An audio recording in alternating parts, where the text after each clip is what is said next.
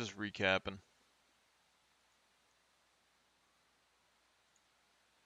I'll fix the cam real quick. So, what we got going on, we've been playing 4 days or so now.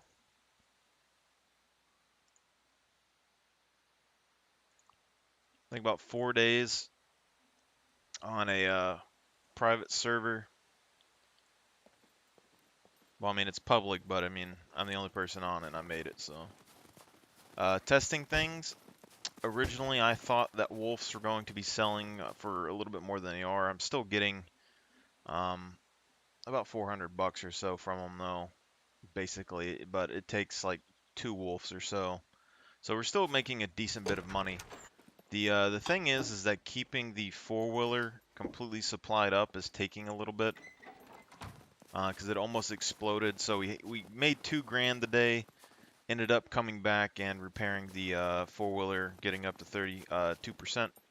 But what we got, basically what we've kept, we bought this cleaver, thinking it would give us more meat for the trader, and I guess it kind of does, kind of doesn't, just depends.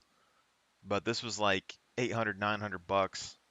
What we're finding though is that if you crowbar the medical containers that spawn inside of bunkers, they still have a pretty high chance of spawning loot, even though the spawn rate on the server isn't very high. So those are still really good to actually get. The pain pills we're selling for like 700 bucks or something. So bunkers are actually worthwhile hitting just to get the med. Even if you don't use them, you can, put them outside and use them wherever you want or sell them. So the pain meds were good. The emergency bandages actually saved our life earlier. We found a ballista bow so far. We bought this cleaver. We've kept a couple of these pliers. We found the revolver.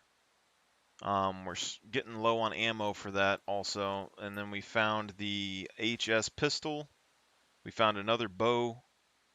We had 2 swords. We just sold one to get a repair kit. We found another crowbar. We bought 1 crowbar. We just found this fishing rod. We bought all this fishing supplies here for 600 bucks or so. We just found this box of slugs. We found boxes of nails, boxes of bolts. I found these 357 tracers. We crafted a couple of locks for the four-wheeler and the cabin to kind of keep our stuff a little bit safer. So, and we've kept a couple of these extra pairs of pants, which I'll probably wear one of these now that I think about it. So, we basically kept these pants because I didn't really want to get you know, really didn't care about running around with lower quality gear on.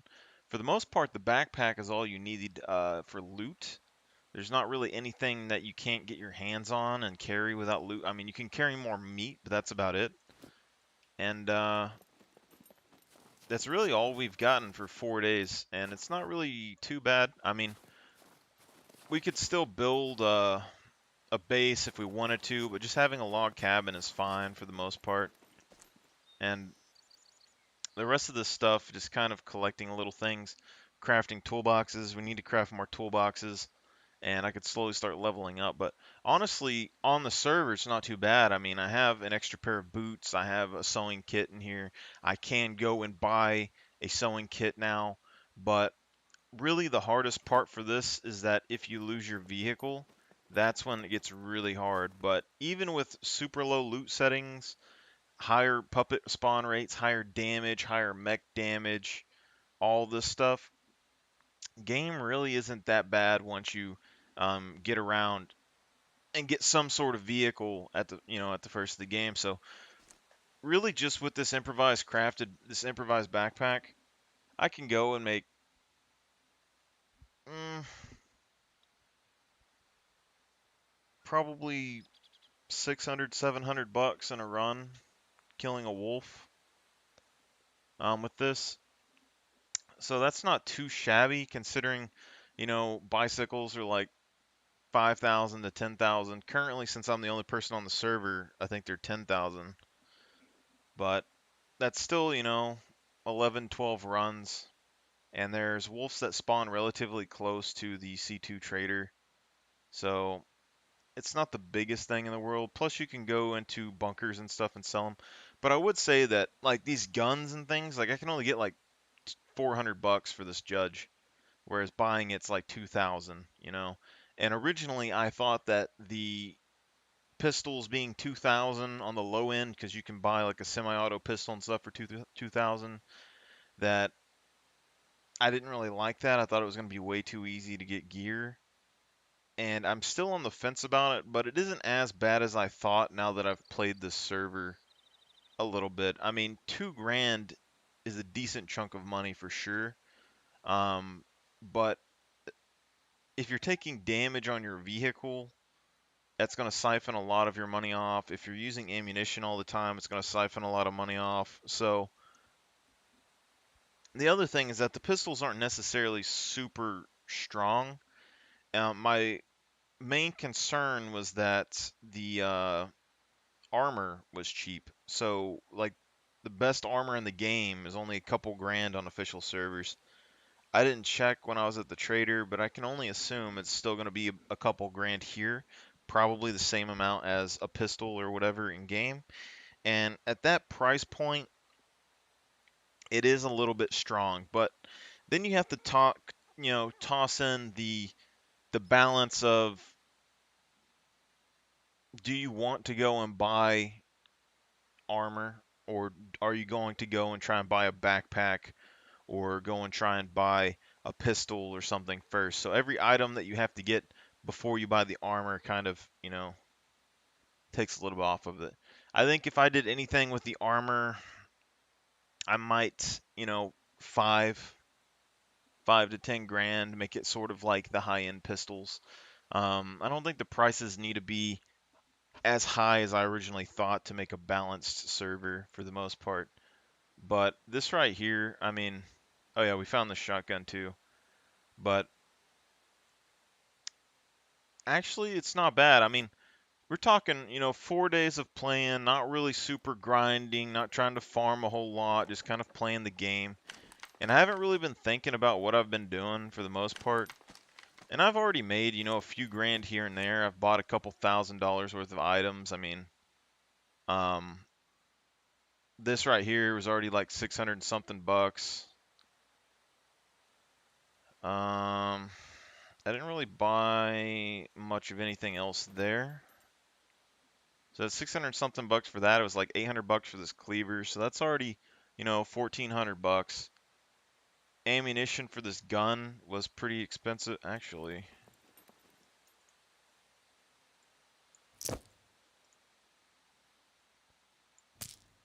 Yeah, so the ammunition for this gun was, I'm wanting to say 600 bucks or something. Might have been 400. So that's already like, 1800 to 2 grand for the most part. And then buying the crowbar was, I think, 1400 bucks. So you're looking at 3,200-ish or so for all that over 4 days without really, grinding too hard and selling a bunch of stuff. I've only been hunting animals really today. Everything else, I've sold stuff from bunkers, for the most part. So getting this crowbar, I just went and I got stuff out of bunkers and sold it. I got this crowbar in the first day or two. It wasn't that bad. So realistically, I mean, overall, it's not difficult. It's just a little bit more time compared to the other game. And if you did happen to die a lot more, if you did happen to get into PvP frequently, then yeah, this could be punishing. But for the most part, I can't really complain at the progress. I mean, I could have already built a whole base right now if I wanted to, just sitting out here. But if you want to use like metal tools or anything like that, that's going to take you a little bit longer. So like having the toolboxes built up, like we have one toolbox, I believe, still right here. And you can see our axe has already degraded here from earlier. So crafting these axes and toolboxes, are going to be something that takes a little bit more time out of your day because you're actually going to need to repair your tools unless you want to go and farm up 1,400 bucks and spend it on a crowbar every time. So repairing the tools and taking the time out to do that is actually pretty helpful. And so really the game didn't need as much balancing as I thought when I was like creating the server, because I thought the prices would need to be super high or something, but just the little bit of extra time that it takes you to actually go and do things really slows down the progress enough to where it isn't like too bad, but you can't just go off and get all the gear that you want. Now, if you had multiple people in your group, this would be a lot easier. I mean, y'all, like, you've already seen, like, just me going and killing a wolf, I can get like 700 bucks. If I had a group of 5, that's already like 3,500 bucks just off of that. It wouldn't be enough to just straight up buy a car off the bat. You'd have to somewhat organize your money, but y'all do 10 trips and you can go buy yourself a vehicle. But it's not too long to go and do something. It's not that bad in the grand scheme of things. I'm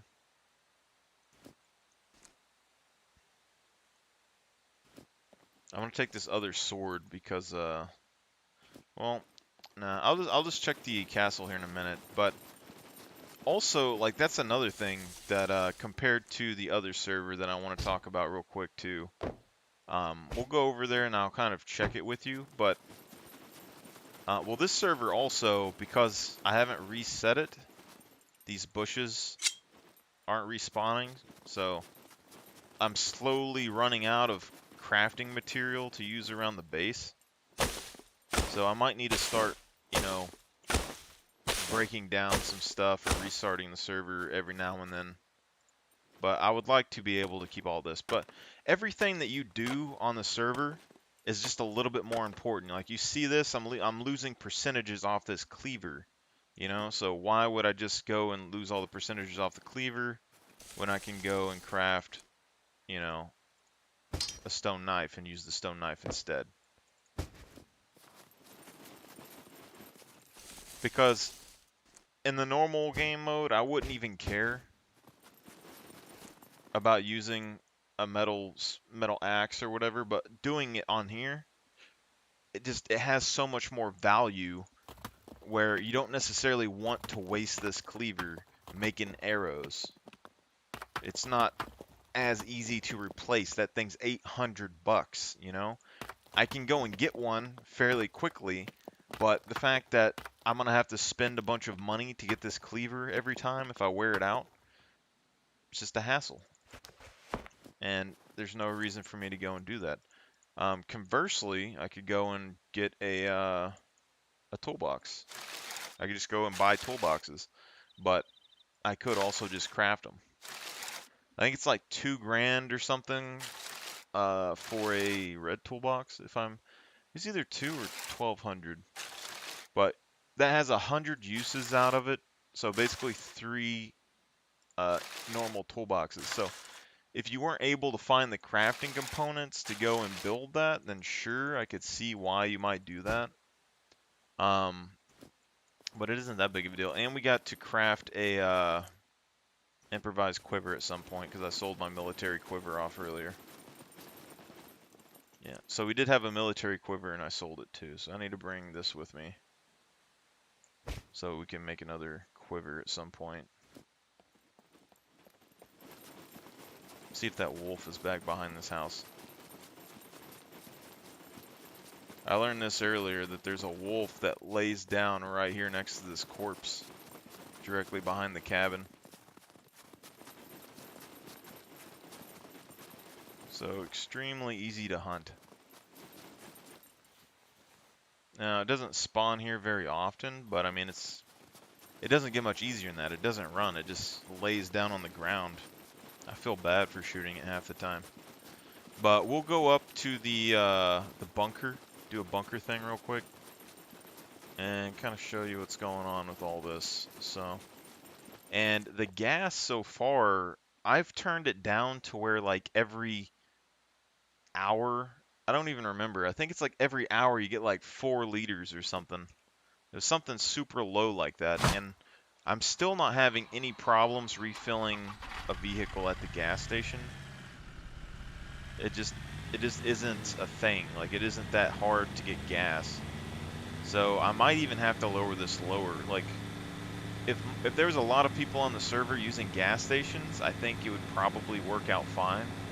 But even then, I don't want it to refill that often, so you actually have to kind of stockpile gas. Because that means that this vehicle, like, instead of me driving it back and forth to the trader every time I get a wolf, it would be much more beneficial for me to, like, park the vehicle, collect all the meat and stuff into a container, and then transition it as much as I could on my character and do one big run to the trading post. I want people that have like a truck to have to like prepare the gas beforehand. It's going to be kind of like a planned trip instead of just joyriding all over the place, you know? Like, you're going to be using them for airdrops and like going to bases, raiding, going to trading posts. But other than that, I mean, for the most part, it's fairly easy. Since I'm the only person on here right now, probably the best thing I could do, honestly, is just to ride around and find more vehicles and bring them home. But the main thing is that even if I do that, I have to go back and get the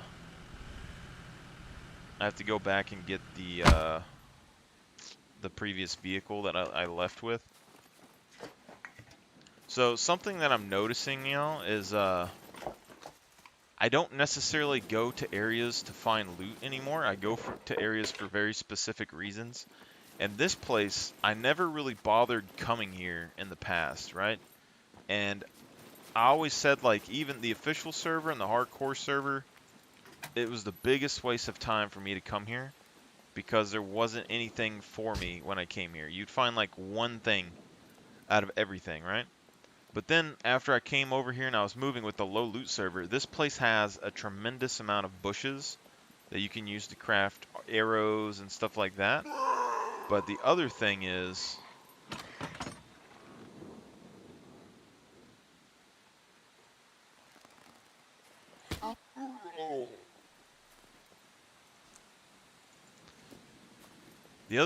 is that this place, you don't really have to climb up and down ladders. So I didn't even know things spawned in this hallway. So I haven't even been checking these hallways right here. But apparently things spawn on the ground in this castle. I had no idea. So I need to start checking these corridors. But the thing is that this castle, although it never really spawned anything serious for me in the other servers, you don't have to climb up and down ladders every time. And it doesn't take as long to check as the B3 castle. So although I can still find swords in the B3 castle, and I've found them there, so far I've found a couple of them there. I sold a few of them already. But it's not super common. This place, I can kind of just run through. You have like these boxes and stuff you can check. This thing like this, it's a thin line, but like fishing line is actually valuable now. So that's a pretty good find, because if I can fish, I can sell a fish for, you know, 50, 100 bucks, something like that at the trader, or I can eat it, you know. And 100 bucks, it doesn't sound like much, but when you're talking about fishing, which can literally take like 3 seconds to catch a fish, that's a pretty good return. So fishing has a purpose now. Hunting has a purpose. This place actually isn't that bad to loot anymore, because although it isn't going to have a bunch of loot, all you got to do is look on these shelves for the most part. You know?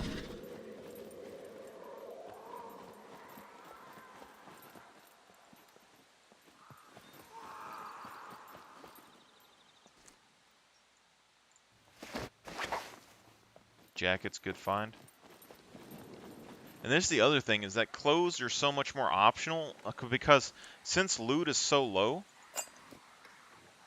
you don't necessarily need to go and dress your character up. None of the like gear. Like I can go and wear camouflage, and it's nice, but it isn't necessary. It gives me more slots to carry gear. That's like the big benefit of it. But since stuff is so rare to find, you're not guaranteed to need it, you know? Like if you're gonna go hit, 6, 7 towns or something, maybe it'd be good for you to wear your gear that has all the pockets. But for the most part, just running around in a couple of POIs like this, all you really need is your backpack. The rest of it doesn't really matter. Ooh, I missed the stairs. There it is. But this place, you can run up in these places. You just look around on these shelves. It's a place that I never really bothered to loot before. Because I came here and tested the spawns quite a few times. And the spawn rate wasn't very good. Like, for the amount of time it took me to cross the map, get here, search everything, you would find, like, one item, and it'd be kind of disappointing. Where B3 Castle had so much more loot compared to this place. But now on this server, if I go to B3 Castle, there's hardly anything in any of these containers, which is like 90% of what spawned at the castle in the first place. And then it does still spawn swords and things, but you have to climb up every single tower over and over and over again and fight the puppets that are there. Whereas this is just kind of a quick little glance. This place is also a lot easier to defend yourself in because it's fairly simple. And then if someone comes in from behind you, you have all this area that you can kind of hold.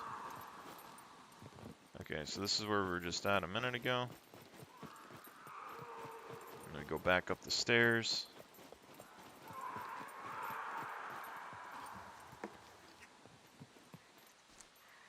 Got some 9mm bullets, that's alright.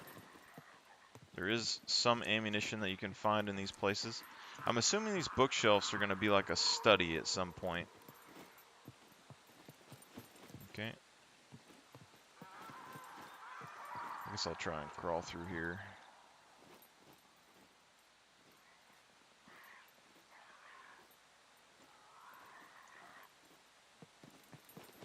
And you still have the potential for green cards here, if you want. I mean, there's 3 lockers up these stairs. I don't really bother too much going up there because I never really lockpick it.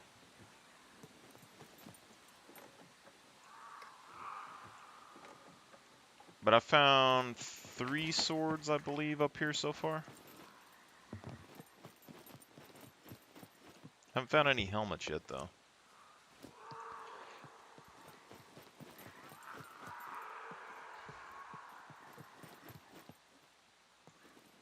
Okay.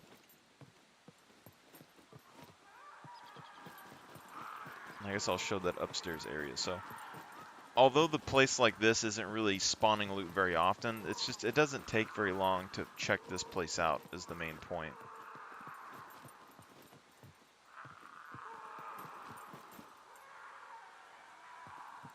And this place up here, all it has is these 3 lockers, but still the potential for key cards and stuff out of those, so I could still crowbar them if I really wanted to.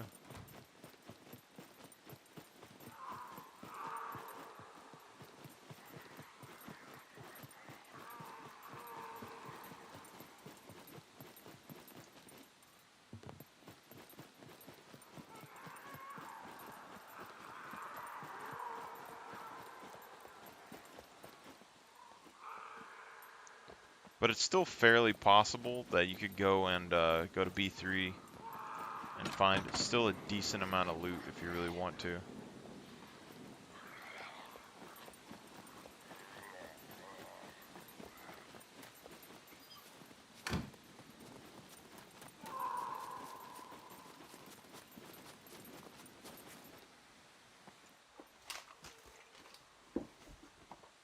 I need to set server resets, I guess, on this.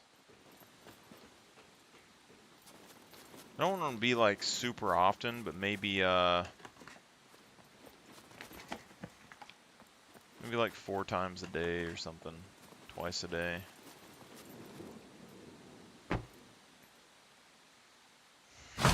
That way, if you're like farming stuff, you can't just like farm the same trees over and over for a long time or anything.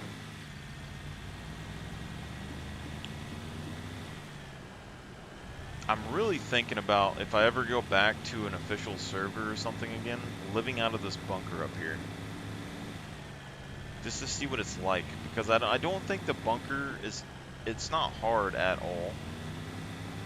But the mech out front of it, you can literally, like, if you aggro it, it walks to a position where it guards the front entrance of the bunker very well. And the backside is very difficult to get out of. I didn't bring that other thing, did I?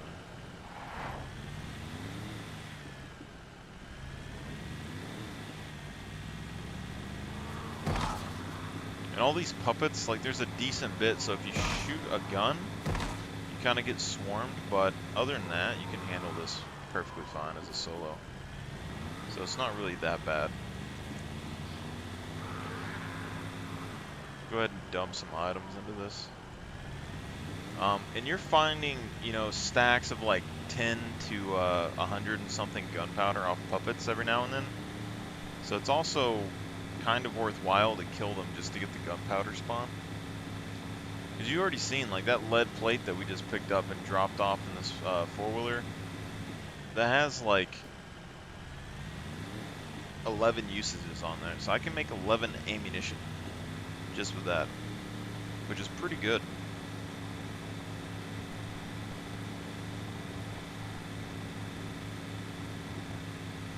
I don't really see any need to build anything besides 50 cal ammo. If I had like advanced engineering, that's probably what I would do. And honestly, I think that's the strongest start on this server, like PvP wise, advanced engineering. Just because it takes so long to like craft tools and all that stuff. I feel like I missed a turn.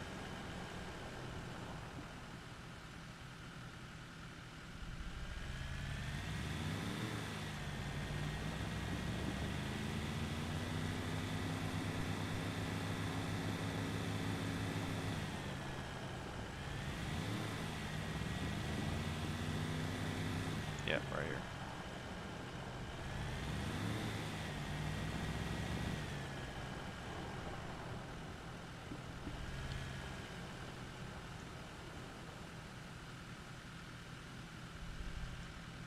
I think this is actually a really decent bunker. But when you look at this place, it's actually like, so there's a mech that goes behind that building right there, and then there's a mech that's up on top of this hill. But that mech on top of this hill basically sees you if you go anywhere near it. You basically have to walk directly behind it to get to the thing and get in. Other than that, there's not much of any way to get to the exit up there very easily. And in this one, it's really easy to walk past, but if you aggro it, it walks up the hill and stays on top of the bunker entrance. And then if you go in and out, it just sits there. And when you come out, it spazzes and it completely obliterates you.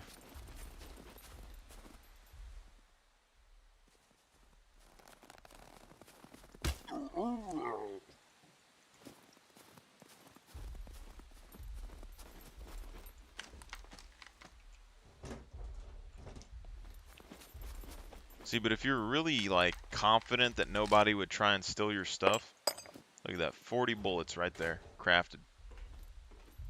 You could park a vehicle, like literally drive it right here, park it right here in this gap.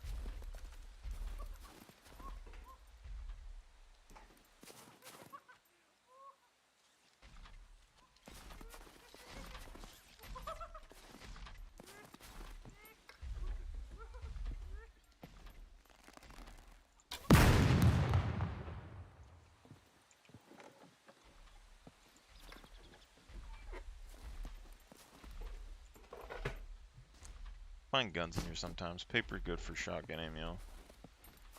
Ammo.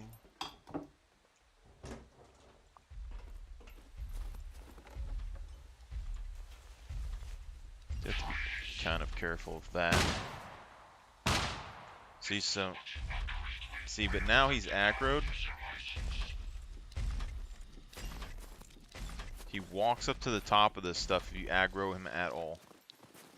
And then he sits there. And he doesn't come down. And that's what makes this bunker decently hard.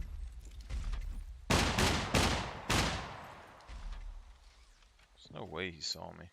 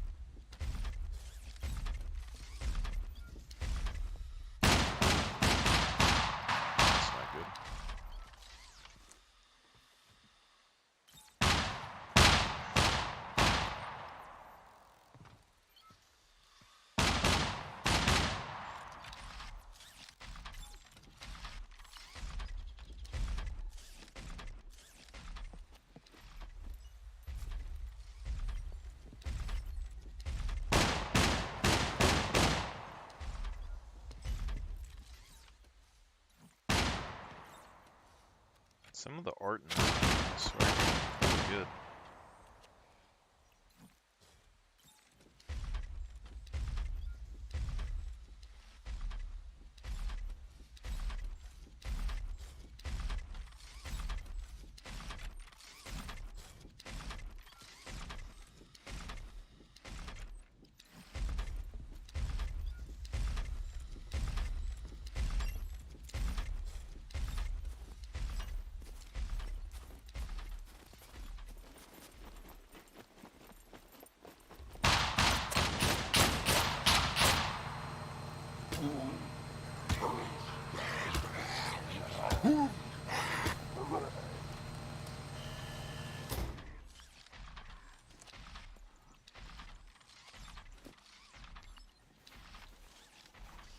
See, if that mech ever gets stuck up on that hill, though, pain.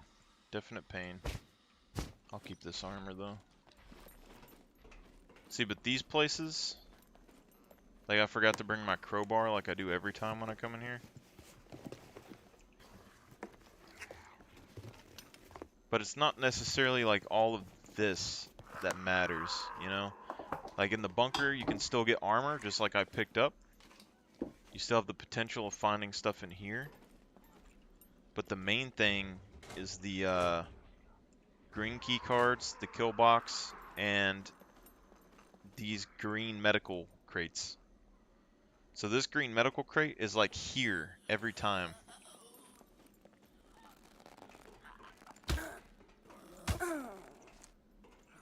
And they seem to have almost guaranteed spawns. And the painkillers are selling for like 700 bucks. So if you want to still raid bunkers, you can, but you're going to have to risk the puppets, the mechs, and you're going to need a crowbar. So the progression really isn't that bad. You just got to get the crowbar first. And some bunkers are easier to get the med boxes than the other ones. I might get lucky.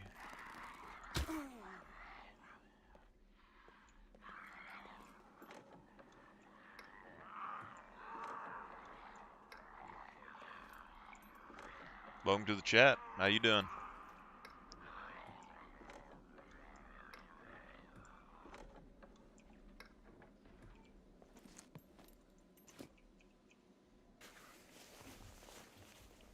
I don't know if having a higher amount of medical areas in a bunker makes it more likely or less likely to have a green med box. Like this one, I think only has those 2 rooms, but that one on the left always has the med box in it.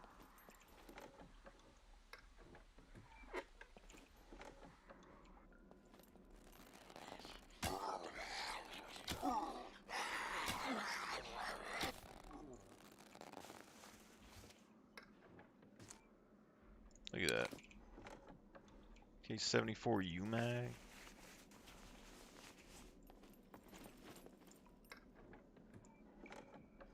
I still need to do an airdrop. I don't know when the next one is, though. They're every 2 hours. I just haven't timed when exactly it is.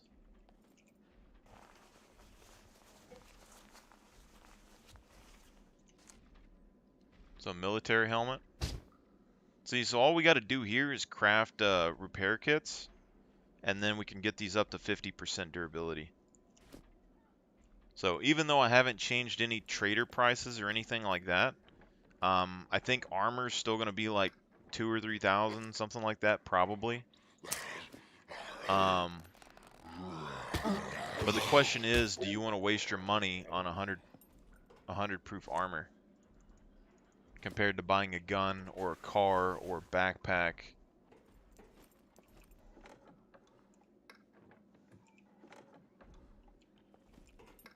And if you're fighting people that are using like bow and arrows, like your armor will help, but it doesn't need to be 100% durability.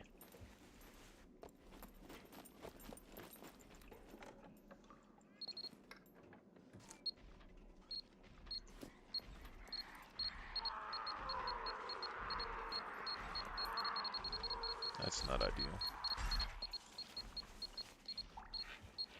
If he falls through this hole, I'm going to be upset.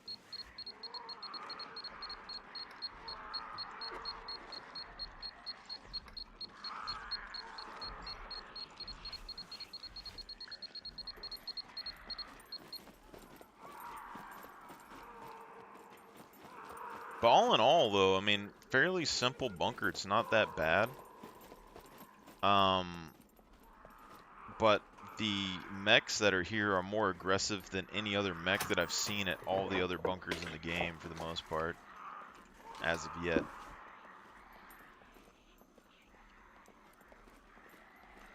But if I was going to turn this into a base, I would either turn this into my area, or I would turn...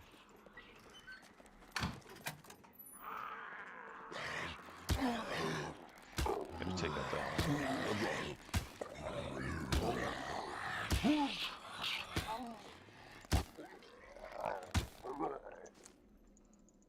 Or I would go to the very back, maybe, in the most isolated part, and make a base out of it. Because you could potentially park a vehicle up top. The issue is that if a player comes, they could easily steal it, or they could attract the mech, and the mech would destroy it. That's the big downside there.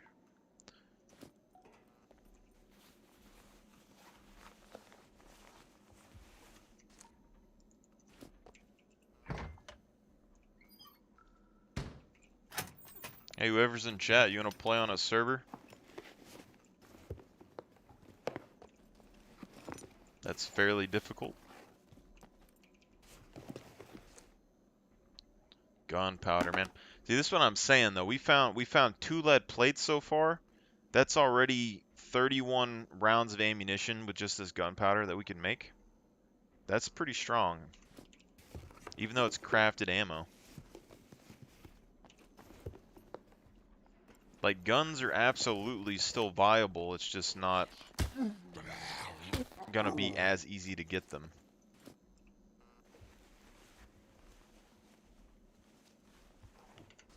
If you can't take someone down with 41 rounds, I don't know what to tell you.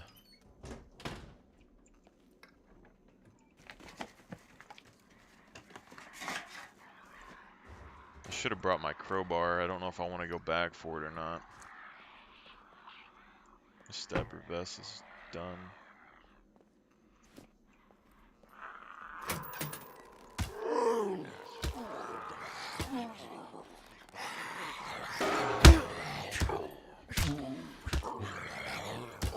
That's why you take brawling, my guys.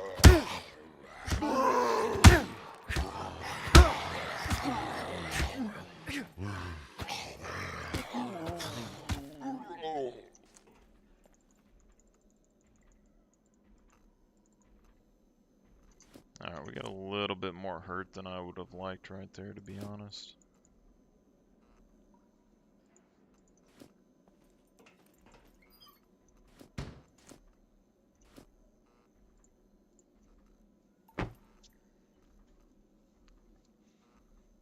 See, so I got advanced brawling with the bow, so I'm able to punch a lot harder and a lot faster just with the right hand. And so you can absolutely just stun lock a puppet with that. It's also really good for the really fast puppets. So if you're an archer and you don't have a melee weapon or whatever, and one of those fast puppets is chasing you on the road, then you just turn around, punch them, and then shoot them. So brawling still has its uses in the game for sure.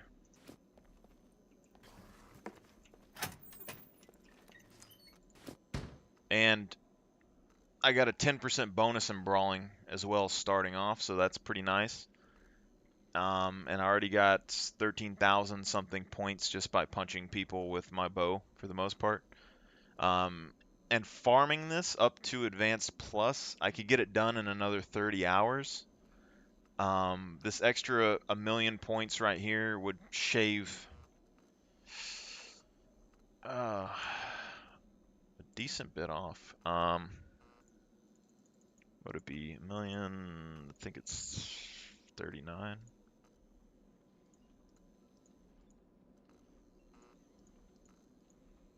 That would shave off 7 hours, so you can get to Advanced Plus Brawling in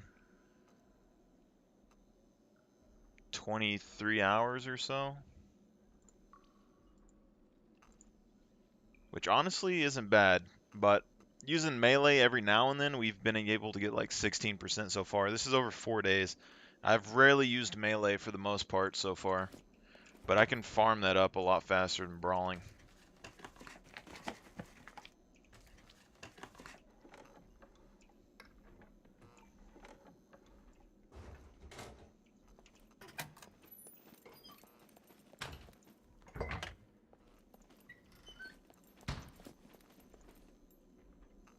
I really want my HP back before I come up here, to be honest. Now, you're not likely to find loot inside these containers, but when you do, you have the potential for crafting materials, and this gunpowder, although it doesn't look like much, that's gold if you want to make bullets. Bolts and stuff for toolboxes. And although you find these basic things kind of sparingly inside of these, you can still find guns in the normal bunkers still. It's just places like Naval Base and D4, they spawn a lot more crafting components than they did before, and they're better than these normal bunkers and loot in general. But these loot bunkers here, I mean, they're still worth checking out. It's just not going to be super busted. Like even stuff like that can sell for you know, $100.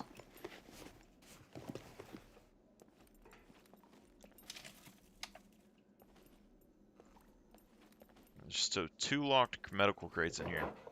So if I go and get my crowbar, I can open up both those medical crate boxes and possibly get like painkillers or ooh, scissors are actually, I needed some scissors.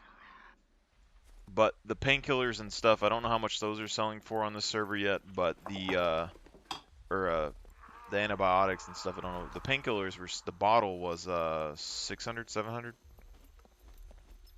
So if I get 2 of those, that's already 1,200, which would be more than hunting for the most part. And it seems like you're almost guaranteed to get loot out of those. Which to me, I mean, just the potential of coming and getting that and making like $1,000 off of like 2 slots, and then potentially getting a weapon or something out of a bunker, I think that makes bunkers perfectly fine. And you're able to farm armors. So, I mean, there's no reason. Completely forgot about these.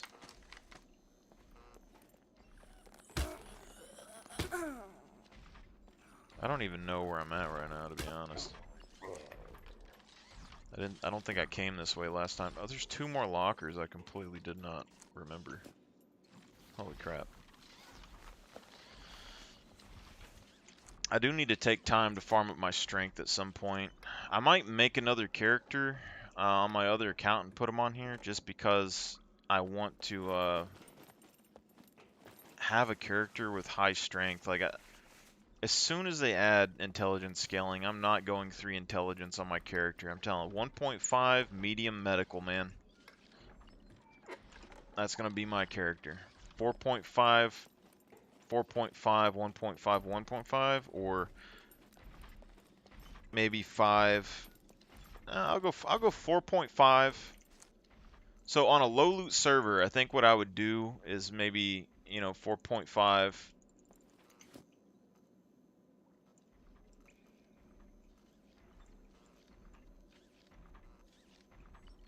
Advanced brawling.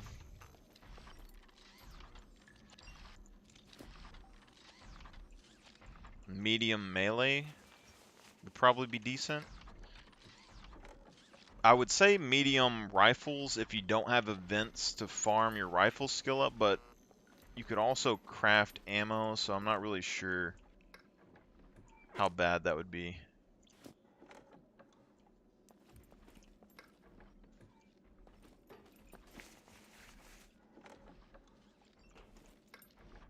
Because it's really not hard to level rifle skill as long as you have the ammunition.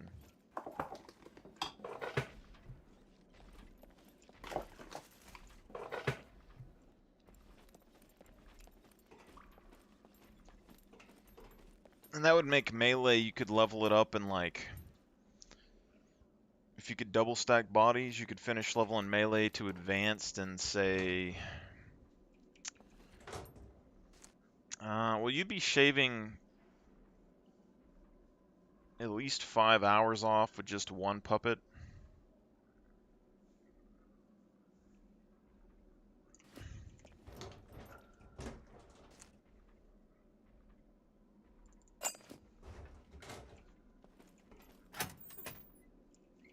Is that where I'm pretty sure that's where I came in from. Yeah. I think we go get the crowbar and come back, maybe.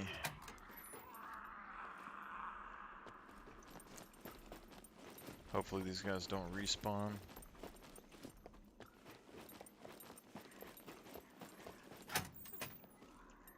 Because my main issue right now is that my whole game plan for the survival is that I need to go and level up my skills, basically, and level up my strength, which would take me, a couple of days. But then after that, as soon as I get 5 strength, I can crowbar lockers in like 35 seconds. Ooh. Don't see me.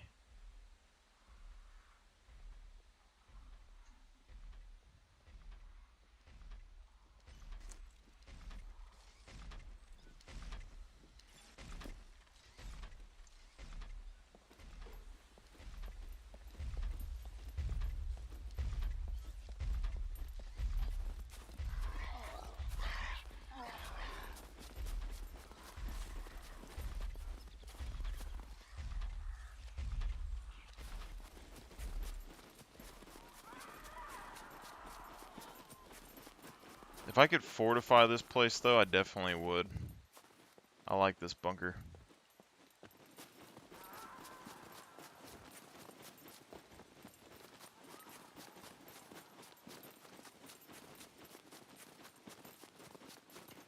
Crowbar. Which is actually interesting because if you are guaranteed a medical item going into a bunker like this, it would actually pay for the crowbar. So I don't really need to repair the crowbar. So that's already like a whole reason to come to a bunker and get medical crates.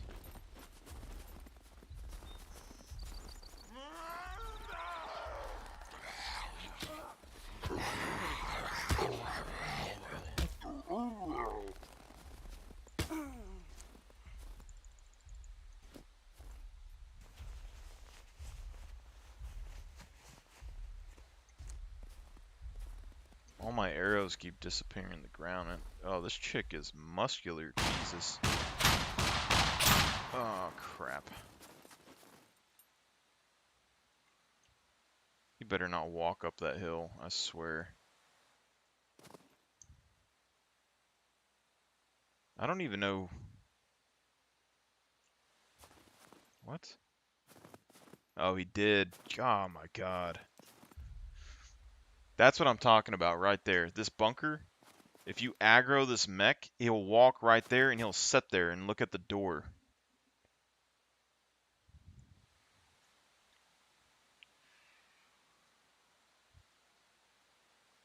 And the one at the top is very difficult to get past because the door is like right in here where he walks. He like it's literally right in the middle of his path and he turns around really quick. So you basically have to walk directly behind him the whole way through. And when he walks by it, you got to go in. But you see, like he goes there, and you have like that little frame, and there's no bushes up there, man. But this guy, like you can get in, but getting out, every time I've tried to get out with him sitting there, he's clipped me. And the server has 4x mech damage, so I mean I've survived last time because I had emergency bandages, but this is why I kind of want to try and just go on a server and use this place as a base. Because basically when you leave, you just have to like shoot the mech, have it set there.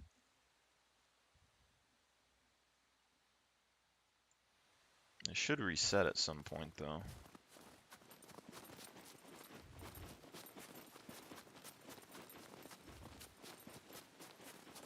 See, but you can get in by like you hug this wall, and then you can run right there and get in. But the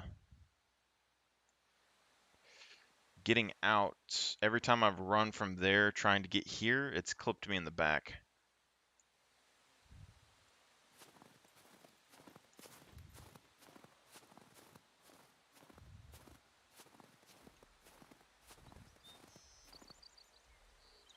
Actually, I don't think we risk that, to be honest. Do not think we go for that. Ooh! Oh, bueno. And there's no holes in this side of the fence. That's how you know they planned this. Like, that's not a glitch. They planned that. 100%. Why else would you have no holes anywhere on this side?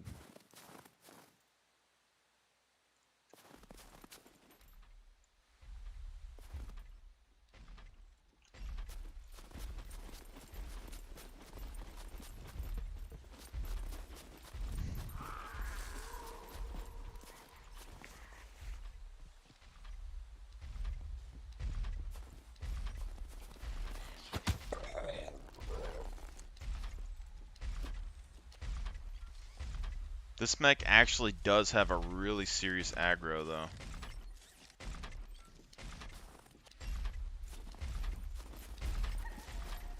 Oh, oh god. Oh, man.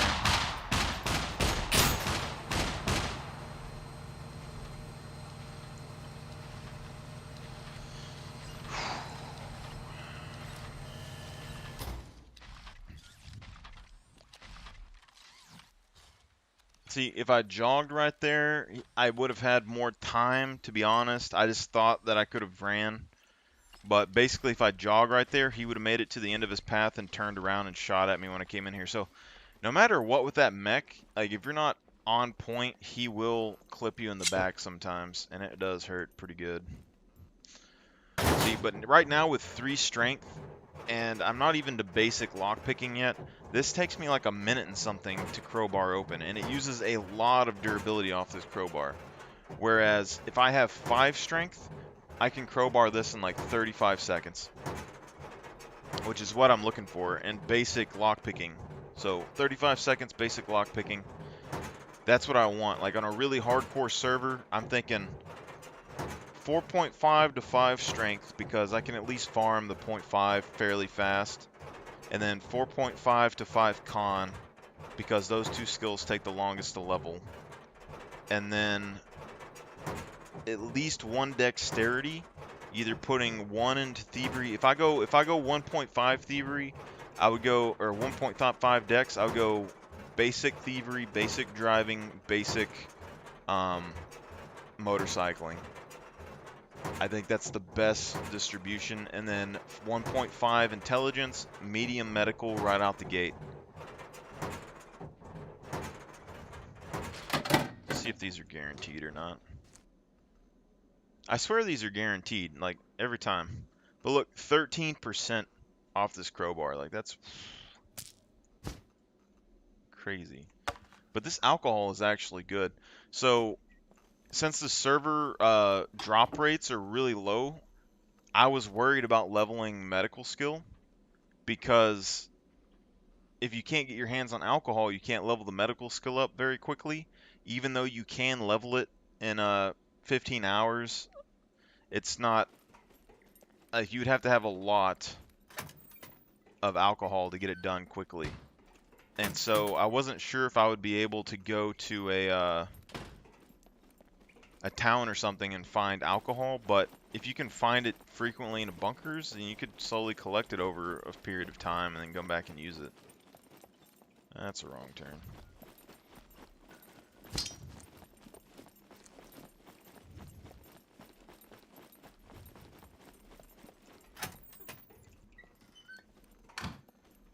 Do I crowbar these?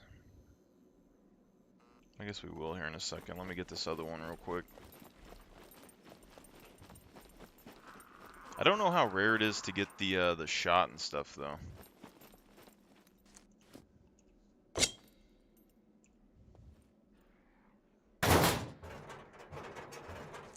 But we're getting pretty close to basic thievery, so that will help us a little bit. But I really need to get to medium in order to be able to do the kill box, at least somewhat. And this taking twice as long as I want to crowbar things, I just don't like.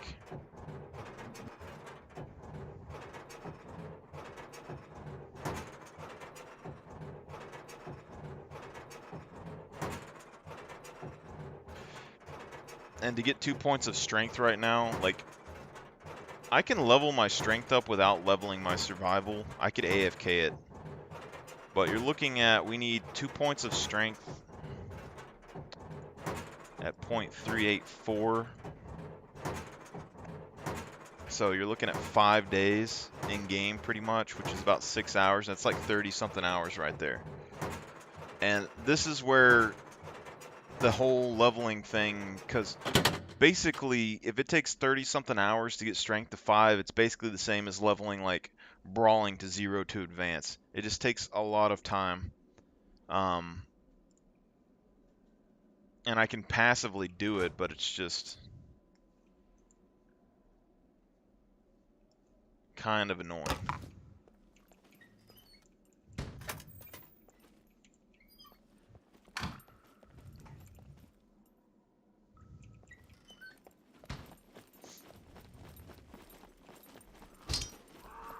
Whereas, like, if intelligence doesn't take a very long time to level, I wouldn't have a problem with it. Like, let's say if intelligence took 30 hours to level up, I think I would still be fine with it.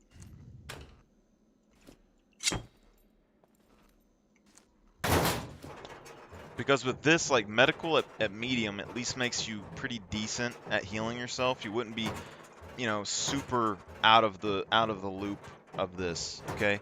Survival, engineering, awareness. You can get all those up to medium really quick.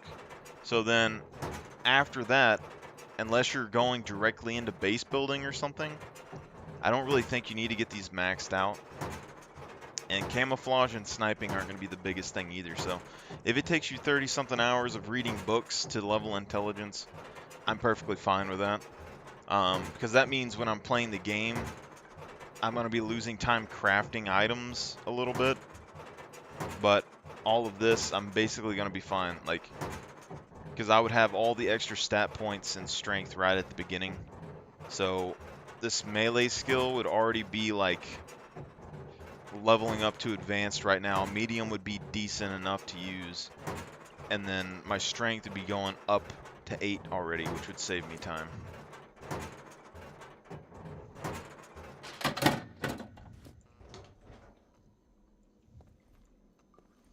It's probably not worth it to crowbar these, to be honest, unless you're looking for a key card.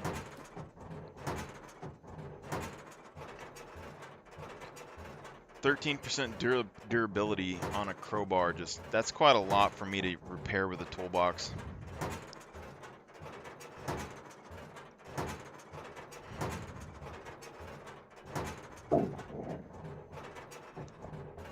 we got 2 alcohols out of this. I don't think those would pay for the crowbar as well, so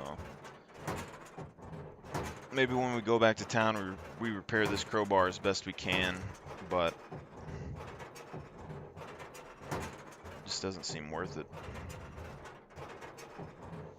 Even if I get a Killbox keycard, I don't have the supplies to do it right now, so it's not really in the wheelhouse.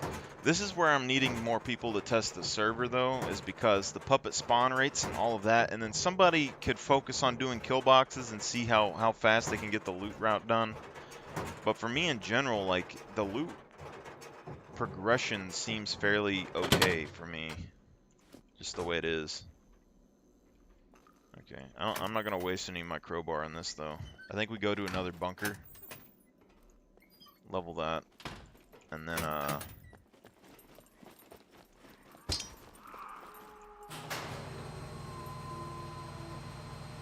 I really don't need wolves out here, man.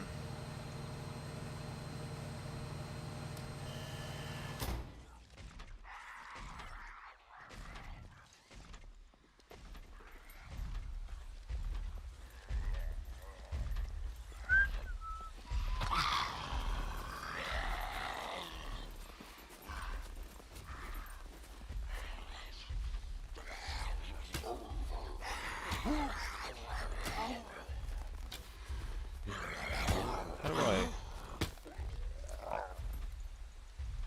Had 4 shots dead on, and then I whiffed.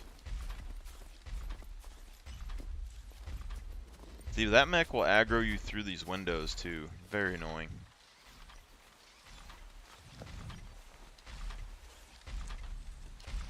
Another helmet. I don't think that we do that. Oh! Oh! Oh, shit!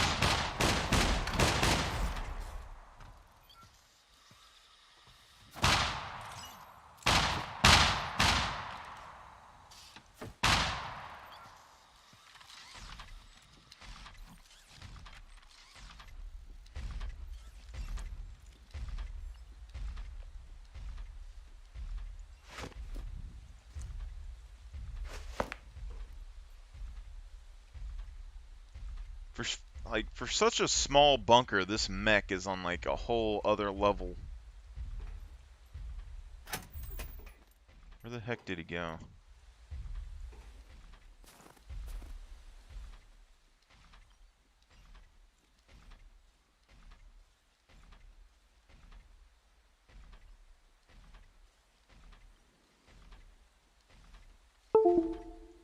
Okay.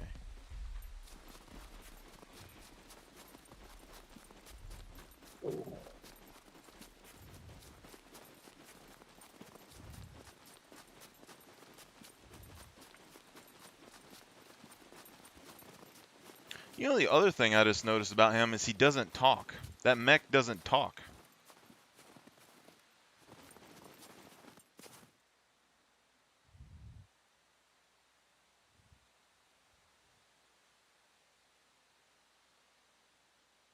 Is this the only mech in the game that doesn't give you warning?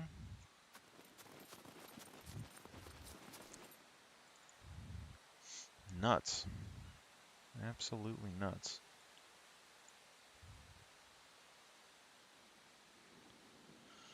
Okay, so we got a nail, we got this, we need scrap metal, we can make a toolbox, and then we can repair the crowbar with the toolbox, and then we need to go to another bunker, which,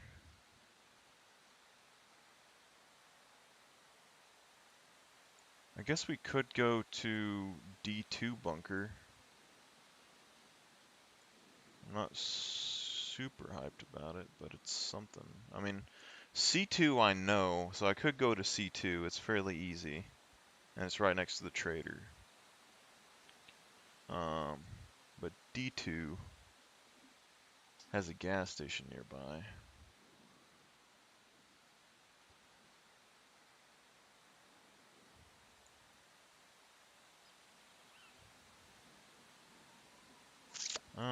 Let's check out D2. So we just need to go like behind this area. Or we hit the road. Yeah, just hit the road and then go down it, take a left to the gas station. I think it'll be the best. Oh, don't leave that. Hey, y'all guys want to help test out a server? Also, welcome to the chat.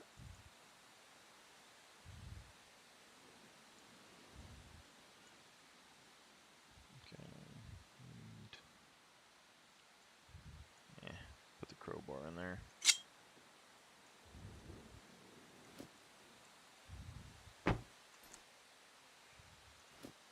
Make some better arrows at some point, but it doesn't really seem worth it to make them for the puppets.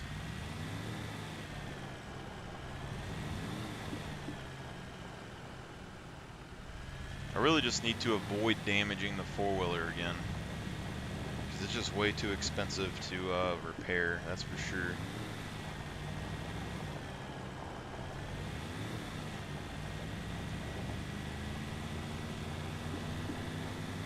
In case you're wondering, this is a server with, I think,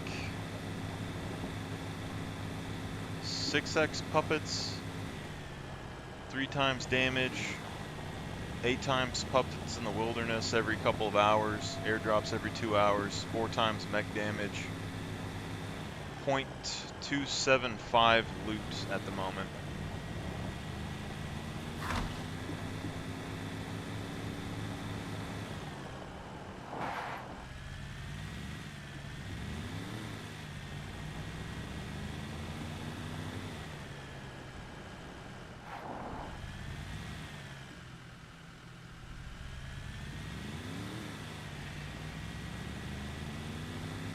Feels like a fairly solid, like if you're gonna play the game as like a single player solo game, it feels pretty solid. Not necessarily like super difficult, but it's right on par. Like once they add other AI and stuff to the game, it's gonna be good. For sure. But I need to know how the settings play out with more players on the server for sure. So we should be able to go this way and hit the gas station, I believe. And then past this gas station should be a bunker.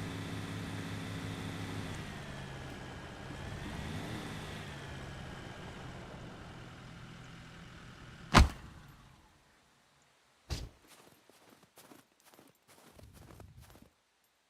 think it's a bomber on the left.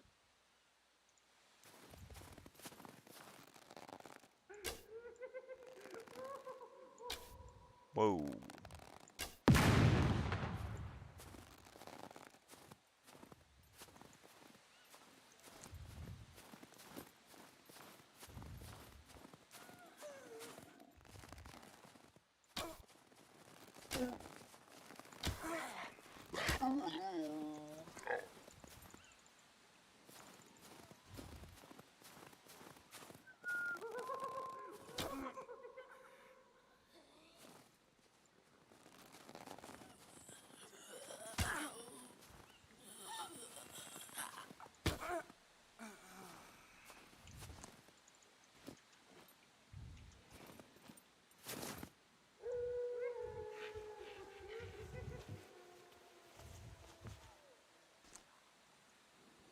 I do like this shirt though. Where's the other bomber puppet at?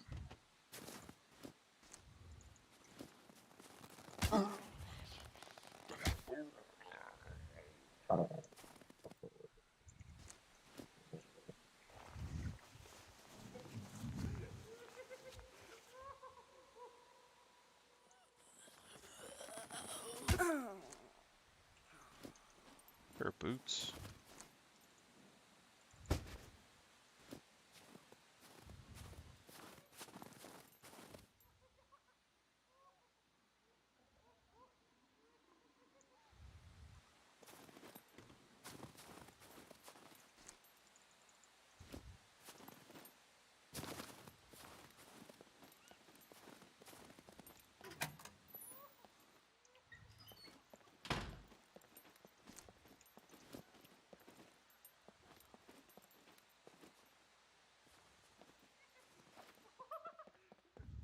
There he is.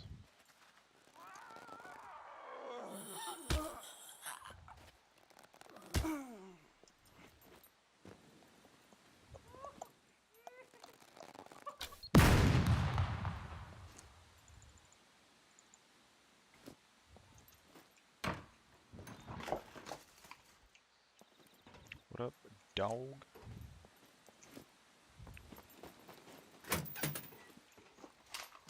Actually, haven't found a gun in a little bit.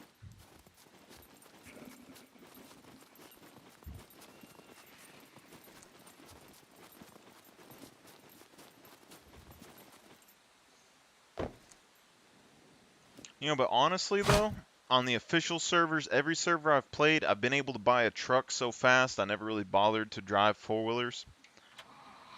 Kind of becoming a fan of four-wheelers, to be honest. They're really silent. They have a little bit of storage space. Pretty fuel efficient. I mean, can't really complain about it. You can literally drive right up next to a person and they don't even hear it.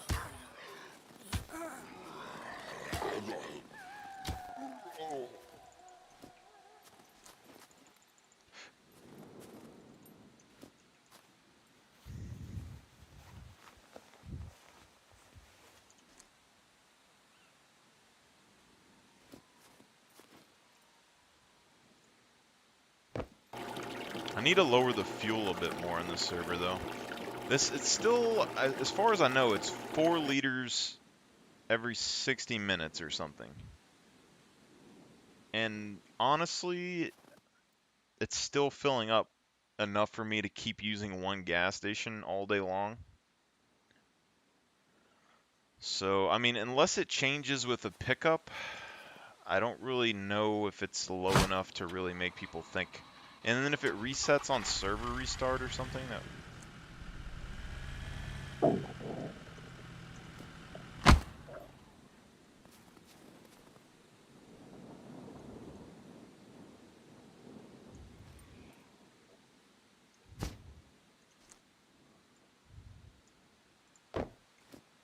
Okay. Alright, so down this road should be a bunker. I think it was a right.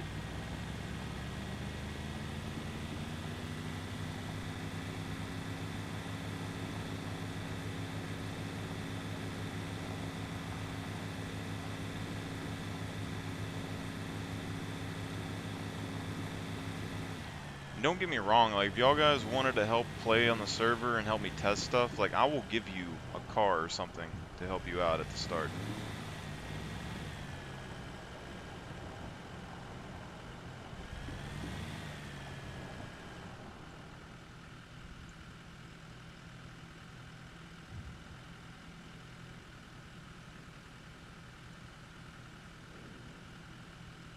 I think we have to go through this town. I don't really know what's in the town,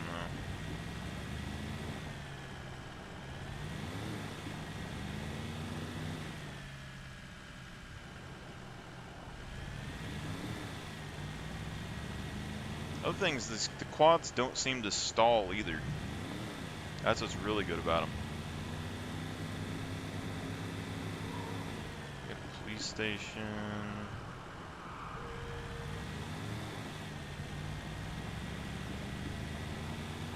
Not super crazy or anything, but I mean, it's not bad.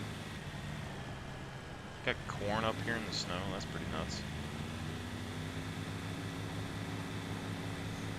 Alright, so there should be a left turn somewhere. It goes to a bunker.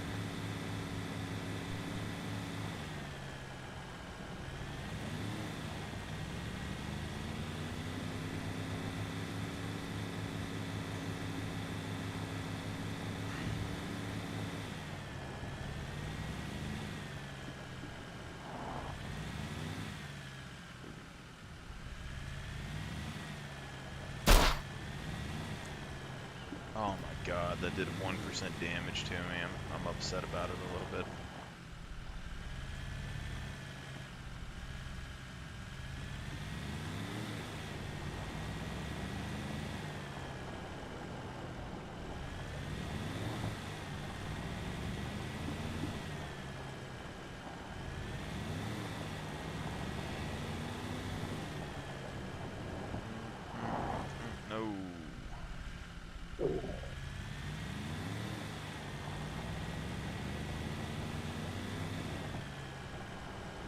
There's no way that I passed the turn, right?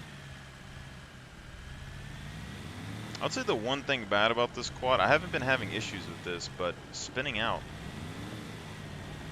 There's no way to like fix it once it starts going.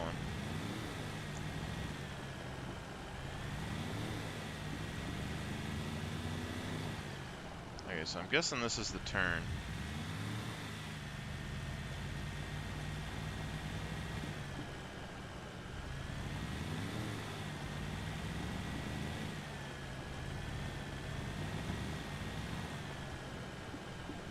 So what do we got going on down? Okay, bunker.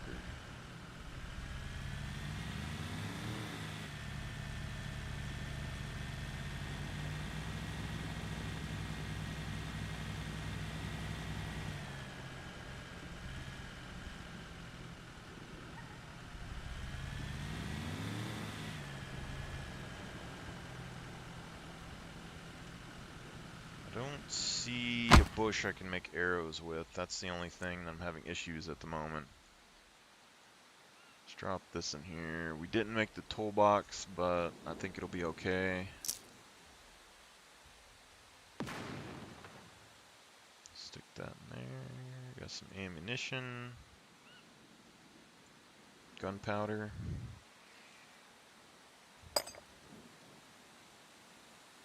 Bolts.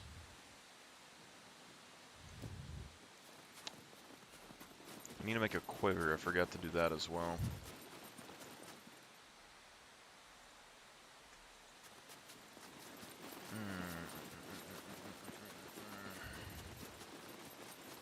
There's no bush out here.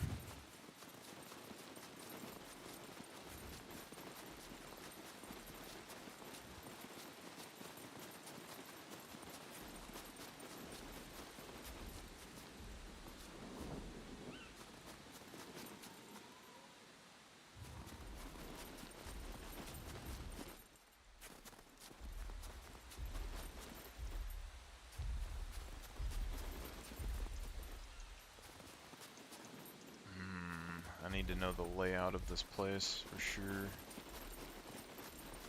I would climb this tower, but if the mech sees me, I'm pretty much dead.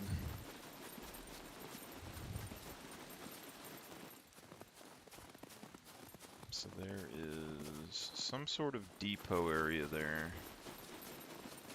Should I get up this hill real quick?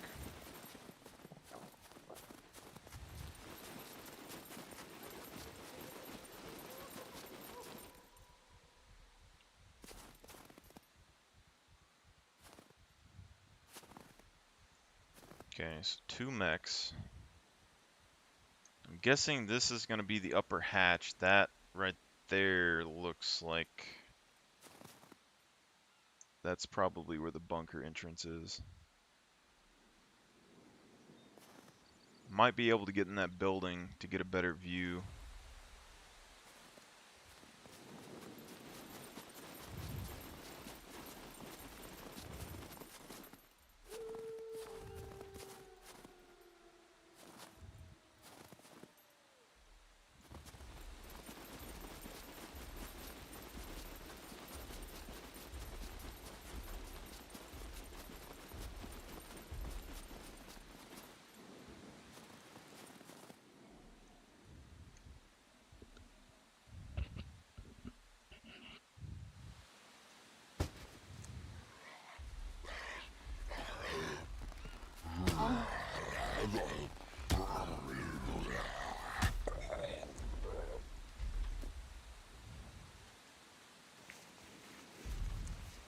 I don't really have enough arrows for this. Like, I need more arrows for sure.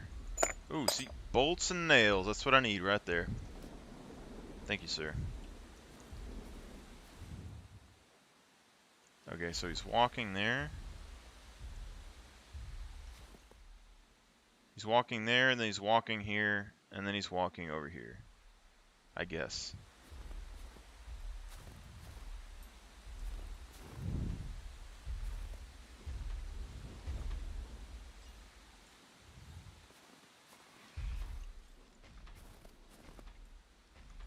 Or no, he's walking there, and he's walking here, and then he's walking back there.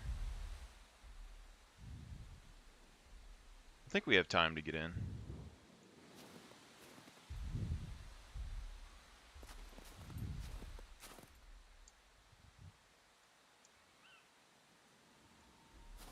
Okay, so he's walking there, walking here in this corner, and then he's walking here, and then he's walking back over there. So when he turns around,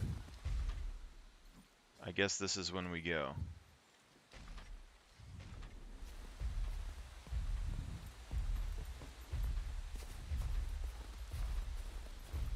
I might have messed this up, but... Okay, okay. We're doing good.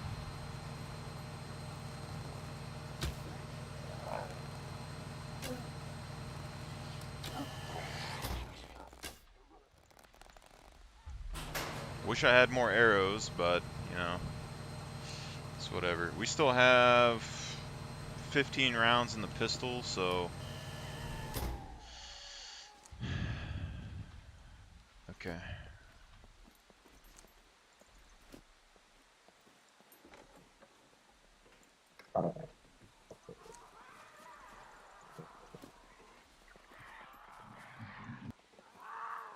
Okay, we aggroed the ones that are outside.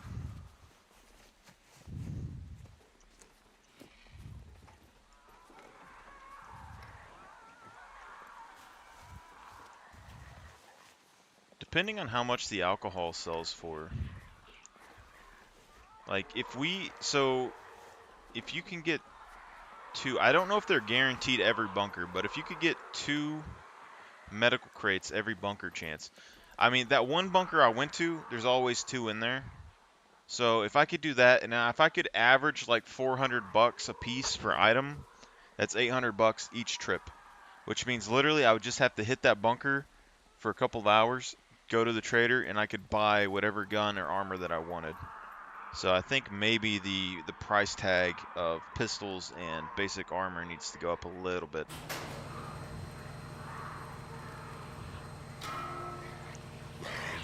Can't believe I just whiffed that.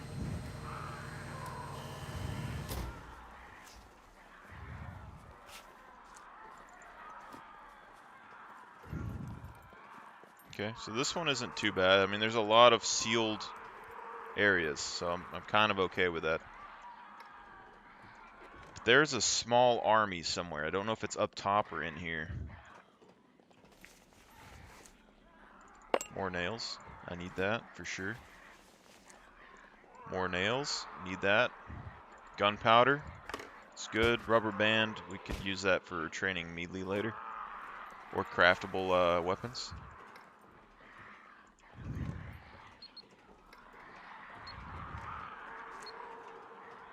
M9 mag. I don't know if that goes... I don't think that goes to the pistol that we had.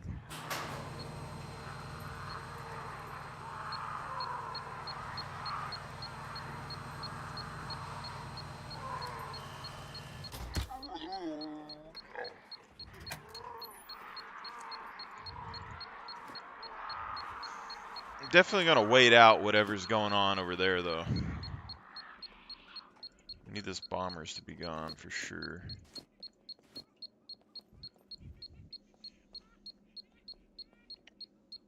The main thing is, yeah, like bolts and nails and stuff aren't as common in the open world because the loot spawn's so low. But I have 6x, 8x puppets. And they all have the chance to drop them. My dude's hungry. Are you kidding me? Alright.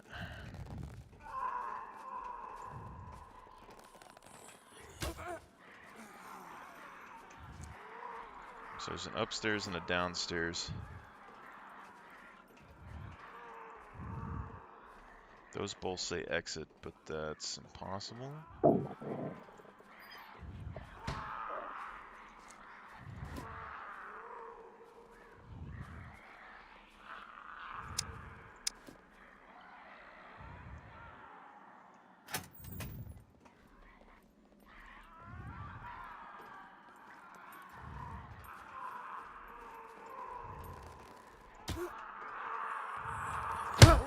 Oh, crap.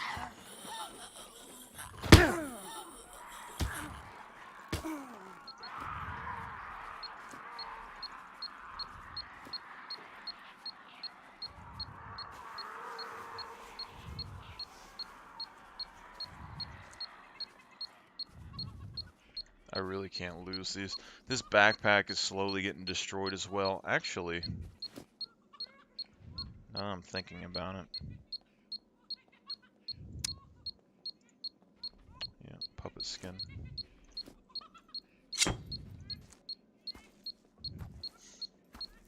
See, but this like little 3% tactical vest is reducing the physical damage that we're taking by a decent bit. So not completely worthless.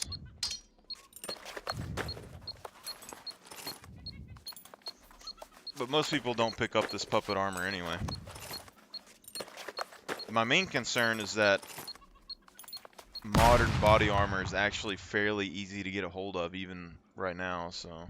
Okay, so now we got that going.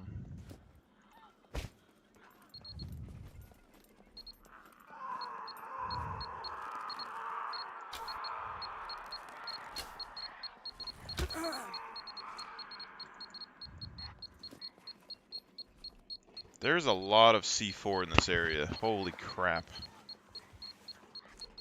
Because 2 or 3 just blew up a hunter magazine. Nice. 2 or 3 just blew up a second ago, and now we got like another 3 going on.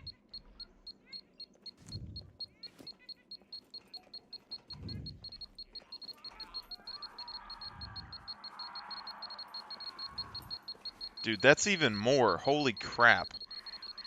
Listen to that.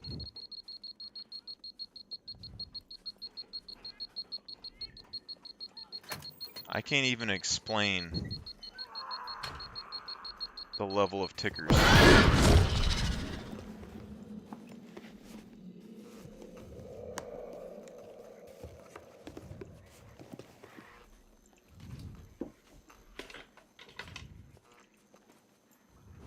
I don't think I really need anything from these rooms, but check it, I guess. I guess I can take locks. I mean, I'm not opposed to it. I got basic locks on my door right now.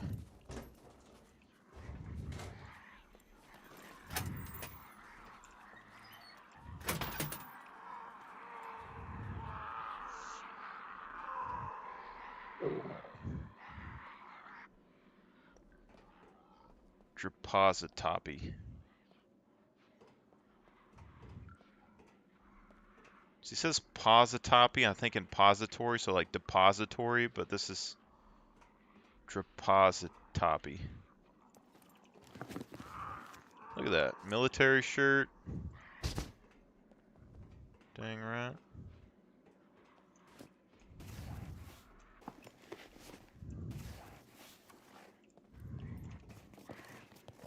Is it a lot of loot? No. But is it important? Yes. Why is it important?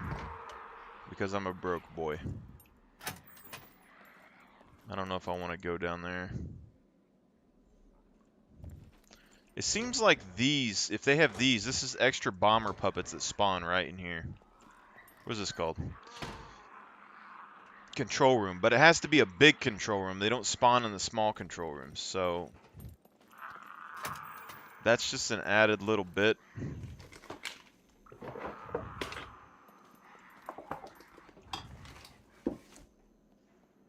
Aspirin. Look at that. Medication. Medication, my guys. Where's my crowbar? Crap. Our bag got damaged more.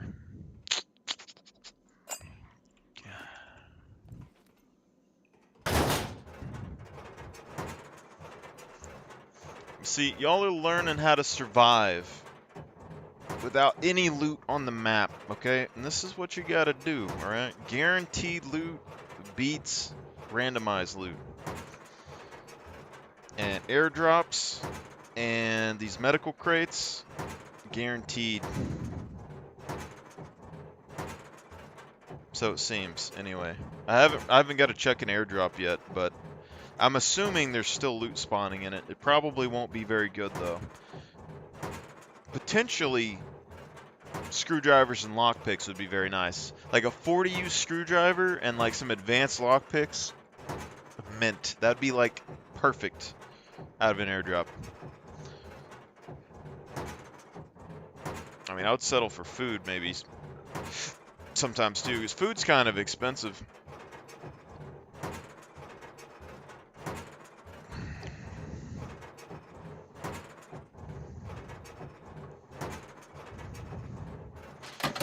Roll the dice. Emergency bandage. See, this is a pack of 5. This thing I picked up last time thinking it was going to be crap. And then it saved me literally 3 seconds later because I ran out of the bunker and the mech shot me in the back and did 80 health. Yeah, it's doing like 80 health right in the back. And then I healed up right after that. And then it still sold for I think like $300 or something, or it was a couple $100. Wasn't bad.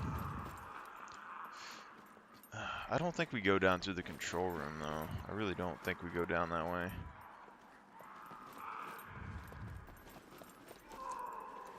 We got 4 arrows still.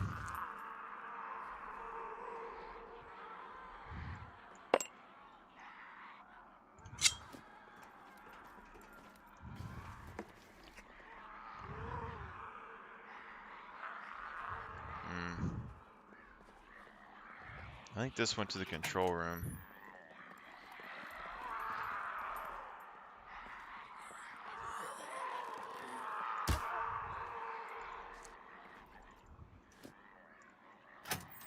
Okay, so it's sealed. It's alright. I don't even think this is a very popular bunker either, but I almost built a base next to this at one point.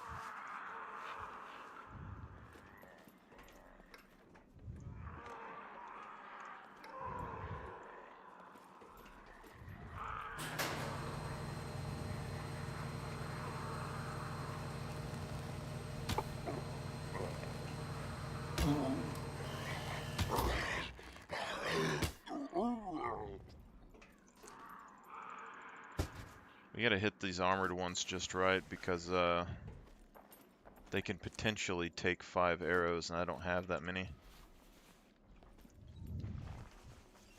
So this is where the exit is. That's pretty good. Look, AK mag. I mean, yeah, they're really damaged, but they're usable. Potentially repairable. And they cost a couple $100 on the traders, so another body armor.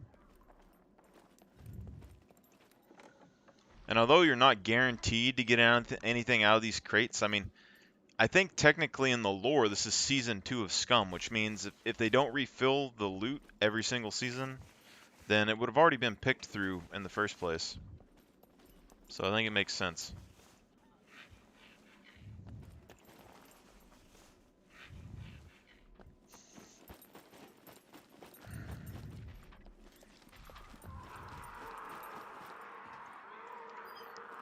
Okay, now this looks like it might... We might have to open the door, go through here, close this door behind us because it has a window.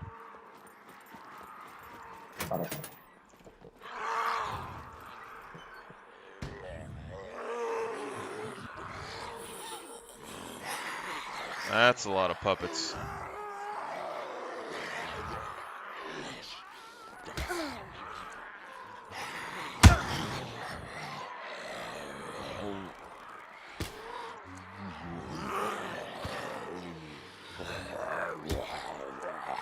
Dude, I never realized their teeth were so freaky. This one I don't really know about.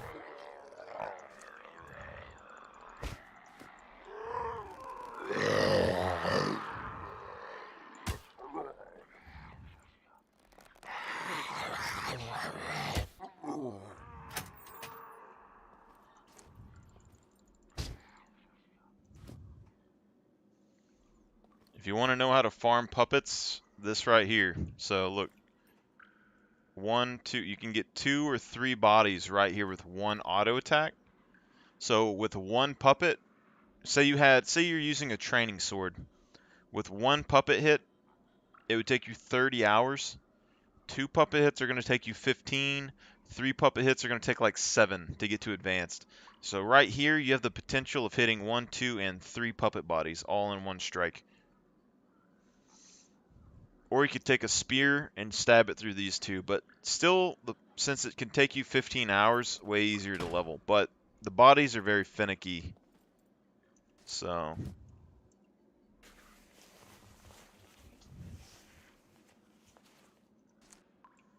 okay, no arrows. So all I'm really wanting right now is my arrows back, my guys. More boots. Speaking of which, my shoes are toast. But I don't have any thread. And my only other pair of boots are at the base. I found those other boots that were at the base like day 2 or something. And I haven't used them yet, but my shoes are basically done at the moment. Okay, so control room, this is where that puppet exploded, I guess.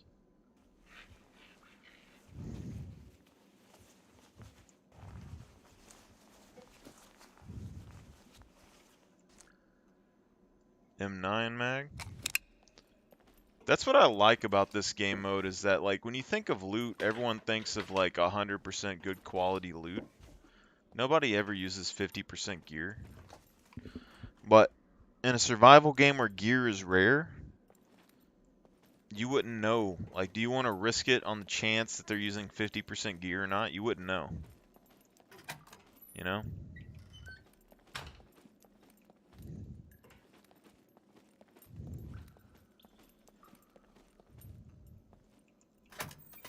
Another medical.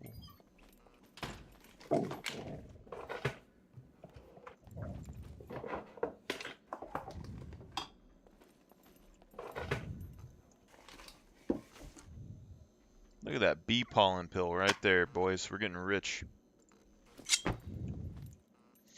See, now that we're locking in, fellas. We're figuring out where the money is on this. Medication. Medication. And honestly, I'm fine with medication being the money source, because medication is a consumable.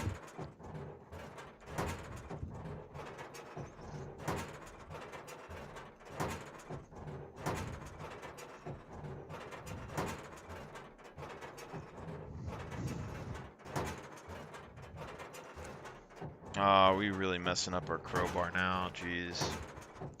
We got to get out of here after this. I think we can still get it to 100. As long as it doesn't go past 20, I think we'll be alright.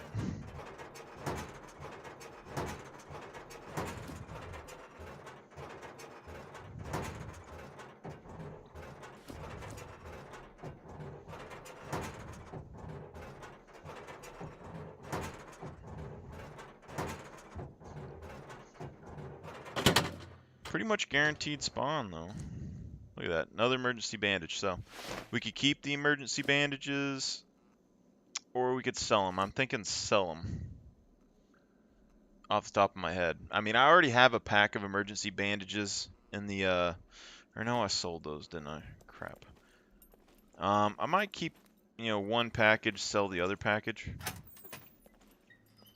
They're emergency bandages after all. Like, it's not like my everyday bandage.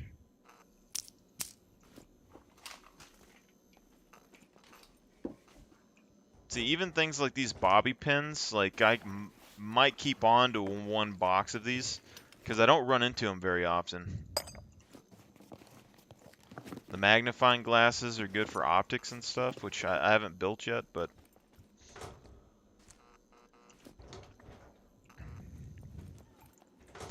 like, I can go to the trader and buy a bobby pin, but the fact is that I would have to go and travel all the way to the trader. If I didn't have a car, it would take me a while. It's not really worth the time. I don't want to force the locks on these because it's not guaranteed. As much as I would love to search these containers, I don't have the screwdrivers necessary for a kill box yet, so it's just not worth it. And that's what I kind of like about this. I mean, you have this like interesting split where like instead of just instantly doing whatever you want, you need to have like this progression, you know? What is that? Flare gun. What?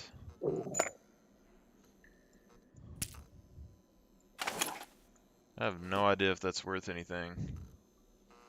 Also known as a very pistol or signal pistol, is a large bore handgun that discharges flares. The flare gun is used to create illumination for improved vision or as a distress signal. A flare gun can be used as a deadly weapon. Does this turn flares into ammo? That could potentially be good in a low ammo situation, to be honest. Might have to try it. I've tried to buy flare rounds before, though, because I thought they had rounds, but if they just shoot the normal flares, that might be better. This is where we're just at, right? Yeah. Okay, go this direction. Wonder how much damage a flare gun does. Honestly, not a bad little place, though. I mean, now that we know that stuff spawns on the floor in here. I wonder if it spawns anywhere on the floor.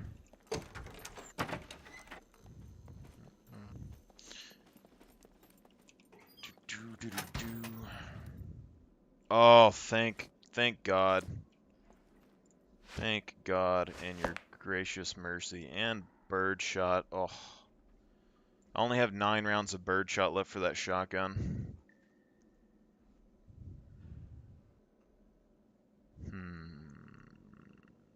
I don't want to get rid of any of these. I'll get rid of a box of this. Take this. Alright. Was it worth it? I think it was worth it to come here. Batteries.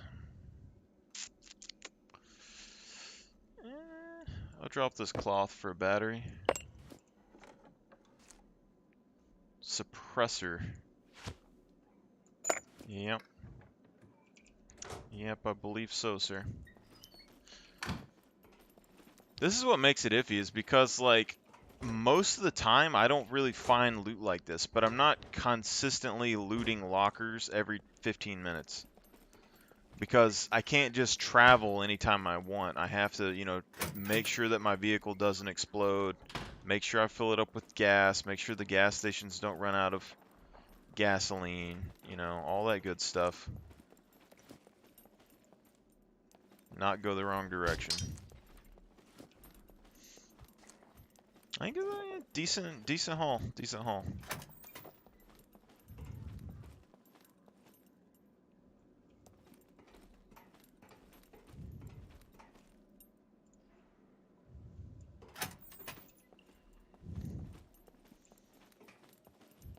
See, but now the thing is that since we know that we can get medical items and the potential of stuff, I mean, that just means when you start the game, you need to hunt, get enough for a crowbar, and then at that point, crowbar on.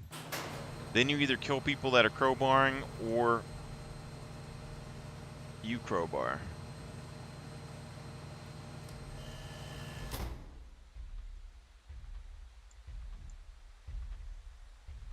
Not really sure what the best call is here.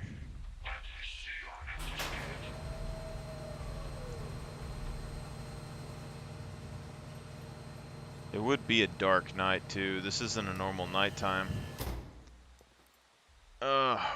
So we went to this bunker the one day that it was gonna have no moon.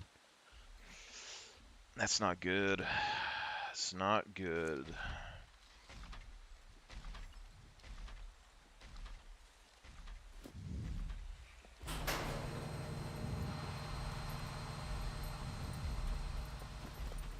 Oh, this is very risky. Ugh.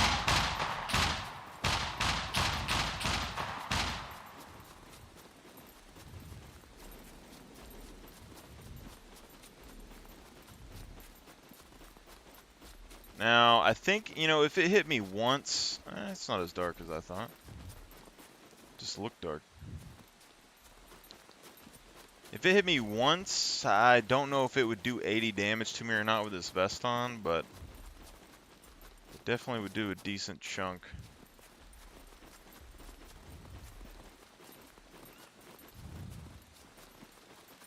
Okay, where is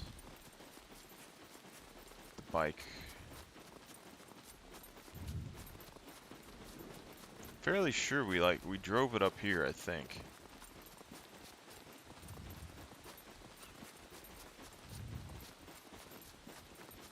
I knew I should have put a flag next to it. I just didn't think it was going to be a problem. It should have been right here. Yep. The one thing I will say with this server so far is screwdrivers are rare, but if you spent most of your day looking for screwdrivers, you would probably find quite a few if you went to the top tier screwdriver loot spots. See, but locks, for instance, they're rare, but they're not super rare, which I'm fine with, but it just means that people are going to be able to get advanced locks fairly quickly. Figuring out this is going to be the problem. I think we just dropped the rope.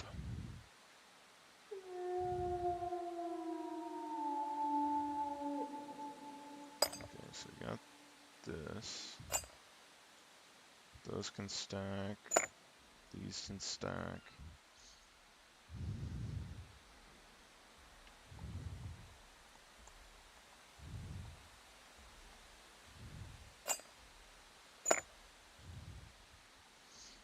Okay, so we got a good amount of bolts. That's good.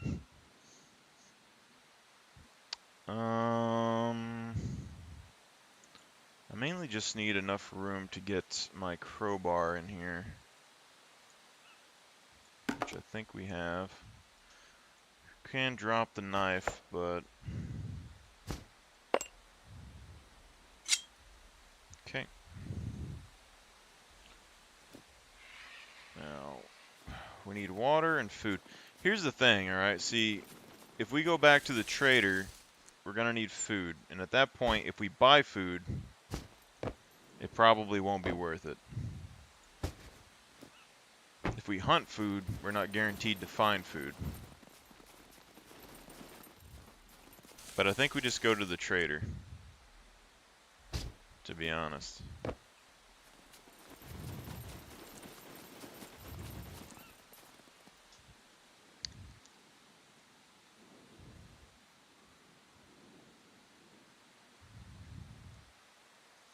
We don't really have a bunch to sell anyway, because I was going to keep the thread for the fishing pole. Soap is useful for cloth. We could sell the socks.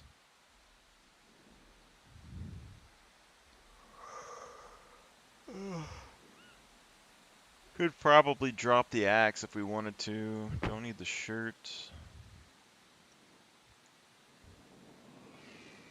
Really, these magazines aren't worth much. They are usable though, so I mean, I wouldn't be opposed to keeping this hunter magazine probably.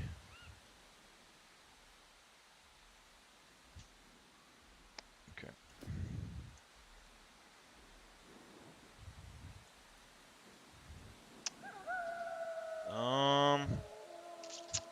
So I guess we head south. Go south, hit a road, turn right, and then we'd be kind of where the D2 castle was. We could take that hill path across to the C2 area maybe.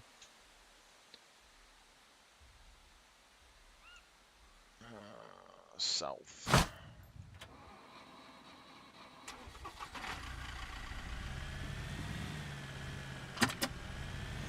This is the other thing I like about the four-wheeler. Really bright lights. Ashes, why are you raiding me right now, man?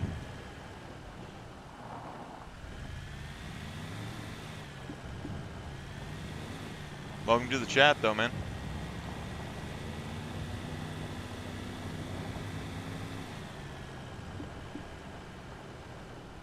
What's going on, guys?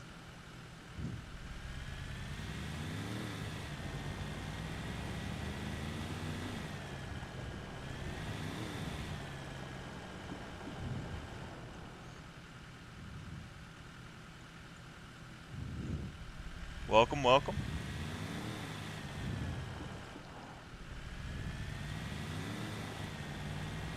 Yeah, if y'all guys happen to want to play a little bit on a server and test some things out, this is going to be like a fairly difficult server.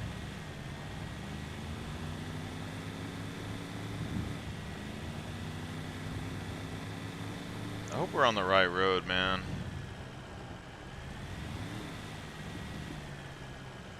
It's going pretty good. We did a few months of grinding the game and leveling skills like crazy, and we pretty much beat out the official server, official and the official hardcore. This server has 0.275 loot right now. 6 or 8x puppets, 4x mech damage, stuff like that, but 0.25 to 0.275 on the loot seems to be pretty decent.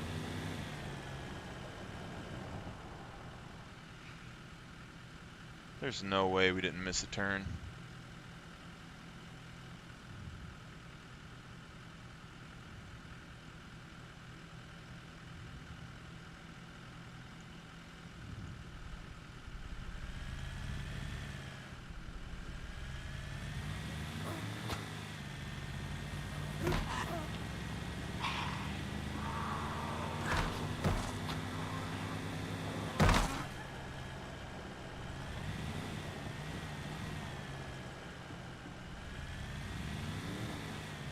It has to be somewhere over there.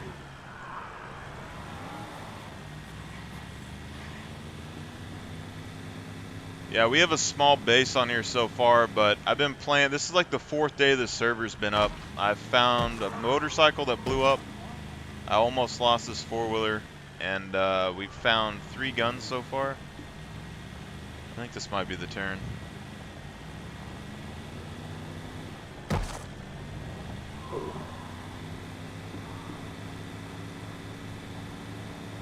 What y'all guys been doing?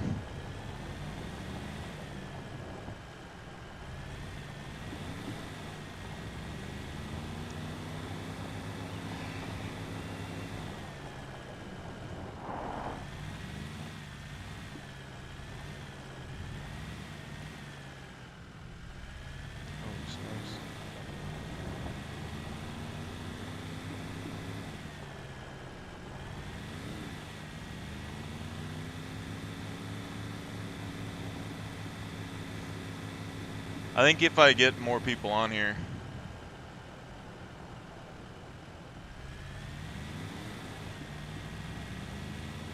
Large base next to a fuel station. What server y'all playing on? Y'all on official?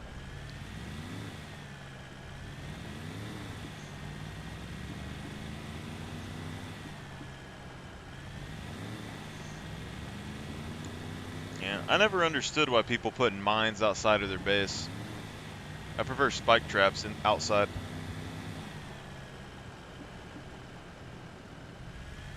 Protector's Paradise. Y'all guys are raiding bases though. What kind of server settings y'all got?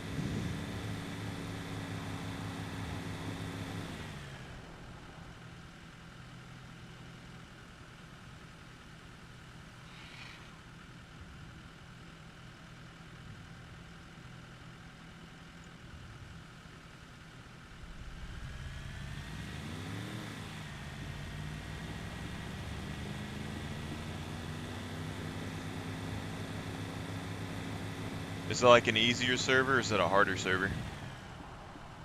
That's where I need to go right there.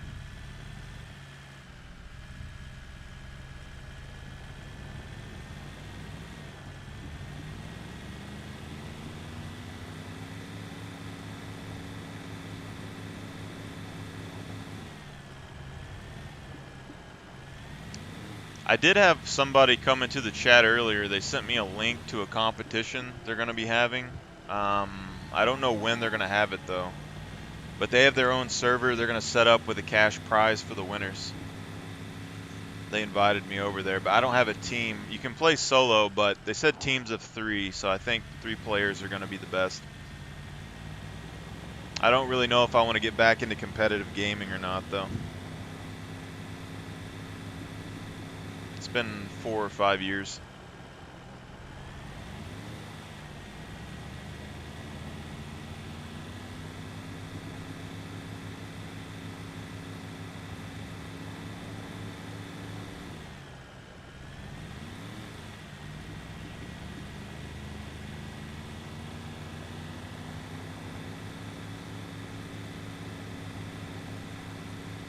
Protector's Paradise, like high loot. You got like y'all 10x loot server.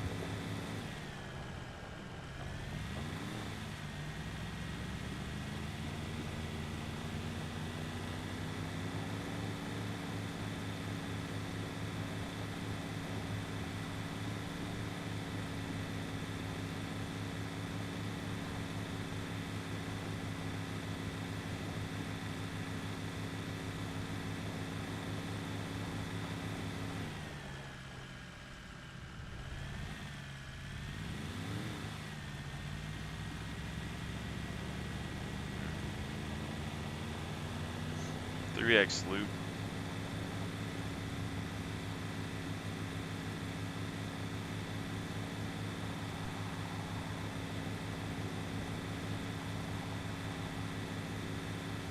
Not super opposed to it. It's just like the higher loot values I just never really got. Because I think the official servers are A4. Crap. I won't be able to get there in time. The official servers have like 1x loot, I think, right? And then the official hardcore has less than that, so I thought it was like 0.5 or something. Unless I'm wrong. And both of those servers, you can buy pretty much anything you want in the first day.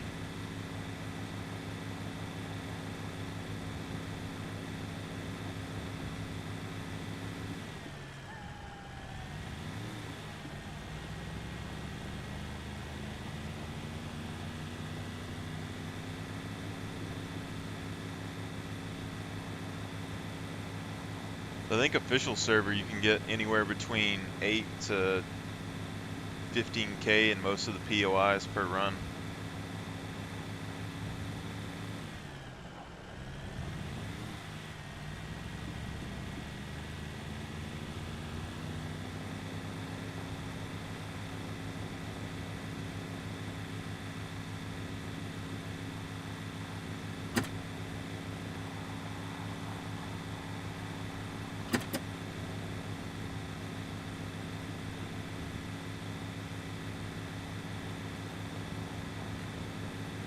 Okay. I've thought about hopping back on one of the servers just to I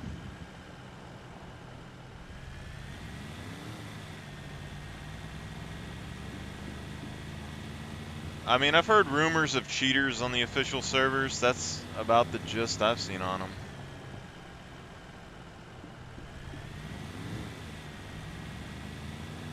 Other than that, I didn't really notice much too bad, but my thing was that every server that I saw online was like, they're all like 10x loot and all that. It's just, I found the official and the official hardcore just to be a little bit too easy for the most part.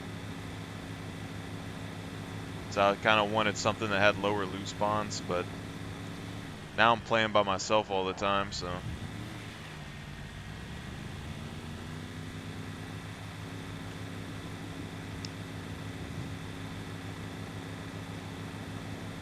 Still like the events and stuff though.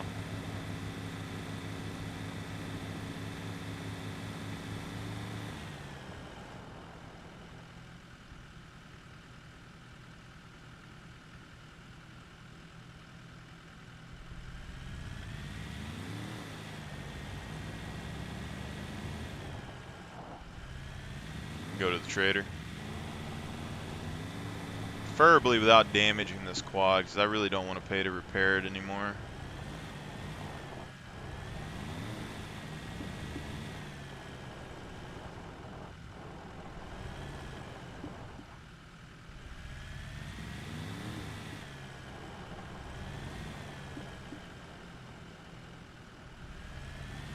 Yeah, my thing is that I like to balance the game to where every play style is still viable. Because like I sold the server like the meat grinder. I'm sure you've probably heard of it, but it says it's the hardest server in all of Scum or whatever. And when I went on there, I mean they upped the puppets, but then they upped the puppet damage to where you can get one shot. So it basically makes like a brawling character or a melee character unviable. Like, but even those servers, the loot spawn was still good. So as soon as you get guns, it's unstoppable. As long as you have ammunition, there's nothing that can touch you. Yeah, it's Luthias's server. It's like one of his that he made. He makes a lot of YouTube videos over survival games.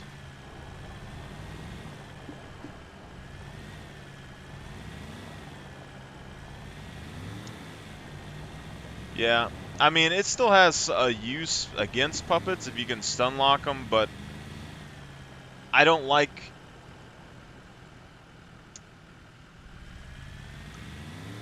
the idea of like having a game it's hard, but it limits people's play styles. You know, like if someone wants to just use a melee weapon, the game should be sort of difficult for them and the other people while having a balance. So like, although I haven't got to balance the puppet numbers when there's more players on the server, right now I have like, I think 6x exterior, 3 interior, but only a 5% chance for the interior spawn.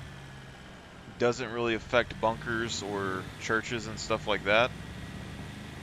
And then in the wilderness, every hour to 2 hours, it checks and it can spawn like 8 to 10 puppets on a person. I think 8 puppets is what I got it set to. But since melee isn't loud, it's not very bad on them. But if they have a gun and they shoot, and you get swarmed.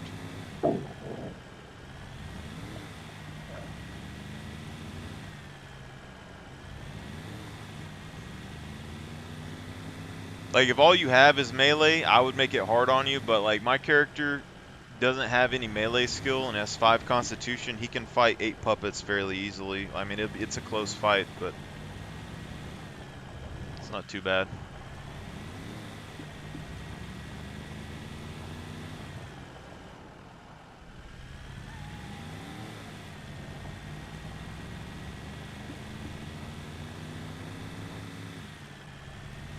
I'd say a good hybrid between like a hardcore server and like a, you know, like easy, medium, and hard. Like some things have a balance.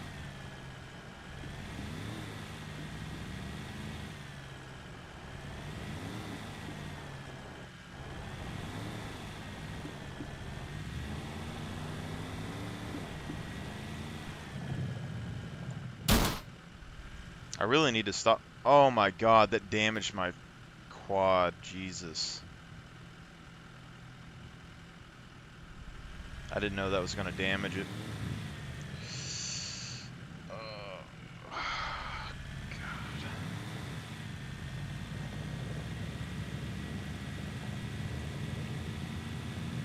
I need to see how much armor is on here anyway.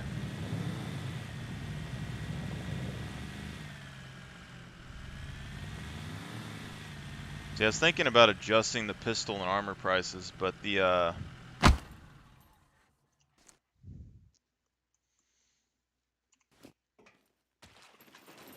didn't check and see what they were yet. Issue is that like the vehicles repairing them, repair kits are like $2,000, and it takes a little bit of time to get that money together. If you're trying to rob the place, I guarantee you, I'm well armed. See, these are still probably $2,000. 36, okay, it's not terrible.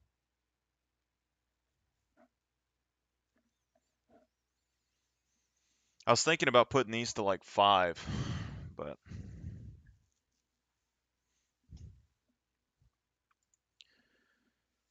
See, on y'all's server, like archery, I think is the best for hardcore puppets, but you never really use melee at all, though. So it's melee weapons. It's just gonna be archery and guns. I think melee has a good role in the game. Like it has a purpose. All right, let's do this. I'm gonna keep that because those are like $300. I kind of want to keep this flare gun in case I run out of ammo. I don't know how much flares are though. Guns come unloaded. Security reasons, obviously.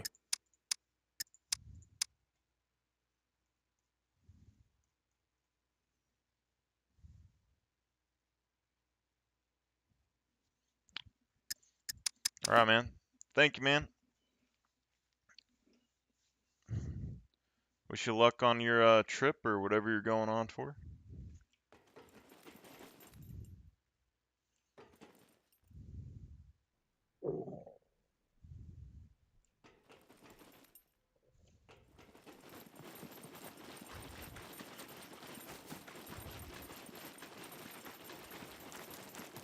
Come in. I'll have a look. Thinking these meds are going to be the best case that we can get.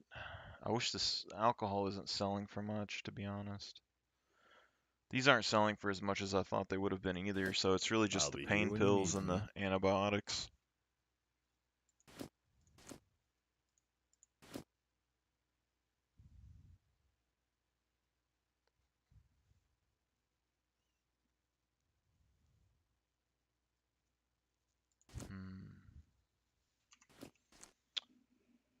Yeah, I don't have a need for them.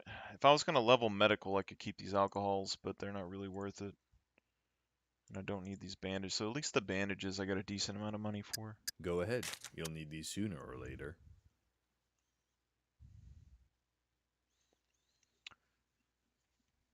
I think as Remember to long keep as I that have with this figured out right, we've basically learned how to make a decent amount of money on a What's server up? with no loot. If you're trying to rob the place, I guarantee you, I'm well armed. And honestly, That thing registered. Kidding. Nobody cares. but $1,000 seems like a good pace compared to like me just going to B3 Castle and leaving with like 8 grand.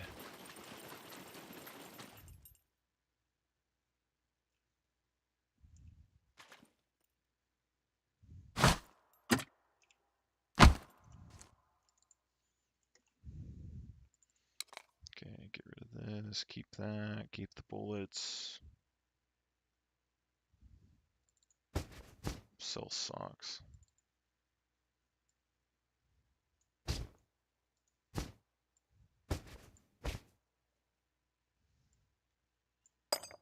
Probably keep these.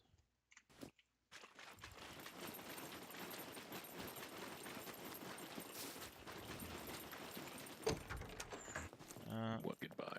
Yeah, magazine. Okay. See, like here I made That thing registered. Kidding. Nobody cares. I guess I'll keep the hunter mag. I did like a mixture between like easy, medium, and hard. Like I made vehicle ownership easier. So like vehicles don't despawn except for like 14 days. The battery usage is pretty much the same as it normally would be. Gas is a little bit less efficient than normal. But gas stations have a way lower amount of gas regeneration, and I still probably have to lower it down even more. Right now it's like 4 liters per hour or something, and it's still, I can use one gas station all day and have no problems. Welcome, It's welcome. weird. Feel free to browse around. These socks really don't sell for as much as I thought they would. I'll keep those.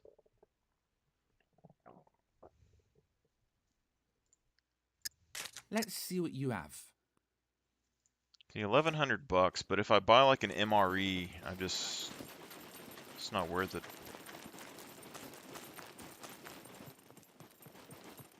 Get like New bread. clientele. Step right up. Thing is like once more people get on the server too, the prices would change, and that at that point I don't know if it would necessarily be as good or not. When you need another round, you know who to call. See you soon.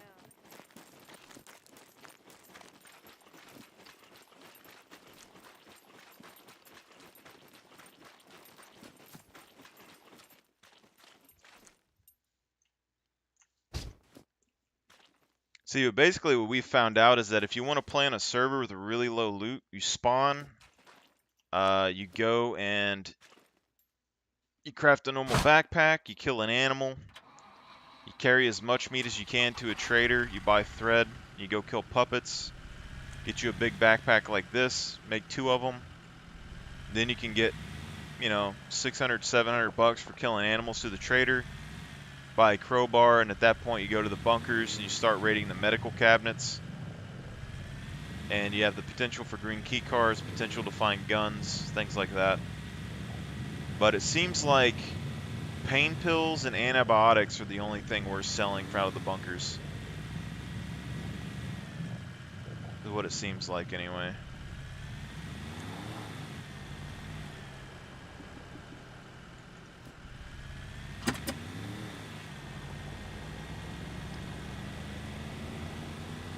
Because the other things, that was like $100, but like the pain pill bottles sold for 600 or so, which is going to be equivalent to an animal for the most part.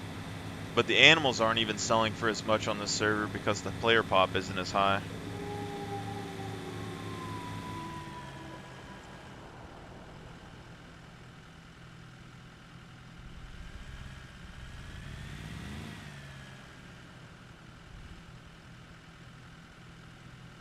I don't think that was a real wolf.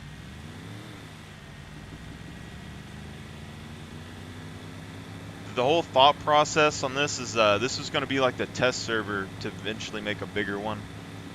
And I wanted to make like animal spawns be kind of a war zone. So animal spawns would be a PvP area, bunkers would still be PvP areas, but they would be as easy to get guns. And then when people hear a gun or a car, it's going to be like super crazy for them. Like they're going to get so excited when they find a gun. Like when I found this Magnum, I was all for it. And since I've gotten it, I had 1 box of ammo. I'm down to basically half a box of ammo right now. I should have bought more, but a box of ammo right now is like 600 bucks. And I don't use the pistol unless it's emergency. But if you wanted to buy guns, I mean, it wouldn't technically be hard to farm to get guns, because pistols are still like 2,000 bucks, which really isn't that bad.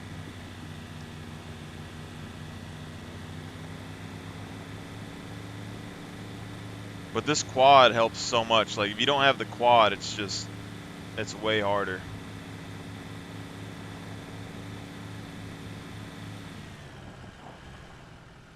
Oh, wrong turn.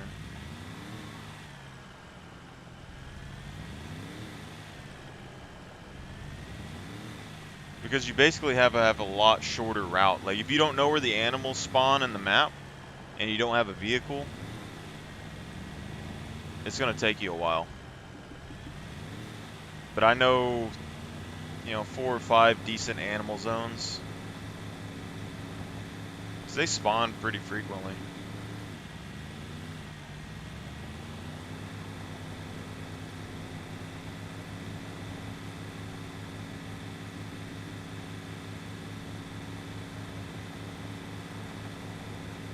So even if I didn't find the revolver, right now it seems like basically a wolf and a half is like 600 bucks or something.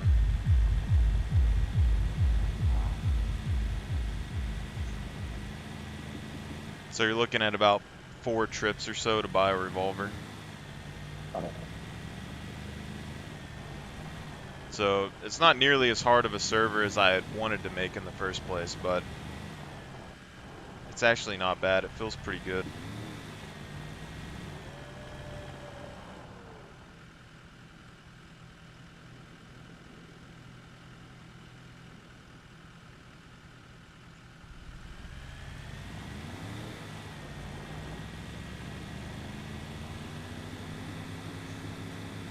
We gotta get back and get some gas.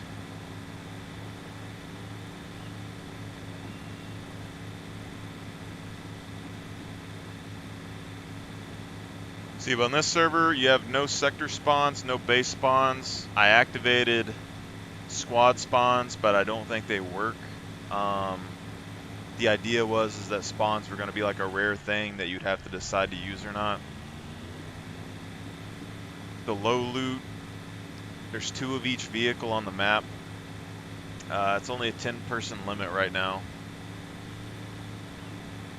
The puppets, I don't know if I would have to balance them if more people got on the server or not, because it could potentially spawn too many. I don't really know.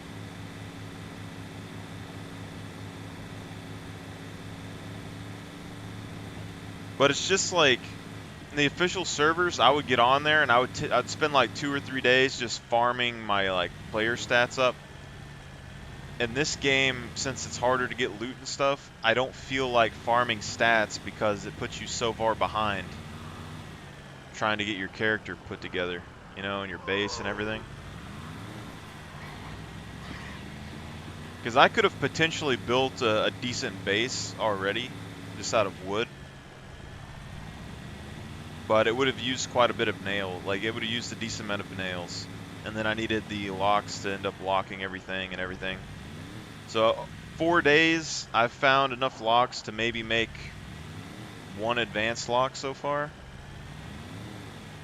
But I haven't been searching for locks. Like, if I went to bunkers and stuff and looked specifically for locks, I could probably make an advanced lock in a day.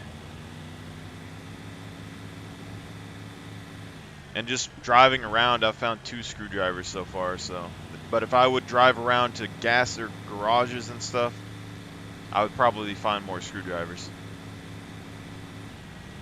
But the idea is if the bases are a little bit harder to make, and screwdrivers are a lot harder to find, then players would need to decide where they want to use their screwdrivers. If you're really good at lockpicking, you might break into someone's base lockpicking.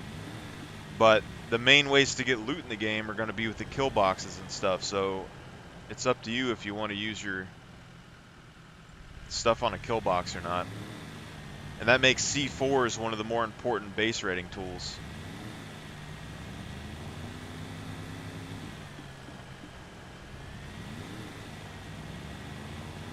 So if someone's building an actual base, the C4s would be more important to break in.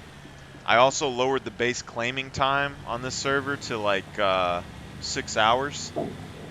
So if someone goes in, they can potentially take over your base. They wouldn't have access to your loot containers, but they could bust in, take over your base in a day. And then when you got back online, you'd have to decide if you want to try and take it back or not, or they could decide if they want to try and break into your chest whenever they want. But that means building bases inside of towns would be a lot more important, you know? So at the start of the game, you might make a lock, just claim a building in town because they can't blow up the walls. And then after that, you could potentially have a neighbor in town, y'all could run into each other. And then it would be more like, you know, if you want to bum rush somebody's base or whatnot.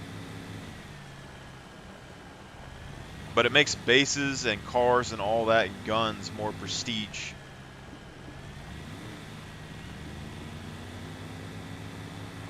Should be getting pretty close.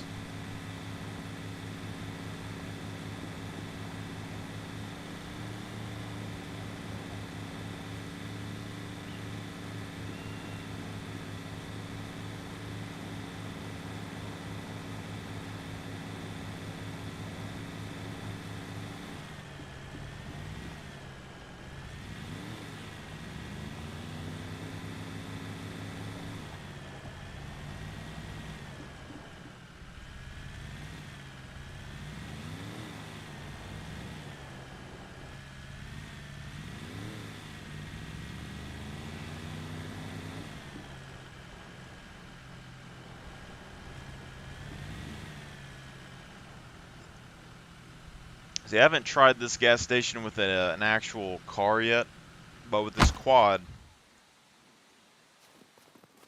4 liters per hour, I filled up twice before I left.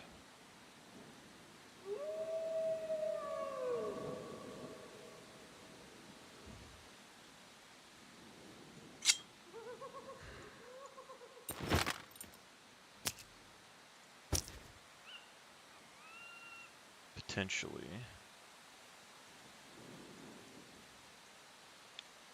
I really need to make more arrows. I just haven't reset the server, so I don't have access to bushes. So they don't respawn until I reset the server.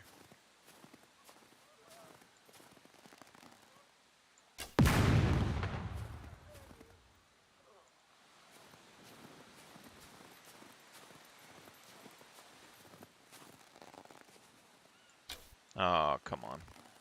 That's what I get for using a ballista bow.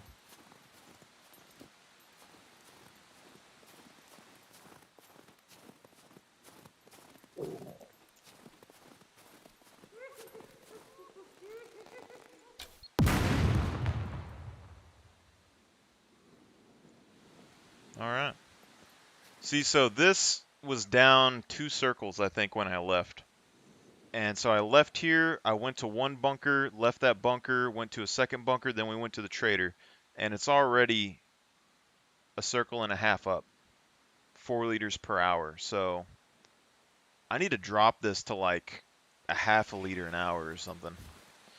Unless trucks like completely drain that, it's just way too much.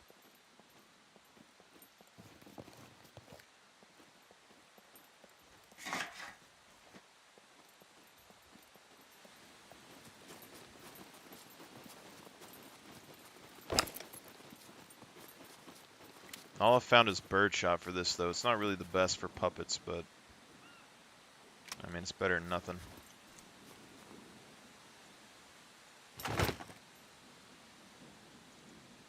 I'm kind of living out of this quad.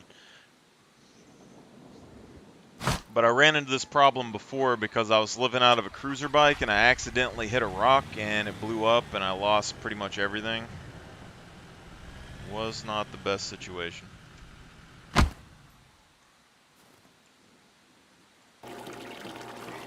Oh, crap.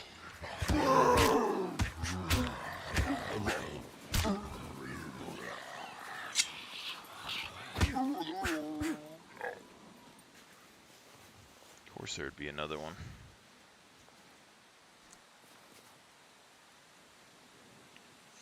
Yeah, I still got this armored vest, so he took like 1 or 2 durability off the armored vest. I have arrows here from earlier.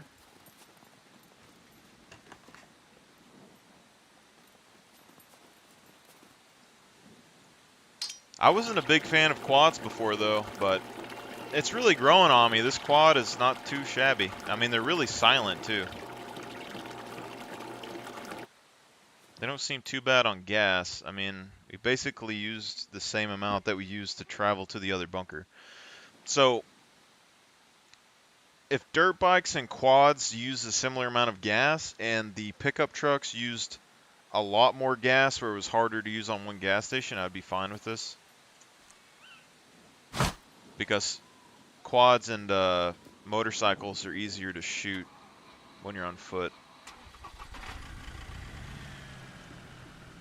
And it gives them a purpose, so you wouldn't necessarily want to drive your pickup truck everywhere. Look at that, screwdriver. We're up to 3, my guys.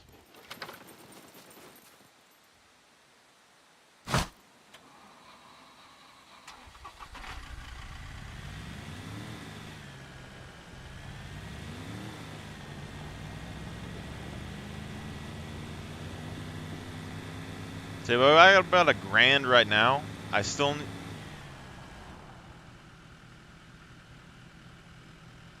thought I heard a pig.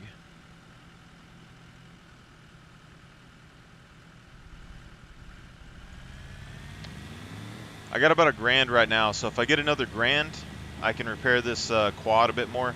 But this is like the balanced scale. Like when you don't have as much loot on the map, like do I want to repair the quad 100% or do I just want to not crash it, you know?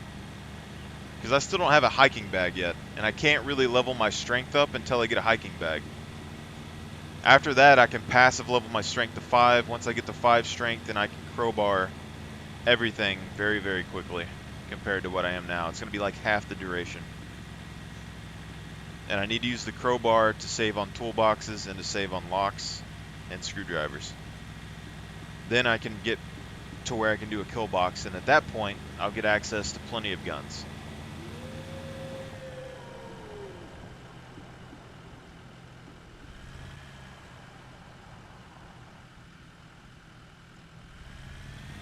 I need a wolf.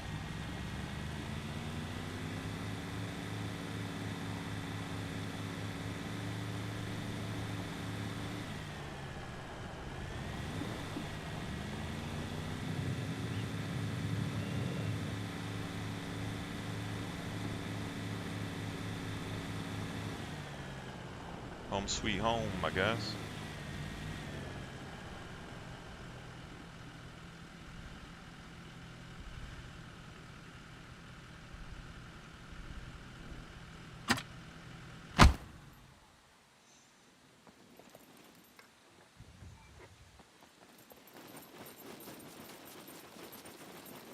See, but like all these bushes and stuff, because I don't have a server reset, they're not here.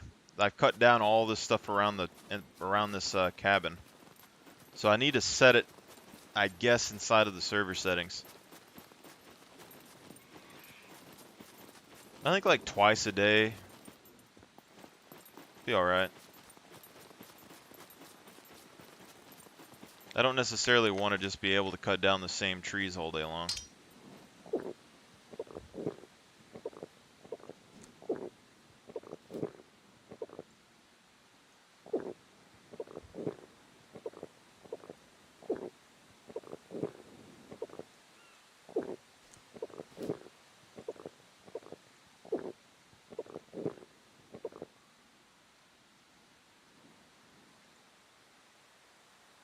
So what do y'all guys like to talk about?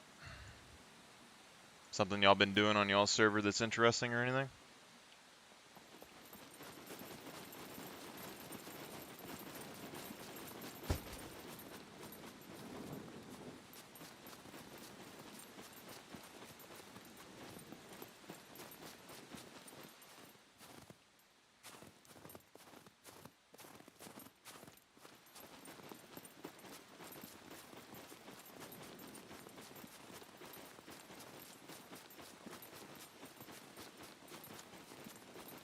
See, but I've just been trying to stroll around the last 4 days. So basically what I've gathered, got nails, I bought these batteries. I've gathered, you know, some stuff to make bullets. I found 3 guns so far. Or I guess 4 with the flare gun. And then I made this chest. We got a spare pair of boots, couple spare pair of pants, melee weapons. I found this fishing rod and got some fishing supplies today. So I'm curious to see how much money I could make off this fishing rod. But since I'm not really anywhere big fish are, I don't know how well it's going to work. And I just found this pistol the other day as well. And I found a box of nails, box of bolts, so we're pretty rich, my guys. 2 bows.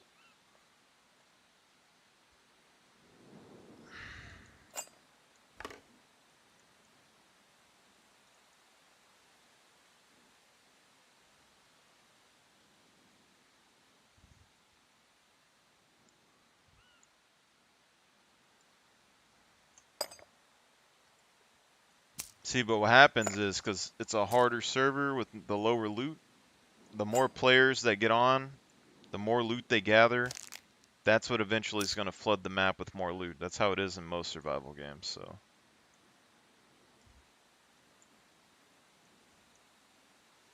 And I could sell this stuff, but it's only like 90 bucks, so I prefer it to actually sell for more. If I could get like 500 bucks or 1,000 bucks off of these, I would probably sell them and get some money. But right now, it's just not worth it. I haven't messed with traders yet.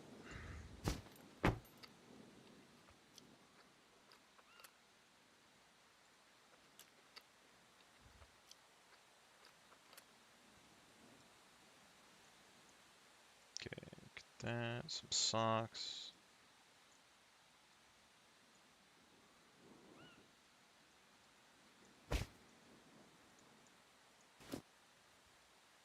I need to make a crafted shotgun. That's really what I need. Maybe a metal sword.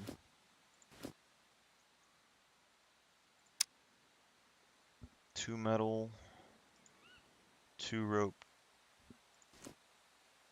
two rubber bands.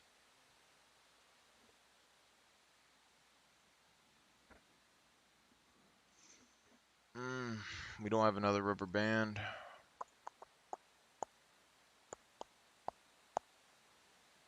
It's not good.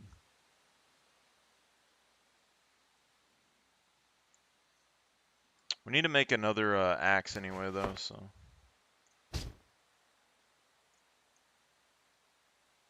And we need to repair the crowbar.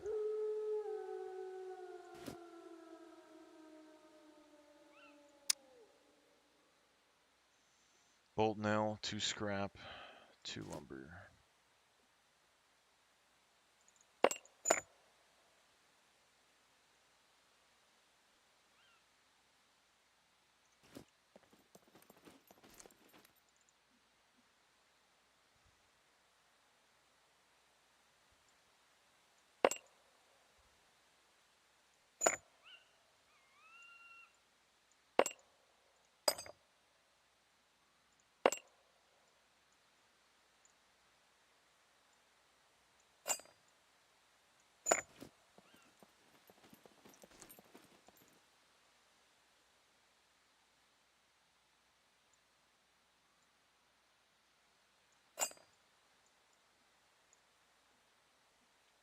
Okay, so we need this thing.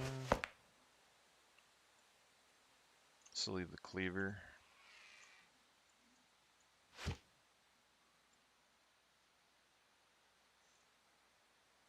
We really need a new backpack. I should have bought some thread while I was at the trader.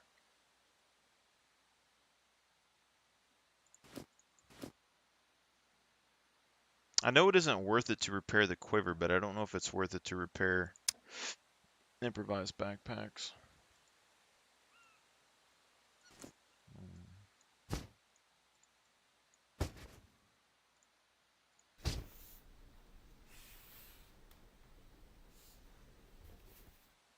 2 usage.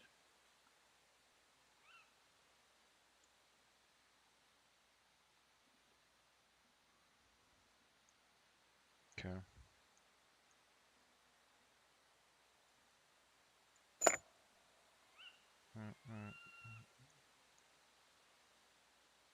Okay. We should have almost everything we need to make a crafted shotgun as well, so that'll be pretty good. But we need to get to medium engineering before we can do that as well, so we need to make an axe at some point. But we'll repair the crowbar first.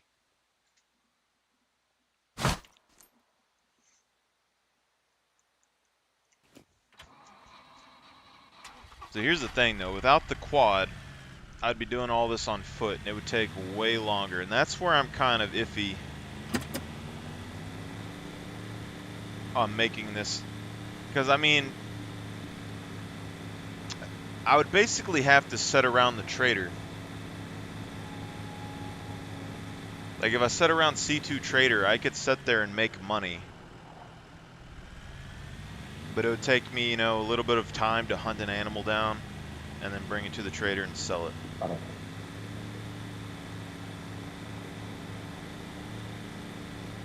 But I like the progression of being like the progression of the game of like not being able to go directly to a bunker. Like you can and potentially find a weapon that would make you more powerful than everyone else that's hunting in the animal world. But it's high risk.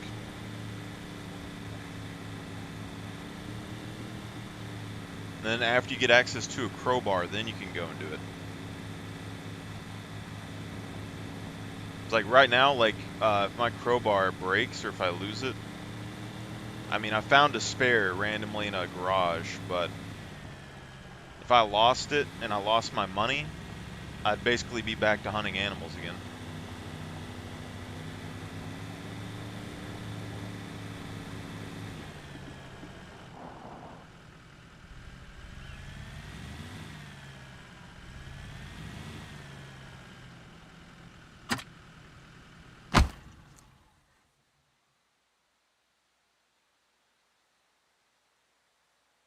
Oh, I did have another rubber band.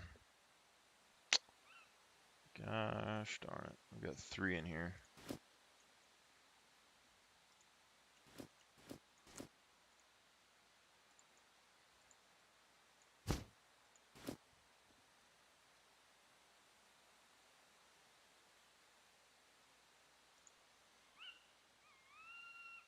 I think I'd really just do the sword. It would save me time from having to find medieval swords for sure. I think I might have 1 rubber. We need to go to the scrapyard at some point. I haven't tested to see the loot rates over there. I need the rubber for sure.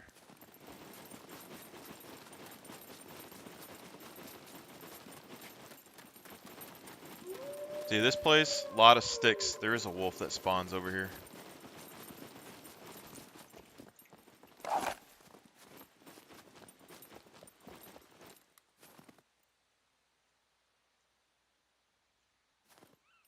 There might have just been a map.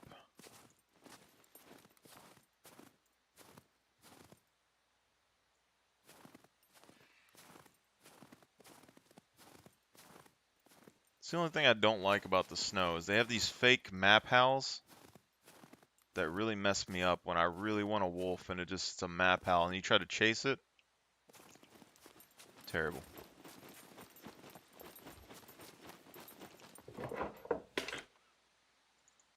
More nails.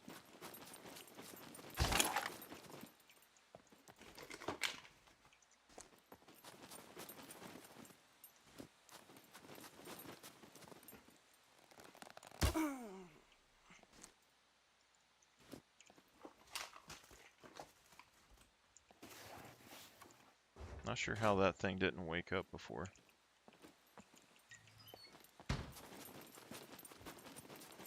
See, this place, really good for making arrows. That's what I can say about it. Arrows and rope. But I never came here on the official servers because the spawn rates inside this building were terrible.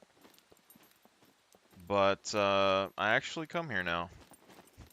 Because the spawn rates are so low that if I go to B3 Castle, most other servers, I can just run through there and make like 10,000 bucks really quick. But this place, although it never spawned anything really on the official servers, it still spawns swords decently. I mean, not very often, but not too bad either in here, and it's usually just 1. But I don't have to crawl up and down the ladders like in B3 Castle 24/7, you know? But I guess it is dark, so I can't really see as well in here. Just anywhere up here on these shelves, big one.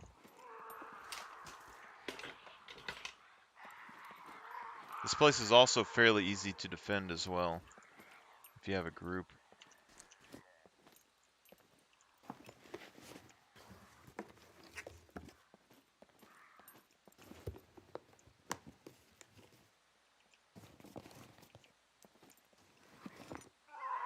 If y'all guys want to know anything about leveling stats or anything, that's basically what I've been testing the last few months, so I got a ballpark idea of how to do it fairly decently.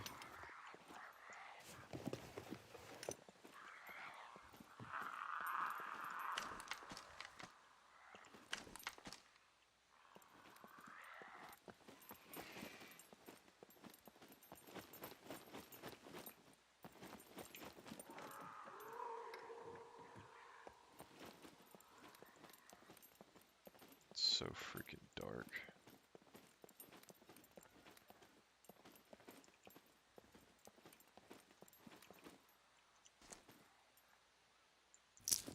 .22. I found a decent bit of .22 ammo so far.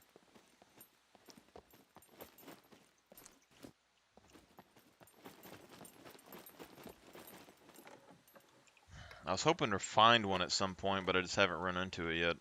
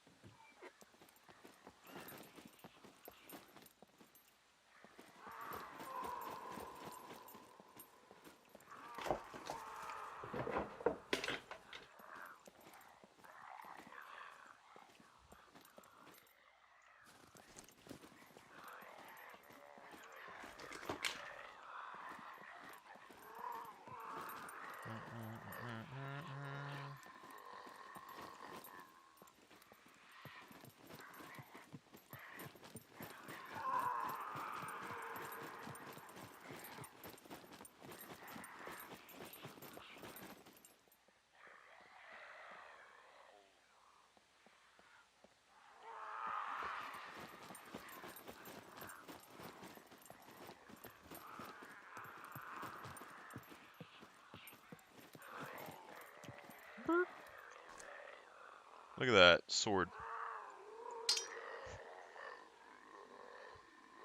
So these unofficial servers, low pop, high quality, 700, 800 bucks maybe. High pop, high quality, they go all the way up to like 1800 bucks. So this is why any server that has a bunch of players on it, if you go to like the B3 castle, or not B, is it B3? B3, I think, yeah. Yeah, B3 castle. Yeah, you just go there, you find hiking backpacks, boots, medieval swords, medieval helmets, motorcycle jackets, all that stuff. Talking hiking boots are like 600 bucks a piece, 300, 600, helmet, 300, 600.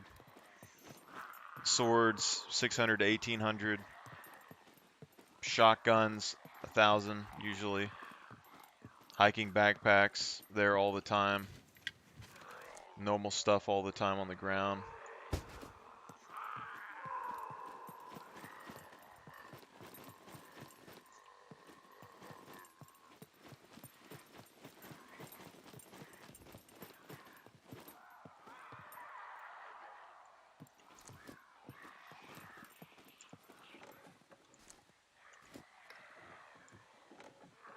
Actually take that scrap metal, I guess.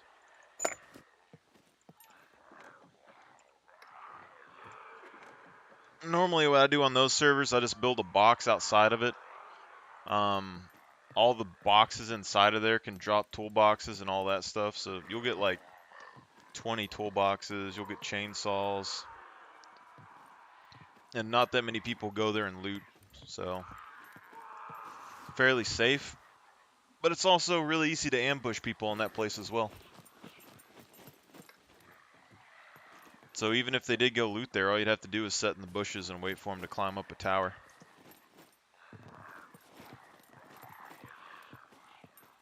This place doesn't really have much of anything that spawns in it very often, even on the official servers.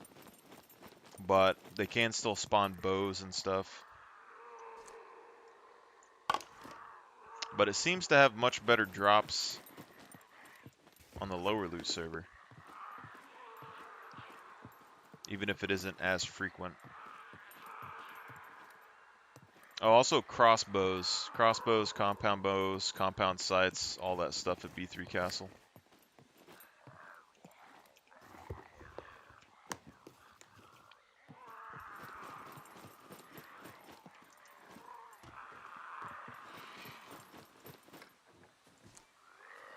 Metal pipe. I kind of need this, to be honest.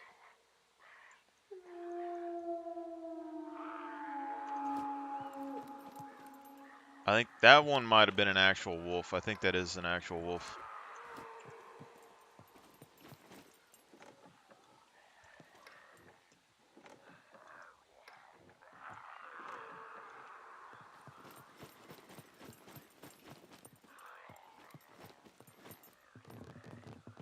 Jesus.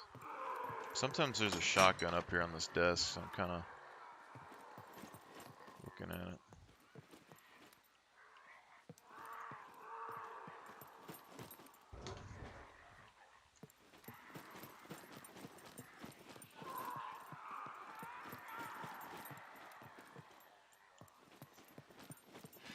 I'm kind of wondering if Escape from Tarkov ever came out with their City of Tarkov map.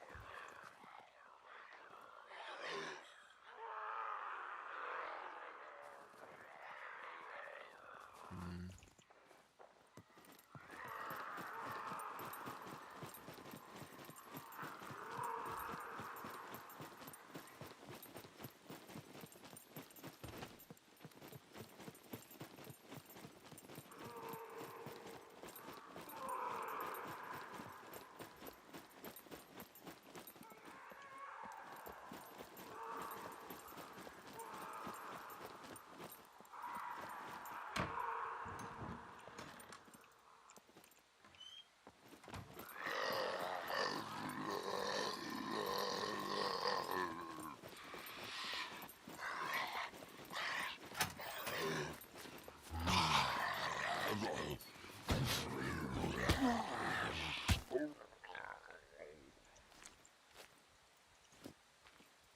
Actually, can I have your vest, my guy?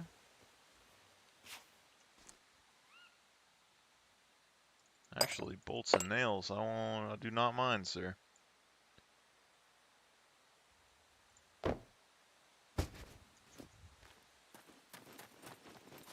Never give up a good vest. Especially the higher the puppet damage goes, the more you need armor. Even if it only absorbs one shot, man, it'll save your life. Oh my god.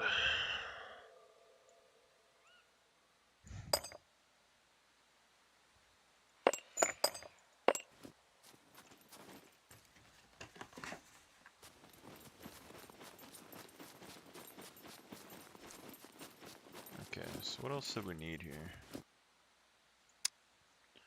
Got nails, we got bolts, we got a hammer, we have the metal, just need wood.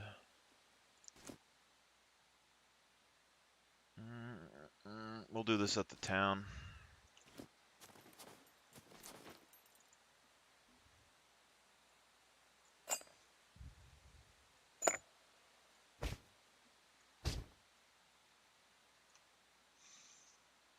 As much as I really like medieval swords, right now I don't think I need it because I don't have the melee skill to use it properly, even though it's good, and I can still make craftable swords.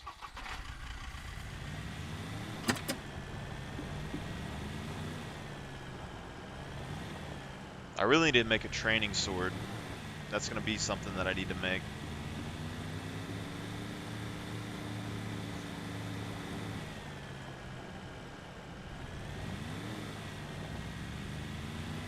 Training sword and a couple of spears.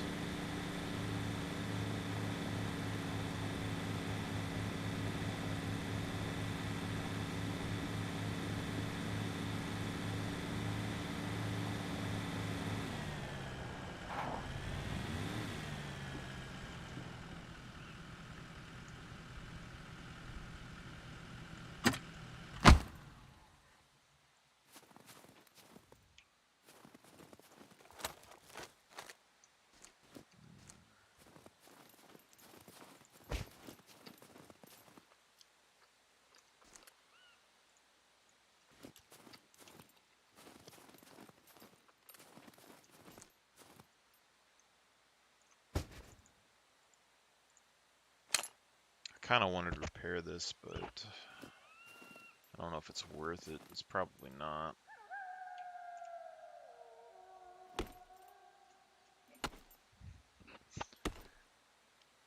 You know, for the longest time, too, I don't know if this makes any difference at all, okay? But when I look at cutting trees and things, like base building before, I know that different trees give different amounts of wood. And metal tools give more lumber, like logs, than stone tools. When you base build a lot, having like a stone axe, a metal axe, and a metal saw all seems to kind of make it a lot easier to build faster without having to repair your tools as much. Because the stone tool can break these logs into planks and you get the same amount of planks no matter what, so it saves durability on your weapons. But the two-handed axes versus the one-handed axes, I don't know what the big difference is between the two. And the only thing I can see on the crafting thing,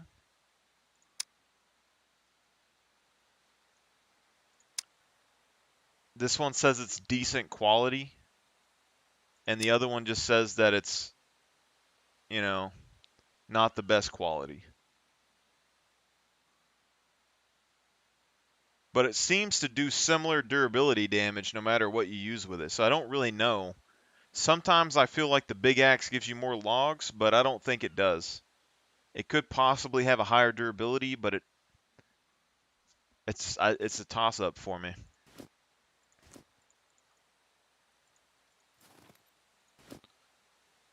The only thing I can really say about the big axe is you're taking less swings to cut the log, which is going to have less durability use, maybe, but it definitely has less damage.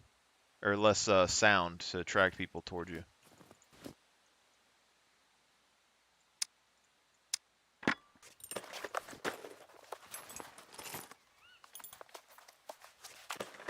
Like in a PvP situation, less swings, it's going to produce less noise. Because it takes the same amount of time between a one-handed and a two-handed axe anyway. And then the saw, I don't know if it's just better at making sticks or not. It doesn't really seem like it's too different, to be honest. Okay, so we take this in our hand, put this...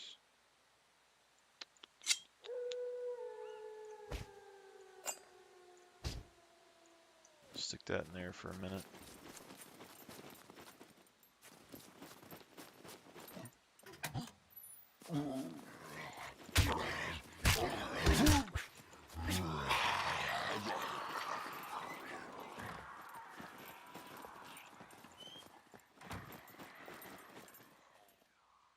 Okay.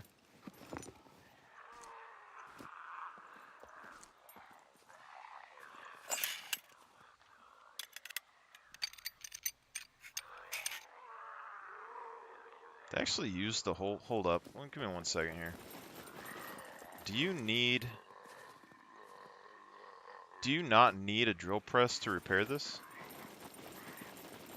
Am I dumb? Hold up.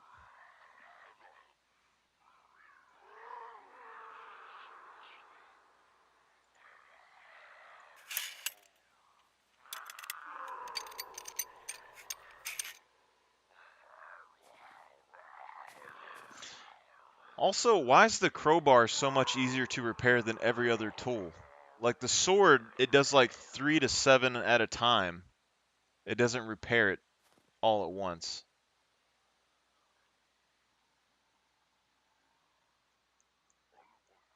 Does that mean you're supposed to be doing it? Is this like the way the developers are wanting you to do it?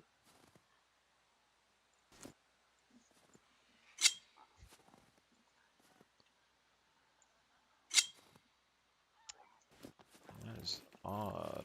Very odd, my child.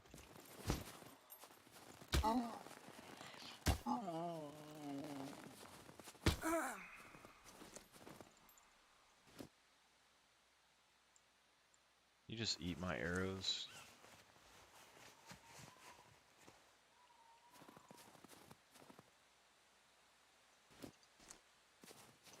Okay. Found some boots earlier, so I'm not super worried about it. These shirts, though, I want to collect these a little bit more. Duct tape and a candle. Should have made some arrows when we were up at the castle for sure.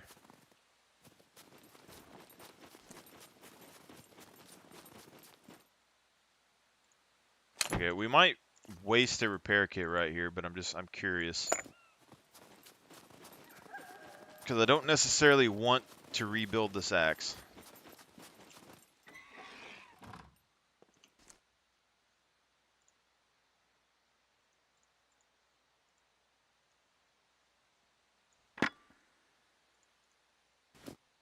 Okay, so these require a drill press.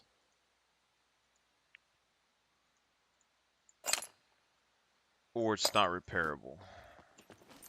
Yet. Okay, so this requires a drill press, crowbar doesn't. So which tells me the developers are meaning for the crowbar to be used out in the field without the need of a drill press.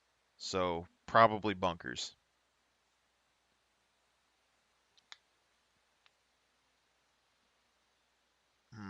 So a really hard server, all you'd have to do with the low loot spawn, you could still bunker log, but you wouldn't like load a bag full of toolboxes and a crowbar on you, and then log on and off next to a medical crate. And then you would go to the trader and sell everything for like $5,000.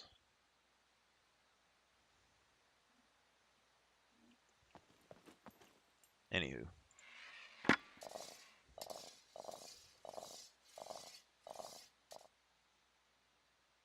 So use 5% and it gave this like 3. I don't think it's worth it.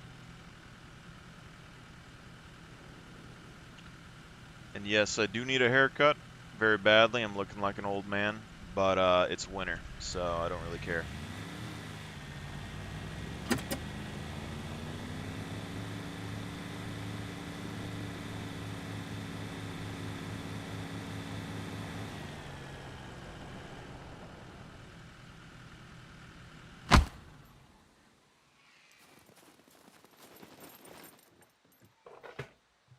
See if we can get another screwdriver real quick.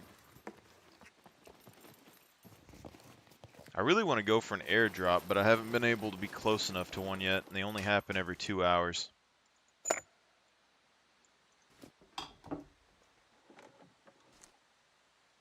Cork, decent for fishing stuff. I'm thinking fishing is going to be a pretty decent way to make money as well. When I was testing stuff, I went down to A0 Trader. And I fished off the dock, and I caught 3 osprey fish or whatever. There's the fish that starts with an O. So far, I think it's the best fish to catch.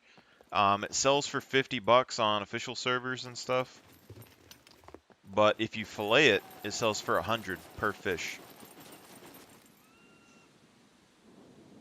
That's more than every other fish that I found. Like every other fish that I spawned onto the map or anything. $100 a fish. I caught 3 of them in like 5 seconds.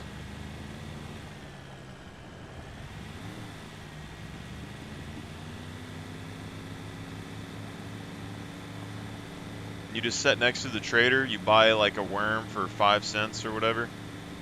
$5. You sell a fish, you get like, you know, 30 to $300 depending on what you caught.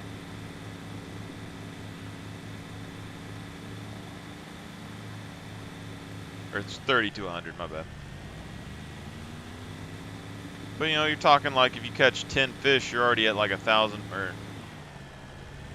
yeah, you're at $1,000. It's not bad. Like places like this, if you look next to it, you can see if there's any like weapons that spawn on the ground. So when you first get into the game, places like that where they spawn like pickaxes and stuff, and animals.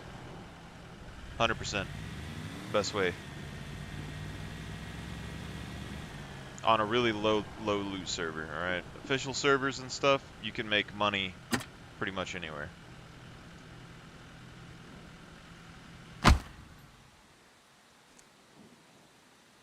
Okay, I guess we just take the crowbar with us. I'm only going to go after the medical crates, I guess, for the most part. The other ones aren't worth my time right now until I get enough screwdrivers and stuff to do a kill box. But we could potentially go ahead and make some more arrows real quick.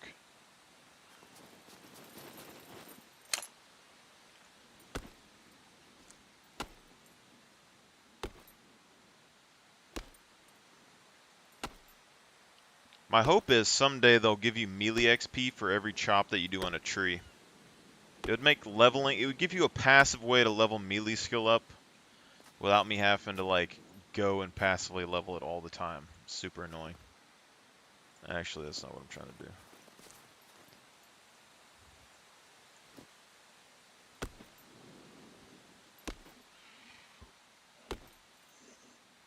See, but at some point, I'm going to level up my strength. But once I get a hiking backpack, you put a log and you put a branch in your hiking backpack. And then you chop on something like this. And every time that you chop it, so right now we're at 11% durability. This spikes up. And then when you cancel this, the durability doesn't go down. And you can just keep doing that.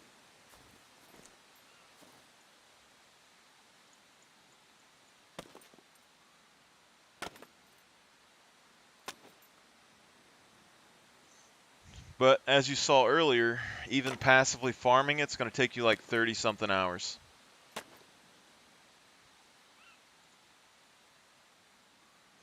And on official servers, you can only do that until it resets, so that's going to be once every 4 hours. So let's say that you did it passively for 4 hours each day. You're looking at, what, like 7 days? 8 days? It's going to be on par with like stealth.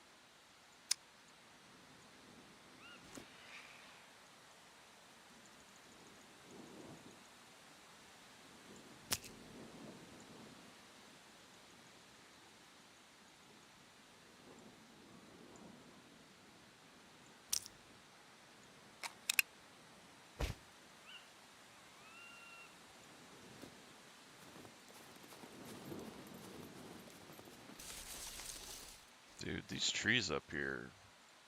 That's a lot of material. This is like the best place to farm. Jesus.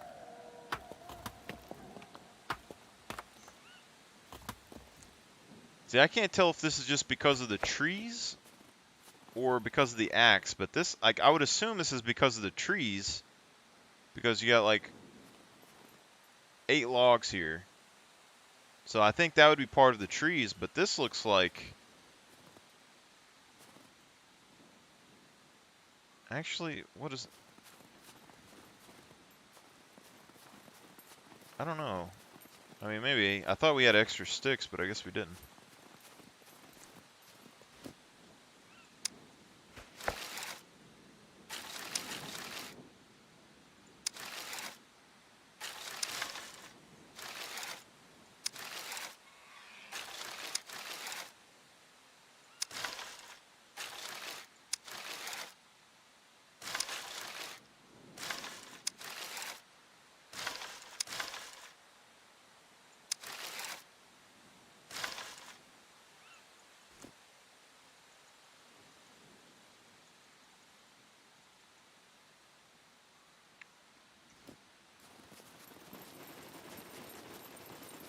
I think 2 stacks will be fine.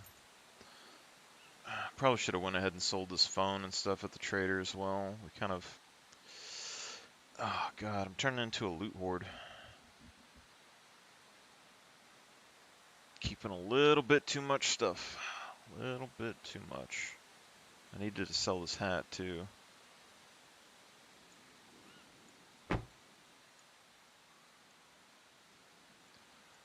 A little bit too much. It's alright.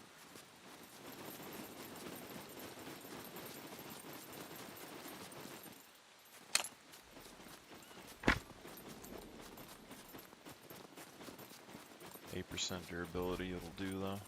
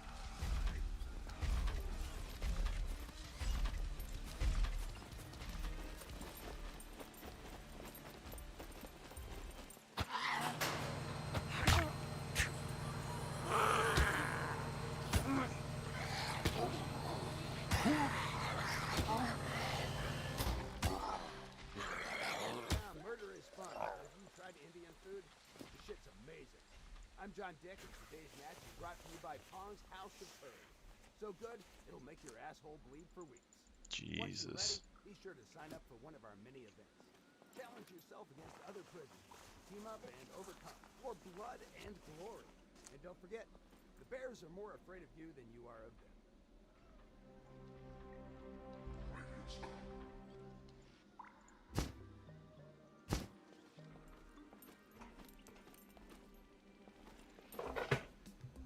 Ooh, backpack. What? What?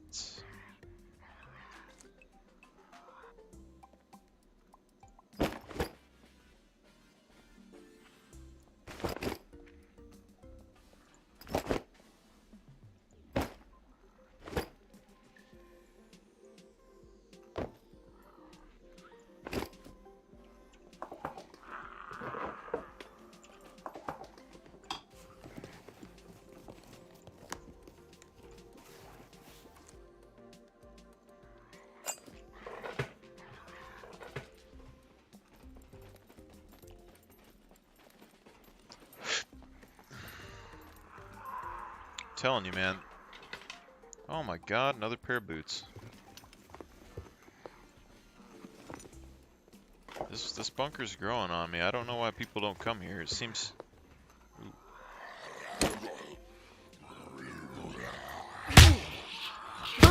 Holy crap.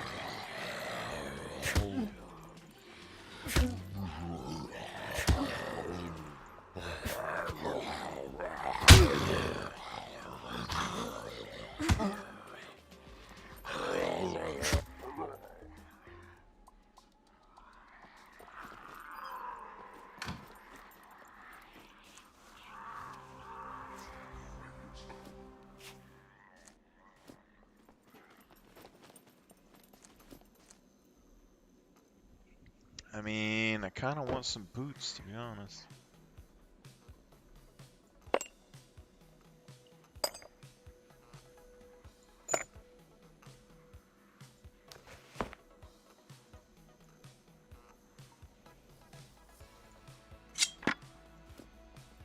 See, but this is like the easiest place I've seen to get meds. No one's talked about it. Because most other bunkers, like C2 bunker, the med box isn't always there. But in this bunker, this med box has been here every single time. So there's definitely some stuff going on with the bunker spawns.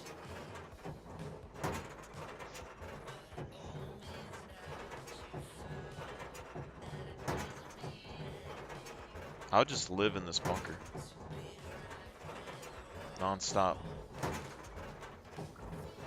Like, all you gotta do is aggro the mech outside. Huh, pup. You getting cold, pupper doodle? Or are you good? You go outside?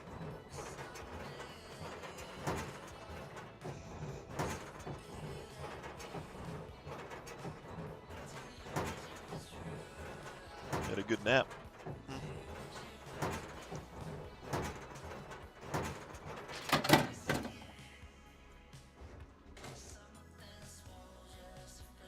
0% alcohol. That's...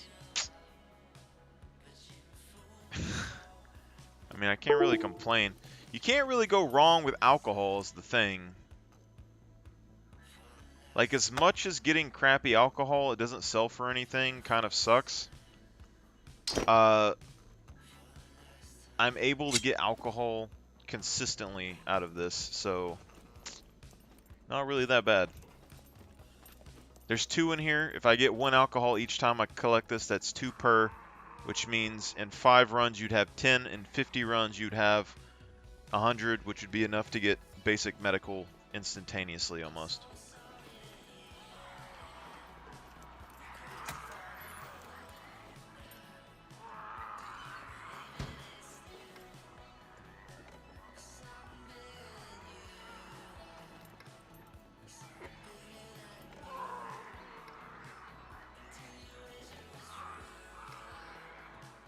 Do you wish it was true?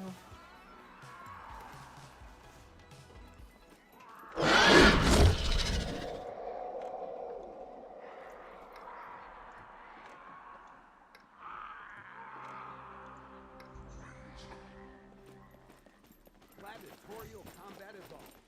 I'm your host, John Dick. Welcome to Scum.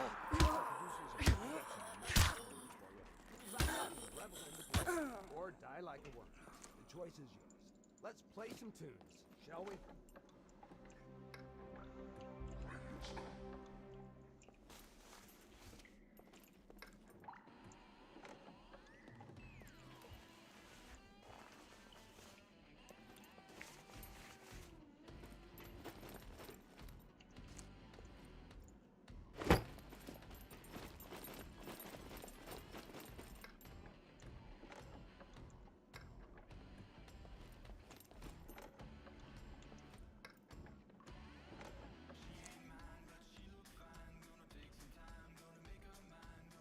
I don't know if I need to collect in more 9 mil.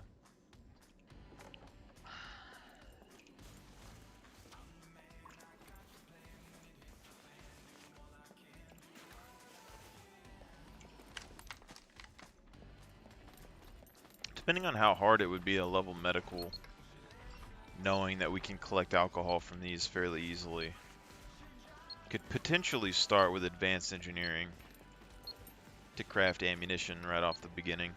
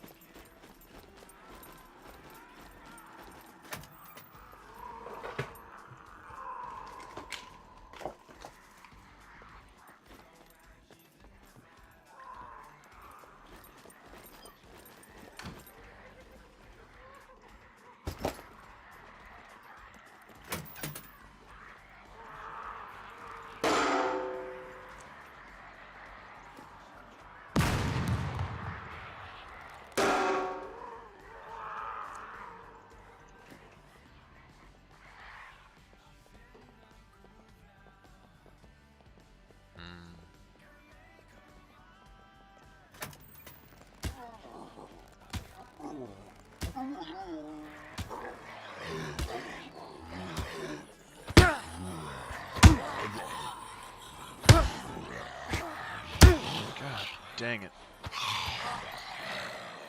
Oh.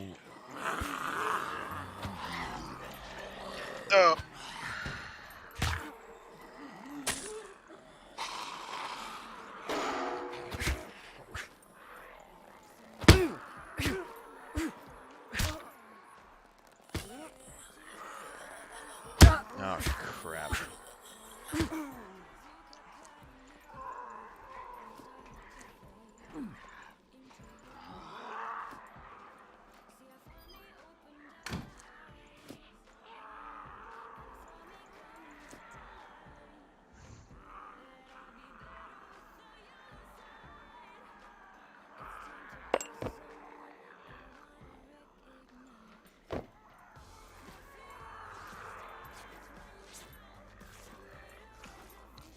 A little bit too close for me, to be honest.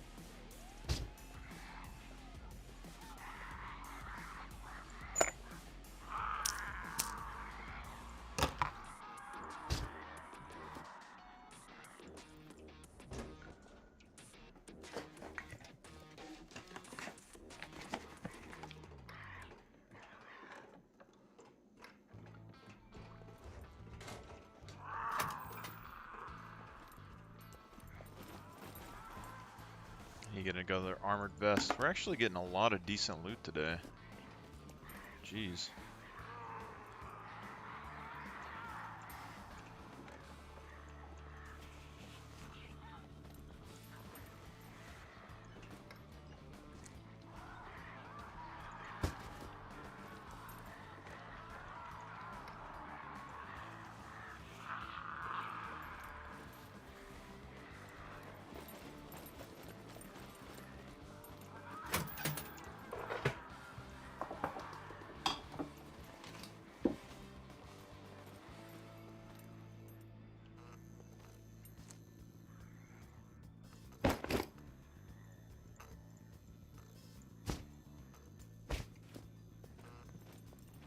That's what I'm saying, man. It's a low loot server. You just find these sweet spots every now and then.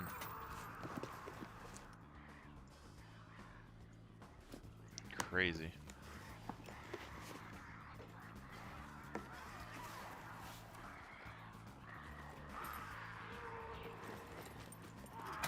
Oh.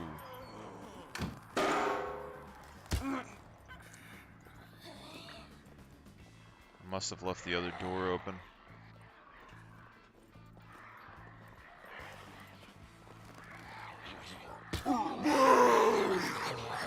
Is that knot in your neck?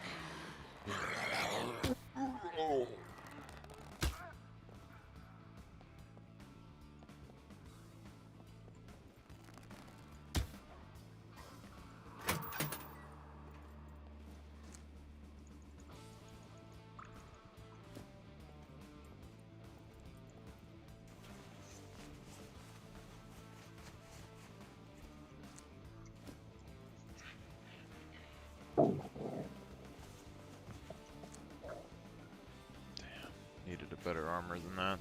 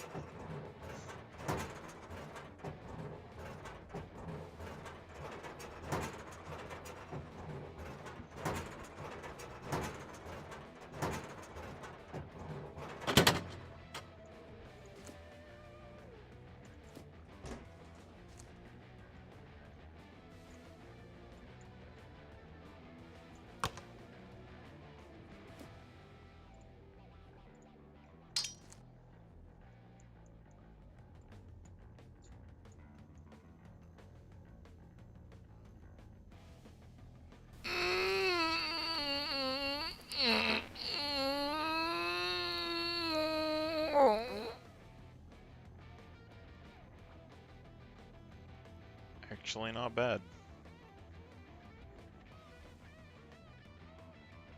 In a world where $200 is a lot, can't beat a candy bar.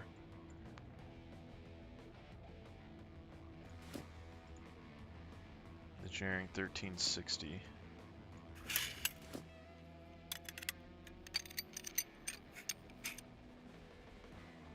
100. Not bad.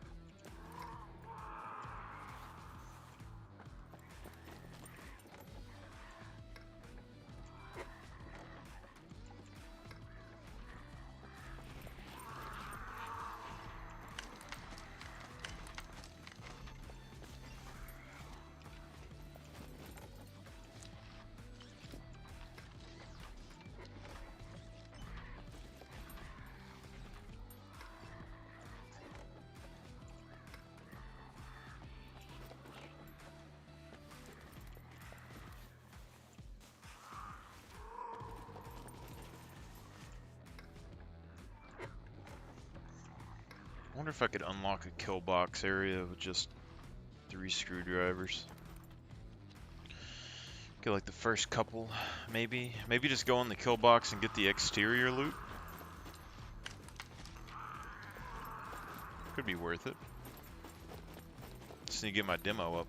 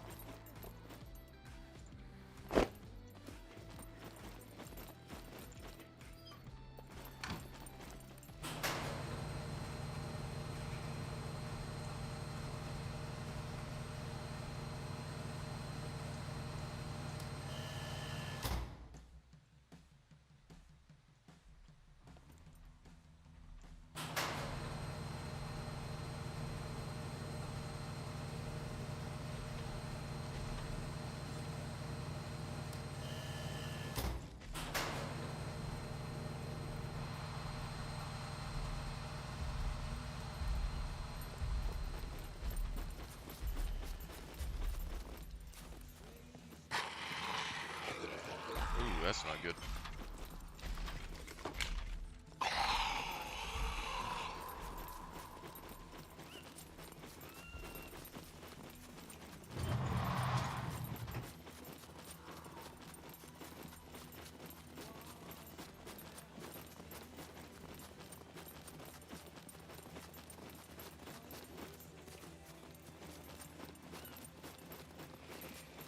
What the heck did... Oh, there we go.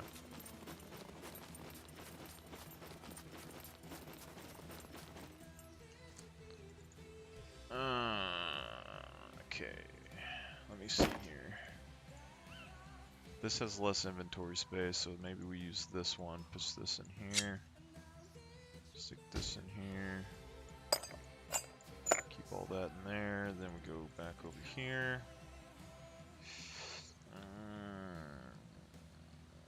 Stick all this stuff in here. Potentially.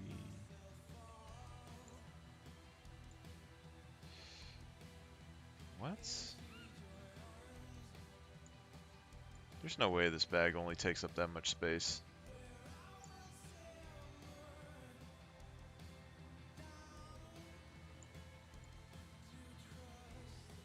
Wait, does this...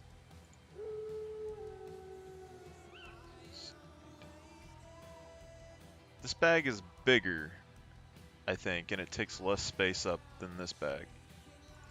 How does that make sense?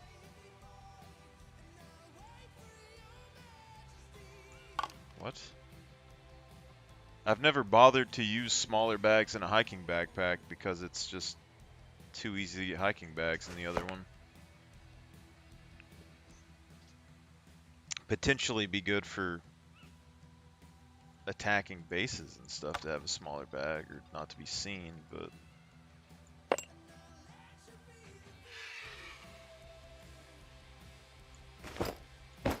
that is actually ridiculously compact. So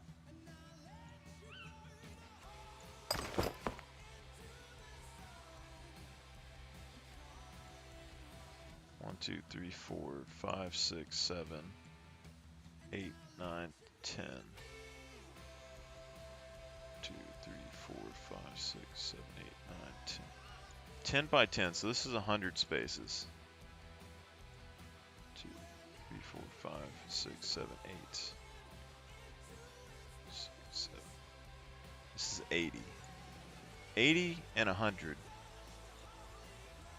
So if we can fit multiple bags in here, this is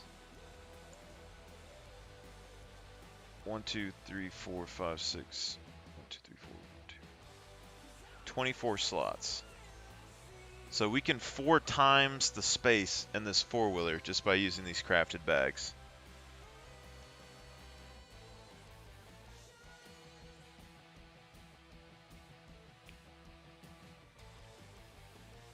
That's already pretty busted.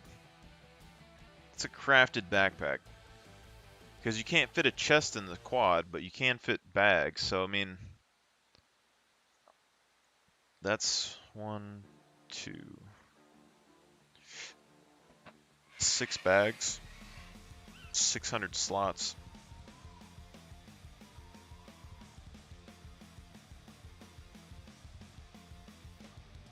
That's kind of broken. Kind of broken.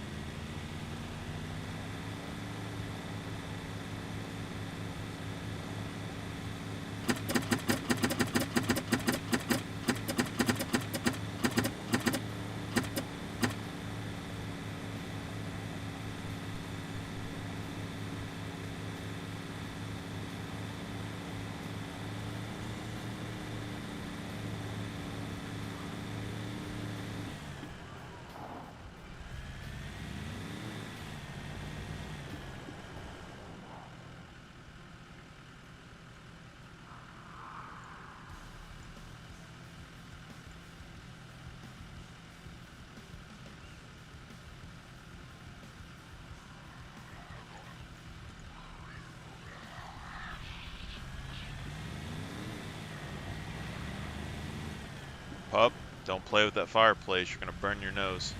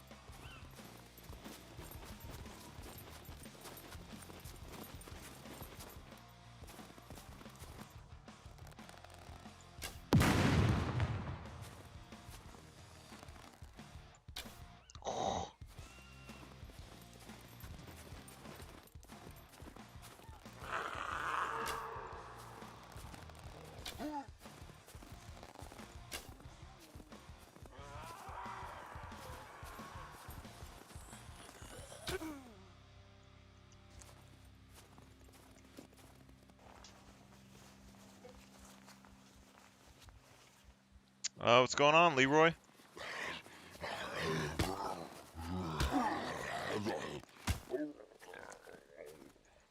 Welcome, welcome.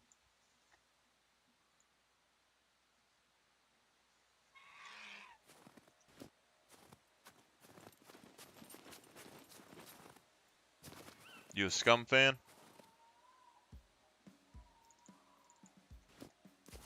Nice. Yeah, doing pretty good. Just, you know, testing stuff and things.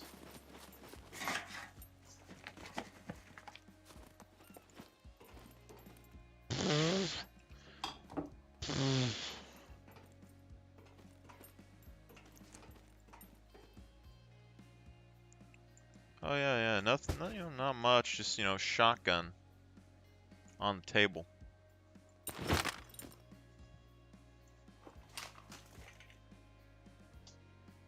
Yes, sir. I played it a little bit when it first came out, and then I started playing it again a couple months ago. I grinded the hell out of all the stats over the last couple months, figuring out the best like builds and way to level, and then I basically I consider that I beat the normal servers for the most part, so I made my own. I'm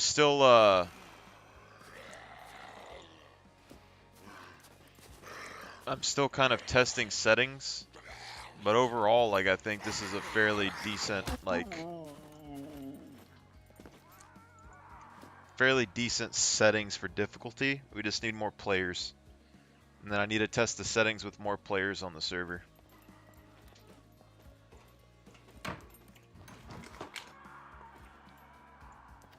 What do you like doing in Scum? You do official? Ooh, saw.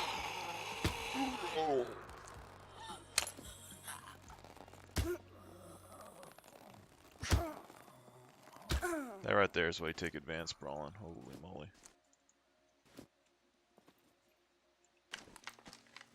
You play on official servers? We have like some special server you play on?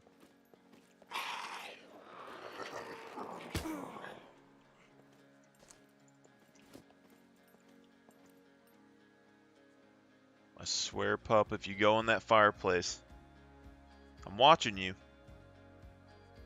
Fire, not a toy.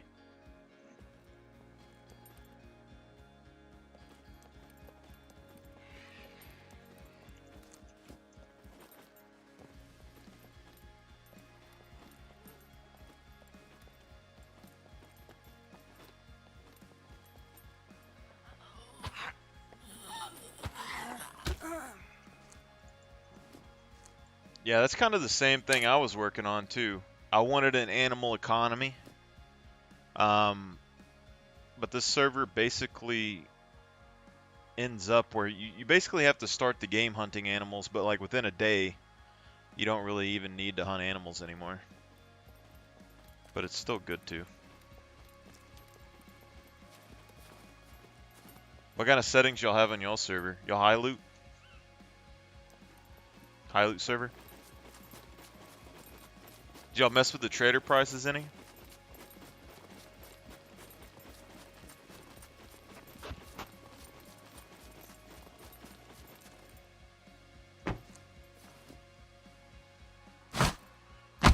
My lord, what am I supposed to do with this shotgun right now?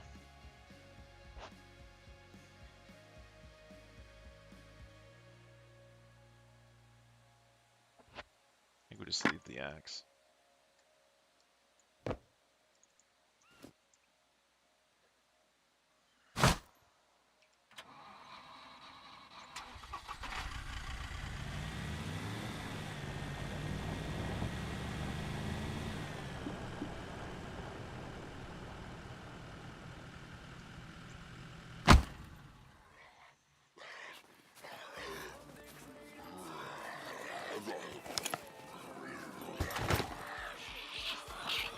bad.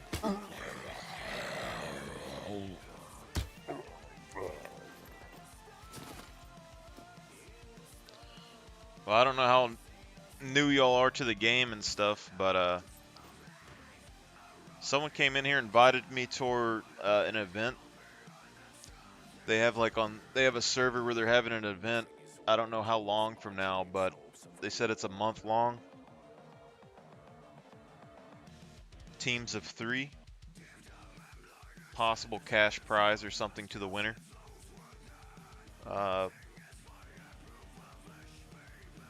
So potentially, because I don't have a team, if y'all guys want to try and win, but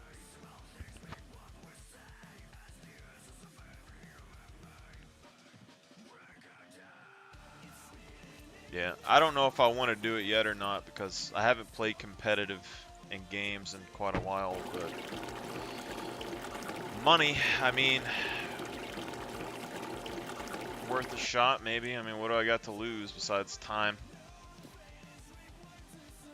Pup, fireplace. Don't mess with fireplace. Come here.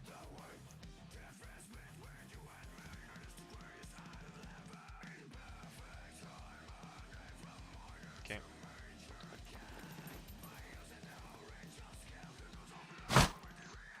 The server I've been playing on right now is I believe 6 times puppets, 3 times damage. You have 8 times puppets in the wilderness. And then you have 4 times mech damage, 0.275 on the loot. So it has a lot lower loot pool than normal servers.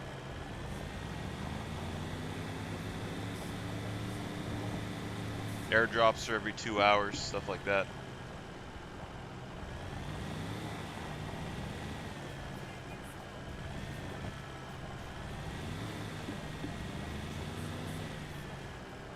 No, hey, don't lick the fireplace. You can stand there, don't play with it.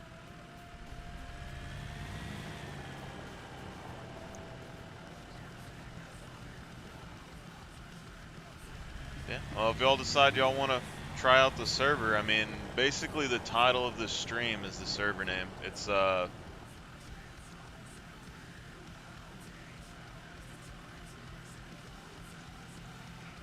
player limit on this one's only 10. There's another guy that I know, he has a server that can hold 32, and he was going to adjust settings for me originally, but he works a lot, so he wasn't able to adjust the settings very quickly, so I just decided to do this. And the other guy that's playing on the server with him didn't want there to be base building, so they removed it, and I'm not really a big fan of that, so I prefer to have base building though.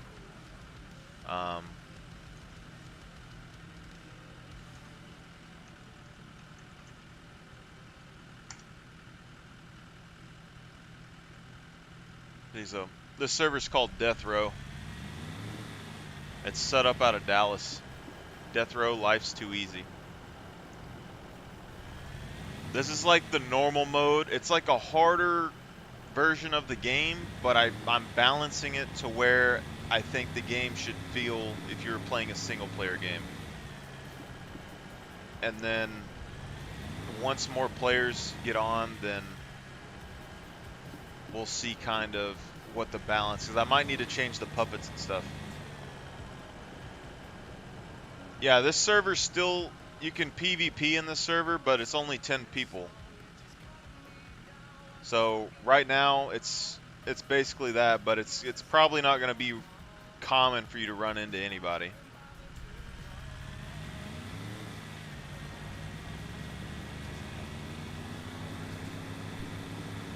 For the most part, like, I'm not just gonna kill you right off the bat if I see you, most likely, unless I'm like super panicking and I got something awesome, but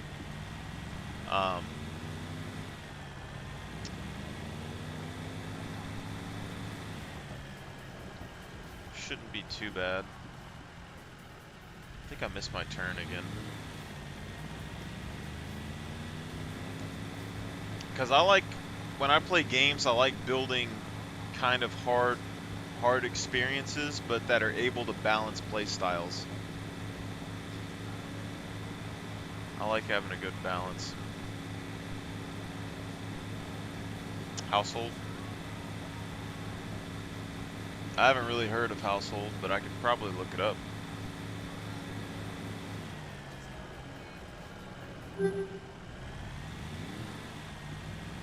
I definitely missed my turn.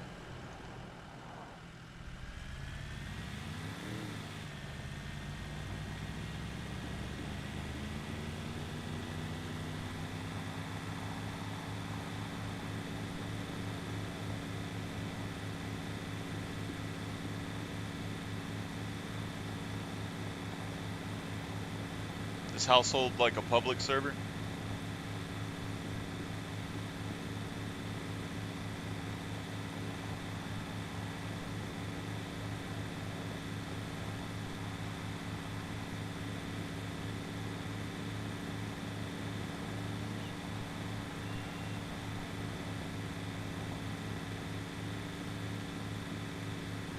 That's something that kind of bothers me with other players' servers too. They'll have a, they'll say it's like a hard server to play on, and then they'll have safe zones on their map, so players can just build a base in the safe zone and never get attacked at all. Never understood that. Like, I get it's a safe zone, but there's no reason to ever leave.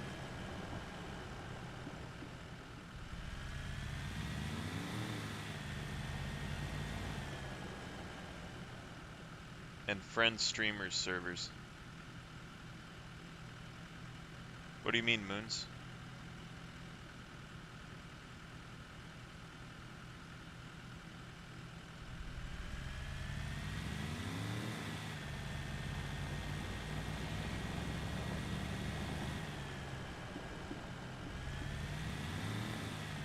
Friend streamer servers.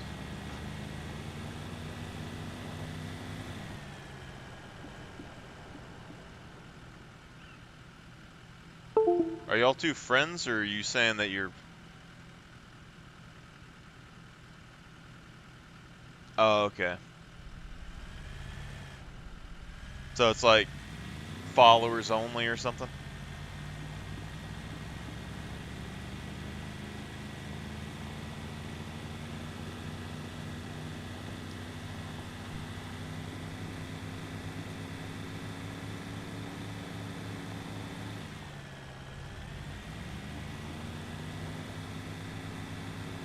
That sounds good to me, man.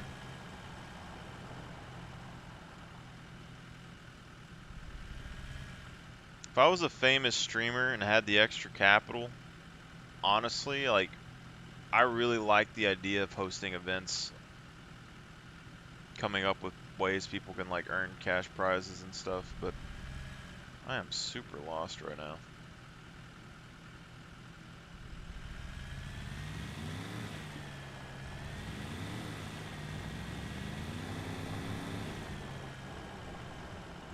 I really like crafting like the perfect game experience. Like if I had, like I already came up with an MMO survival game that you could build, that'd be awesome. But I don't have any way to like, I don't have programming skills or anything. But like Minecraft,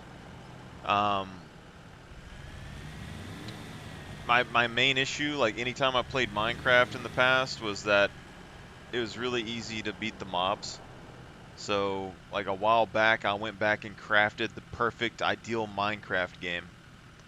And I was going to put an online server for it back then, but I didn't have anyone to play, and one of the mods stopped working right, and they never updated it to a newer version. Like 100% perfect Minecraft. If you would have, like, if you actually, I think I still have part of the mod list on my computer right now, but get the hot and cold survival mechanics, limited water physics, block physics, really good graphics. The creepers actually blew up your walls to try and get to you.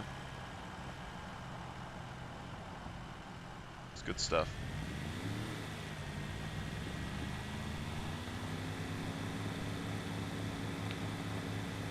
Yeah, it was pretty good. I played it single player for a good while when I had it built. The only reason I stopped playing it really was I kept trying to do these hardcore playthroughs and I kept dying. Like the first like few days. Yeah, ask away, man.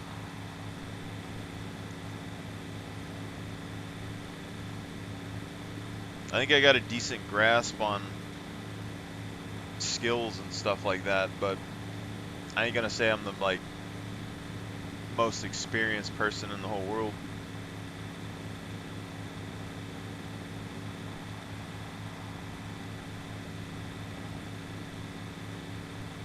What the heck?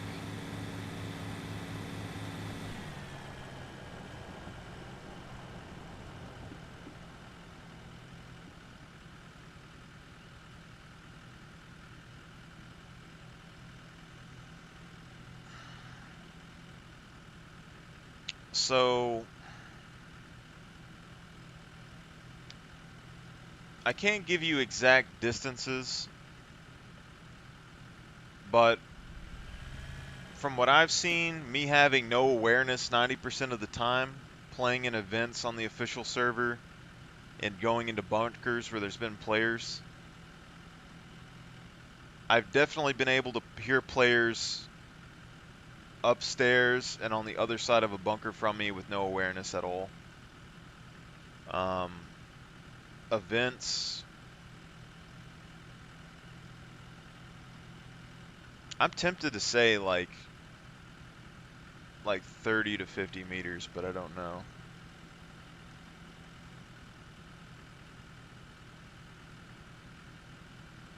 Because you can definitely hear somebody sprinting like 2 or 3 houses away from you.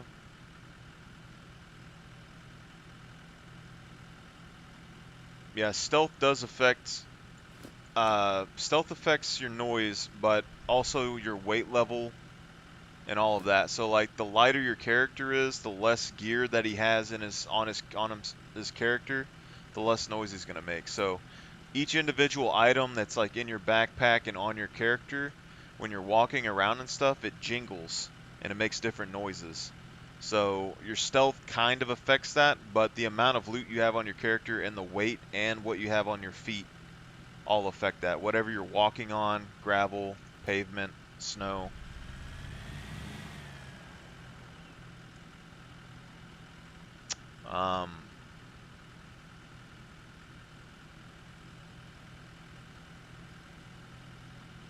The only thing I can really say, I haven't tested all of the stealth stuff that much because I haven't used it that much, but when I was testing different ways to level stealth, I felt that the rag shoes were actually pretty decent when it comes to like lowering your footprint noise or going barefoot, but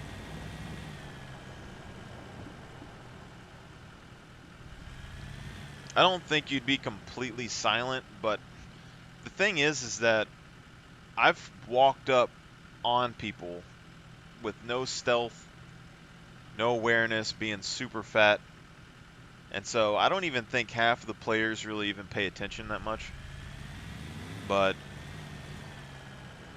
I mean, it's definitely something that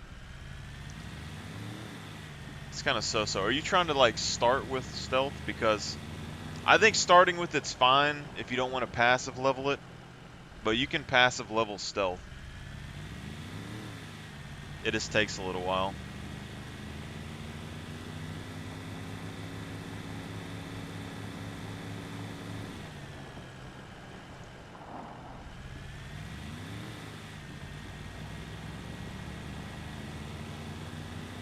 Something I've been trying to figure out for a long time, because some of these things like stealth and camo, I can't test by myself. I would have to have someone else to test it with me, and I never really have that. So, but I want to see what camo does when you use a bow, because if camo still activates when you crouch, like I've heard that you've had to be completely prone now, but if it still activates when you crouch, you can shoot a bow and I believe throw a spear. which isn't nearly as loud as a gun, so.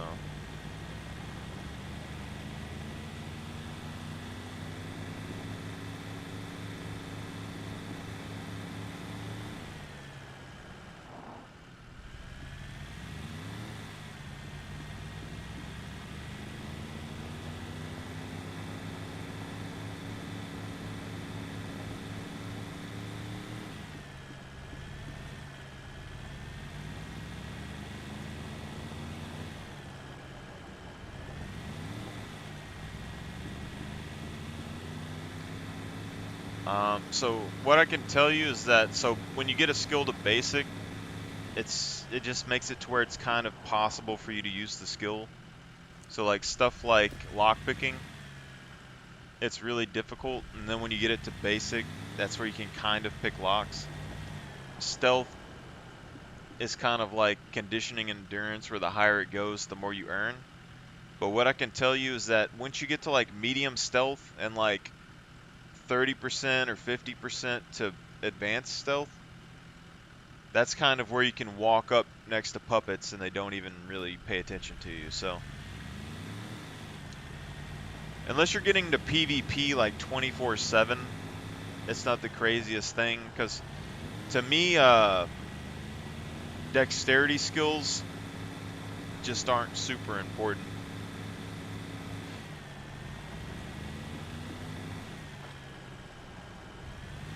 Yeah.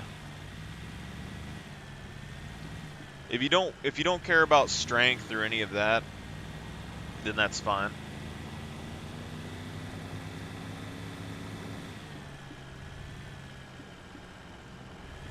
Yeah.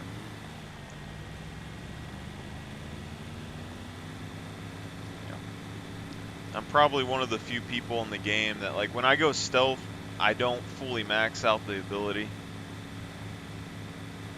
It's the same thing like I did with my conditioning here. I got 80% and 57%. I did this purely so I can max both of these skills out though, but the thing is that people will tell you that you need to max out your skill because it's the only time you get free points when you start your character. And that does make sense. That is fine. 100% fine. And then you have the possibility of getting a bonus like this brawling skill. I started with it at advanced, and I gained 10% to advanced plus, so you get a free 1 million points. So that's a good bonus. But things like rifles and stuff, you can level up really easy. But at medium rifles, that's basically where I can full auto a decent distance away. Running and endurance take a long time to level. Stealth takes a while to level. Thievery takes quite a while to level. Everything in intelligence you can level fairly quickly if you actually focus on leveling it. As soon as they add intelligence scaling to the game where you can increase this, I'm going to drop mine down to 1.5.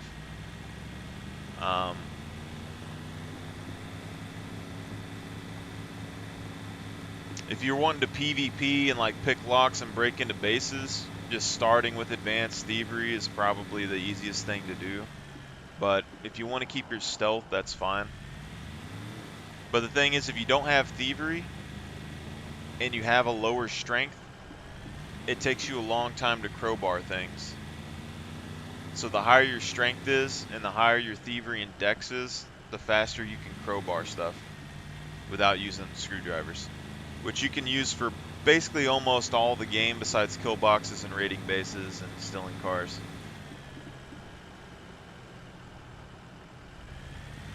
But brawling and melee are the top two that are going to be hard to level in strength. And most people just start with melee. Brawling doesn't have any particular real use in the game. It's not the best skill in the world, but it's good for brawling events. It's good if you want to carry multiple backpacks full of loot and just like fight puppets with your fist and then go to the bank. It also opens up your back slot weapons if you want to use brawling, but it is a lot harder to use. The big consideration with brawling though is the bow. So if you melee, you can punch with your bow. So you can see I can hit really quickly with this. It's because I got advanced brawling.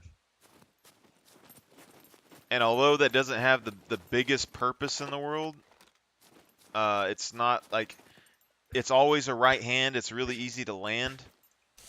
The biggest thing is that if your character isn't like super tough or anything, or you're just using a bow, you don't have a melee weapon or whatever, sometimes you'll be running, especially on servers that have one-hit puppets. One of those skinny puppets will be behind you, and if you turn around, it'll hit you. So unless you can like turn around and bait it and then like shoot it, you can turn around and punch it. So if you go like this and you just turn around and punch it, you punch fast enough with advanced. Yep. Snow's the best way for water pretty much up here, so.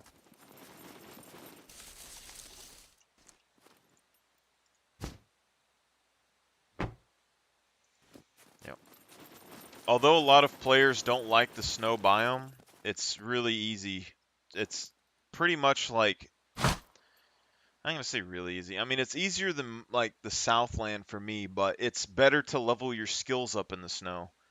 Because, so things like the trees up in the north, they spawn more wood when you cut them down. Things like hypothermia can lower your strength and stuff down so that you have more performance score loss, which allows you to keep leveling your strength at a higher level. It's like weird stuff like that in the snow. Walking up and down mountains and stuff in the snow is a little bit more difficult than walking on the grasslands. So things with leveling, the snow is pretty good. And a lot of players don't like it because of trench foot and stuff.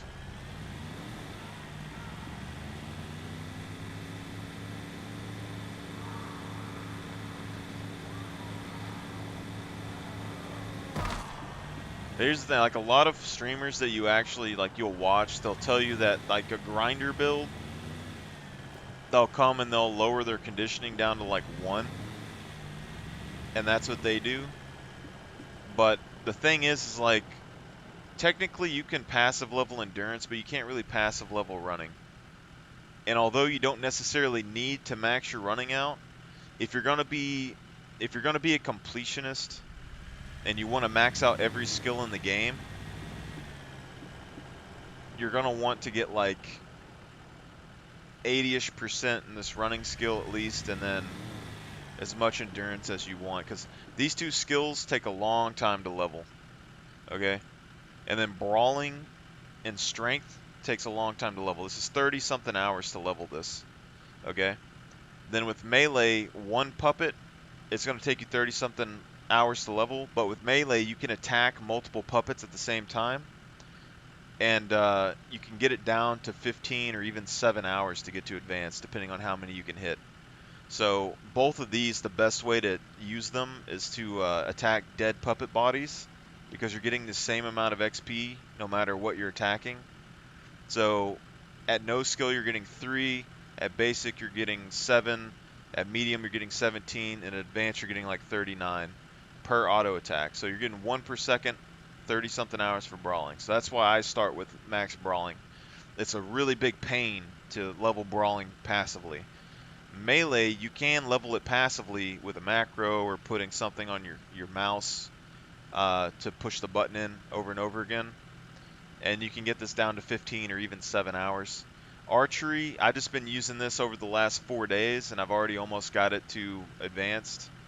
Rifles is pretty much the same boat as long as you got rifle skill or ammunition, but you can go to these events, and when you go to the event, you can select whatever one you want. If you got people on your server that play against you, you can level up your rifle skill and stuff there without using any ammunition, so that's good. Handgun is in the same boat. Personally, I don't take handgun skill at the beginning of the game unless you're in a squad and you're prepared to be like the driver. So if you do like advanced driving, I would go advanced handgun, only because the handgun is the only thing you can use while driving behind the wheel of a car. So that's the only time I really put points into handgun. And then survival, like over in the intelligence skill, survival saves you the most time overall out of every skill if you start with it at advanced. It can take like 30-something hours to level. I think it's probably under 30 hours, but basically whatever time it is to level to advanced, it takes the same amount of time to level it to advanced plus. Because with survival, the XP gain, it increases drastically the higher the survival goes. Medical, if you don't want to just, if you want to passively level your skills and not have to focus on leveling an intelligence skill, advanced medical is probably the best to go. It's good at PvP situations and stuff. But leveling this up to advanced, if you get a C2 bleed, it can take you like 30 hours. If you get a C4 bleed, it'll take you 15. Okay? And then to get it to advanced plus is going to be about the same with a C2 and a C4. So every video you see online, they're going to tell you to injure yourself on a spike strip and then bandage it up with a rag. That's not what you do. You go and you get alcohol bottles. You can fill them up in the ocean, or you can fill them up in a natural spring or whatever. I don't know if it's a glitch or what. You injure yourself with a C2 or a C4 injury. You put the alcohol on it. You gain XP every time. So you either do a C2 or a C4. The only difference is that the C4 will give you more XP in a shorter period of time, but overall it's going to use the same amount of alcohol. So, other than that, these other ones are fairly easy to level. You can get these done pretty quick. So we can read this, but basically survival is going to give you a compass. So the higher it goes, the more compass you get. When you get to basic, you get a north-facing compass. Medium, you're going to get a compass that shows you all the directions, and advanced gives you like the numbers that you can kind of tell. But the main thing is that it's reducing the crafting time, and it's giving you some of these things. You'll get access to like the backpack and stuff like this.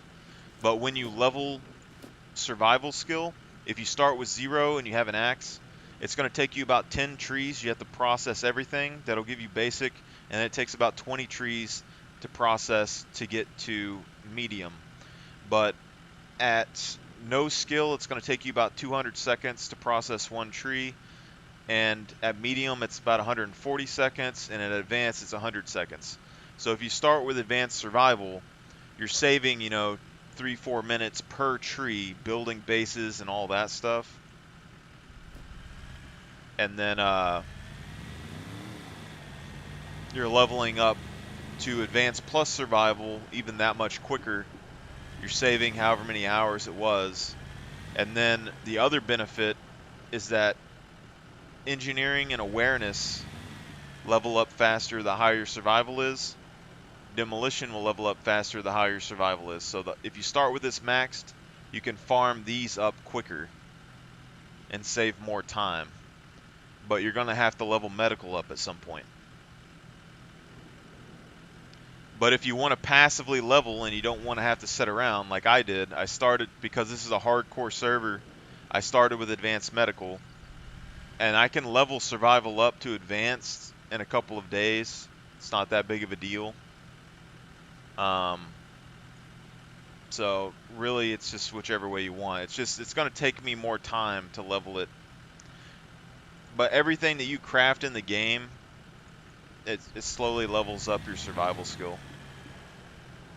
Arrows, spears, backpacks, armors, stuff like that. Affects the time that it takes to cut down material. All that good stuff. Dexterity also has an effect on crafting and stuff as well.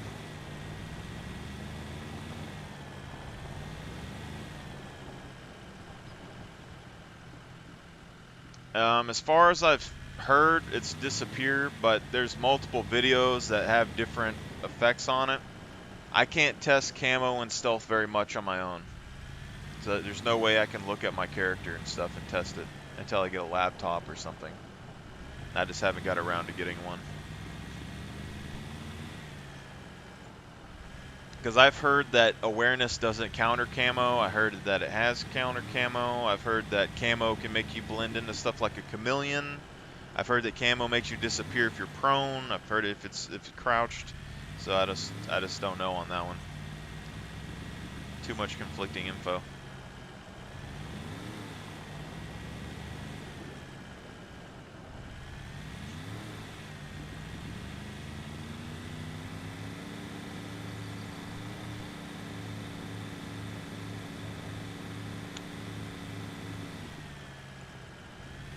See, but I know a lot of players don't actually start with high constitution, but personally, I really go for like 4.5 to 5 constitution almost all the time.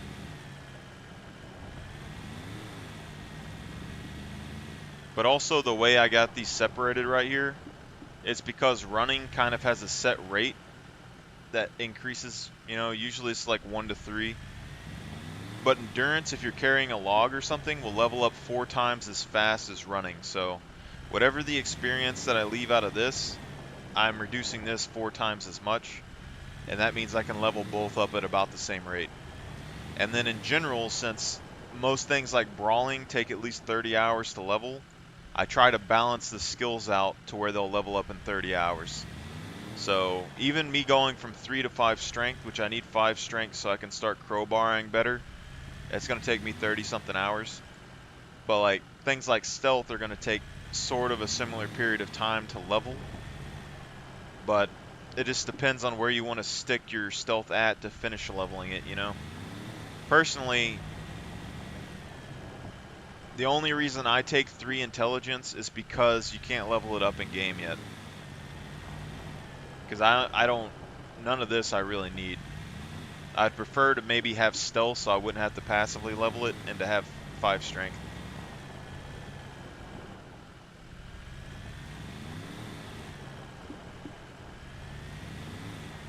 I'd do something like 4.5, 4.5, 1.5, 1.5 probably. Then do like medium stealth. Or basic lockpicking, basic driving, basic motorcycling. Be like the 2 combos I'd probably do.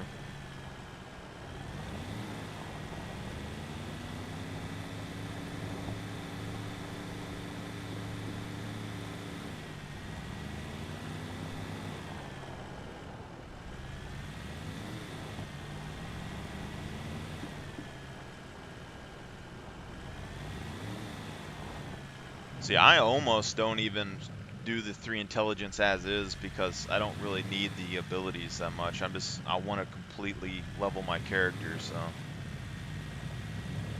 Because really the only thing you lose out of this is a little bit of hearing distance, a little bit of camouflage countering. You're losing, you know, 40 seconds. Probably like, you know, 1 to 2 minutes in crafting time here per. And then you're losing the large cabin and ammo production here. So, I mean, it's not the biggest thing in the world.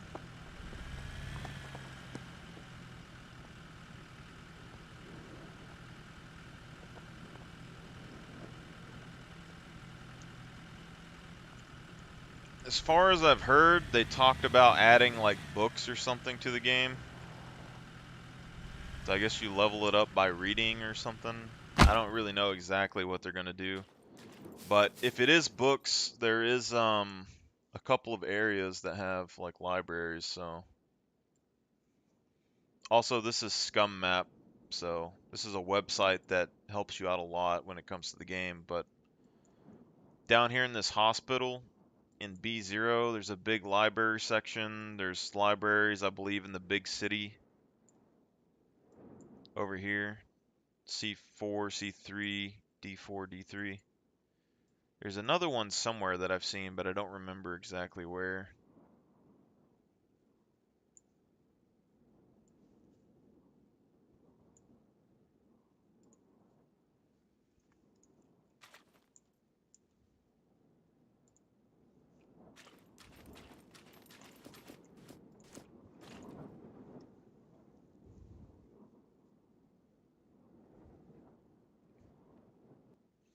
I think I keep this saw.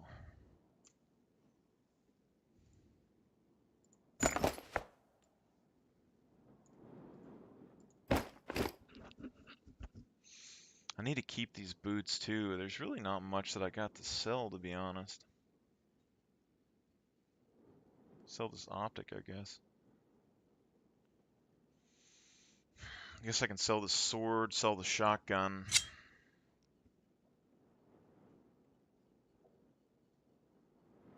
Some other things is I'm a big fan of the crafted shotguns, crafted pistol, double barrels, because things like this pump action and everything jam, but the break actions, the double barrel, the crafteds, they don't jam really, unless like I guess your ammunition's bad or something, and they don't break when they go down to 0% durability.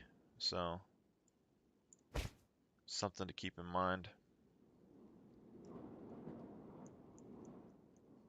So far, I'm sure they'll change it at some point.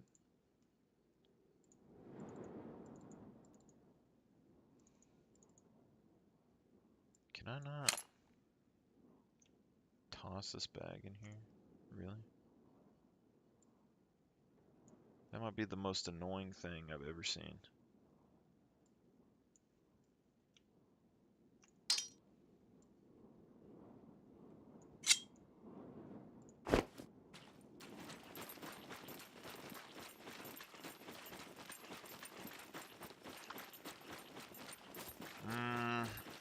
I mean, I'm sure probably some guns. I don't know if it's a whole square.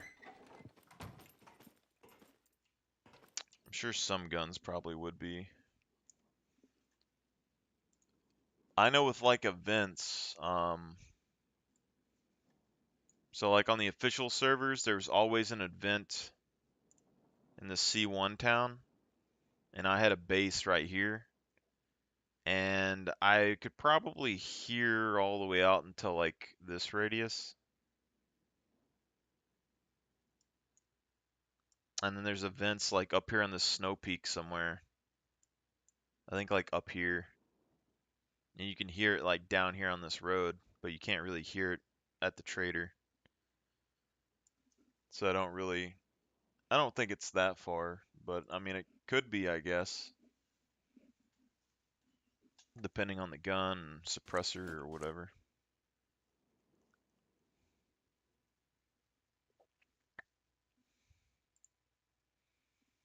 I don't think we need these. 22 calibers.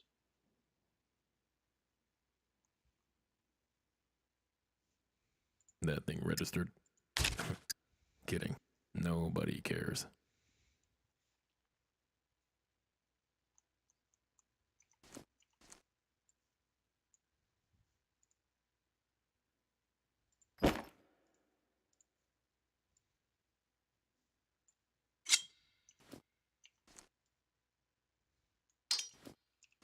Guns come unloaded. That thing registered.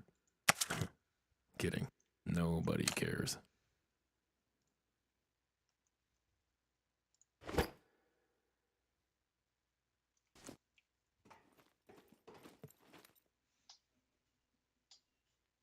Currently 0.275.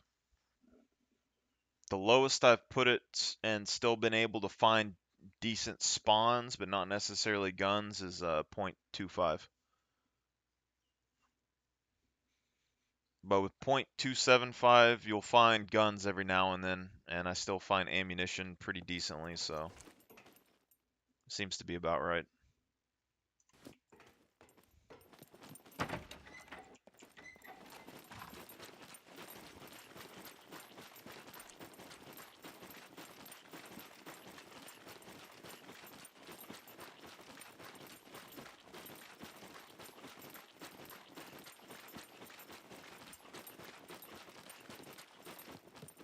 Like if more players get on the server, I don't know if it affects the Feel free loot to drops, browse around.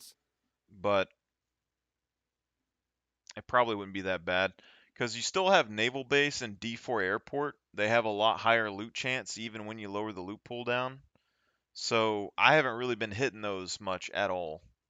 I could potentially go to Naval and just continue hitting it over and over and see if I get a bunch of guns because it probably is still spawning guns and stuff down there. I know it still spawns screwdrivers.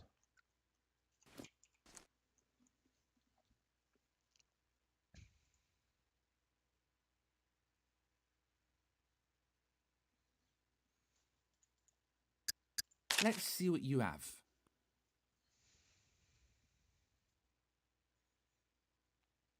I think it's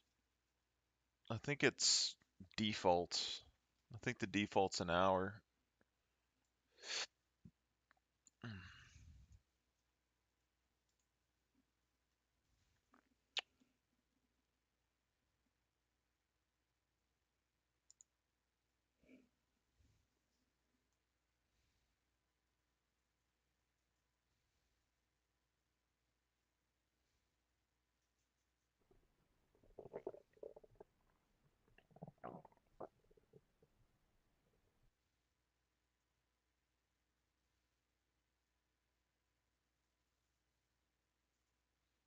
It's water spawning settings.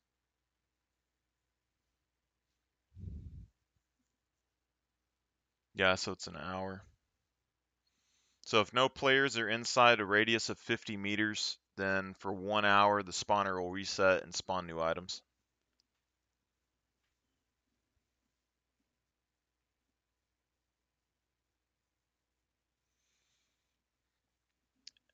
You can have a server, or you can have a character on individual servers. So every server you join has its own new character. They don't have any transfers. That was the problem I had is I joined 4 different servers while I was testing stuff and I leveled those characters to max skill and that's all I was doing. And then I really didn't want to like leave and come back. The cool part is so like the official servers, unless they do something like the Call of Duty update like they just did, your character's skill transfers over on the official servers. So every time they update, it keeps all of his skill points. Whereas like some of the private servers and stuff, once they update the server, it will wipe your character sometimes. So because they update the game every now and then, they add stuff, and then the servers have to update with them.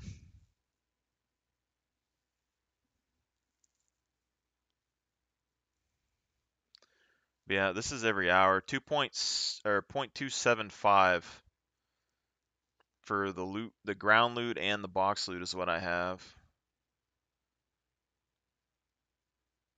And then I thought I fixed this.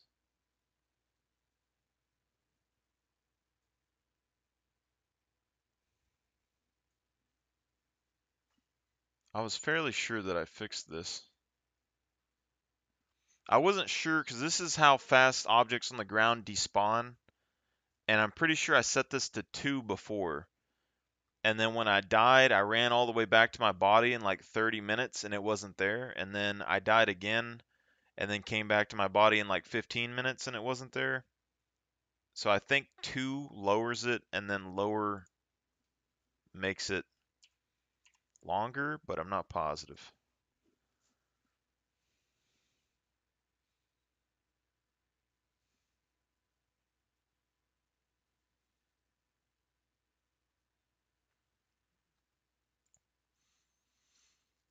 See, on this server, I basically, the inactivity for your vehicles, I put to 2 weeks in case somebody just can't get online or goes on vacation or whatever. Plus, I just think it's a hassle for the most part. The draining of the fuel and stuff is a little bit higher. The battery and all that's basically the same. There's 2 of each vehicle on the map. There's 5 bicycles or wheelbarrows, I think. I believe I had more. Maybe I just put 2 bicycles. I thought I had more bicycles on there. Still 2 hours in the Forbidden Zone. Could still base build, all that. I thought about doing POI, like letting people build in POIs, but it would be too powerful, so I don't think so. Currently, I have it in first person only. I can just tick a box and it'll turn in that the crosshairs are off, global chat's off. You can put people in comas, you can use mines, you can't claim kills, all of that, so people's fame shouldn't change really.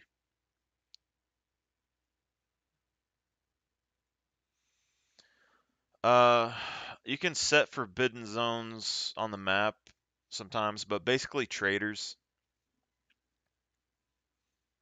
Traders have a sign on the outside that'll tell you, you know, if your vehicle's in there for more than 2 hours, it'll despawn.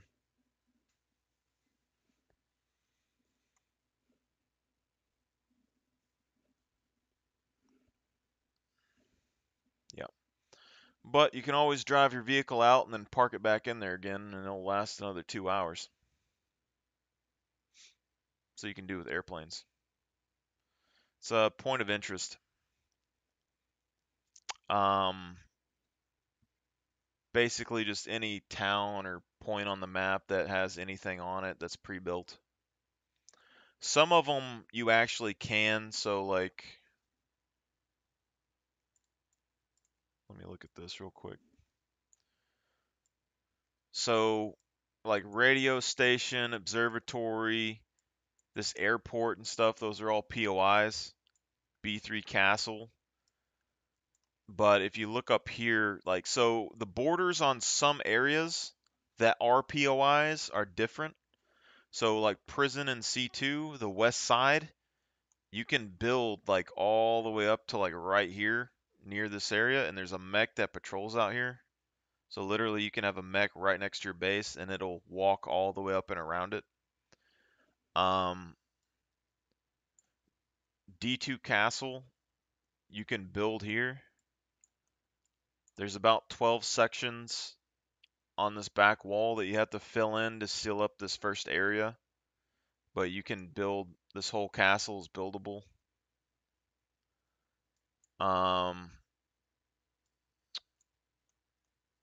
This town right here, this is west of the dam, so this road that goes from the dam, there's a little town here with like 6 buildings or something. You can put a flag down in here and claim all of these buildings. You can't really seal the buildings off from the road because the road is here, but you can claim all of this. Something that I think's interesting that I was trying to do on the last server was, so like this bunker in like C3, and you can see like this town right up here next to D2. There's one road that goes in. Technically, you can find the border with your flag, and since there's no limit on how many like flags you can build, you could build flags all the way around it, and then seal it off with a wall. And then you can't build on these roadways, but you can build rafts on the road. And since it's in a flag zone, you can put mines and stuff there, and it won't blow up your car or your team, but it will blow up everyone else. So technically, you can completely control the whole town if you want. What's cool about this D2 area, I was gonna build here on the official server, but we had a base over here at D2 Castle, and so we weren't really building anywhere else. But right here, south of this town, there's a hill like right here, and it's pretty much perfect to build a base on that slopes down. And you can basically, if you can find a hill that slopes down decently, you can make a base that's almost unraidable, basically unraidable. But the issue with this town is that, what is this? Anyway, issue with this town is that the borders on this town are really weird. So like right here, you can build like pretty close to the town. And then when it comes this way, for some reason it stretches really far. And so you have to like build a wall or whatever like up against this if you were going to build this around here. And then it keeps stretching really far around until you get back here, and then you can build back. So it's kind of annoying. But technically, since the border wall's right here, I don't know if you can build all the way to the border wall. But it'd be easier just to build to the border wall.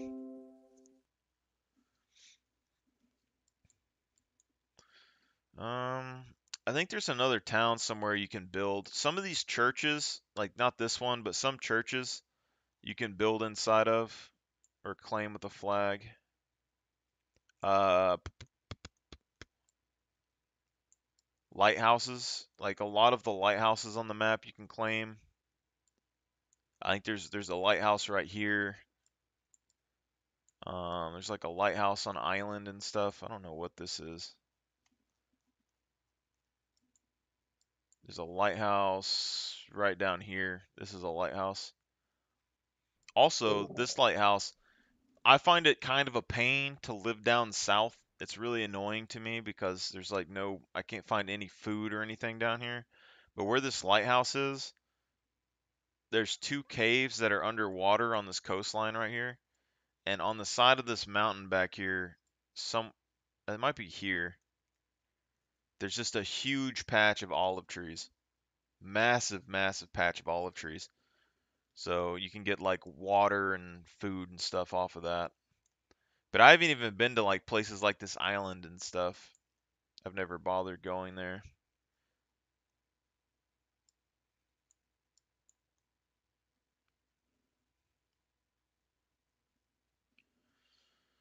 Yep. See, I heard that they hit the border limits on the map, but potentially I guess they could add more. I was looking at the first of the stream, or the stream that I did right before this one. I was looking over some notes and stuff that in their Twitter, and then an old post where they actually were talking about buildings that they're adding to the map. So I don't know if they're all still planned or not. But there was like a cargo ship, like loading dock area they were going to add, in a national park and all of that. But the nuclear power plant and the big city are the next big ones. So I broke that down like a long time ago. I had a good idea where it was going to go, but they're saying that they're going to add another city.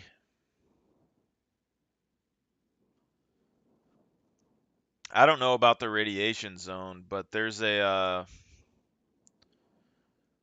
picture online that has red blotches all over here, but I don't know if it's radiation or if they were just highlighting areas that could potentially be where the stuff is. But basically what I'm hearing is that in C0 they're going to put another town. So it's basically going to be like big city over here, but it's going to be a little bit smaller, and it's going to be over here in C0.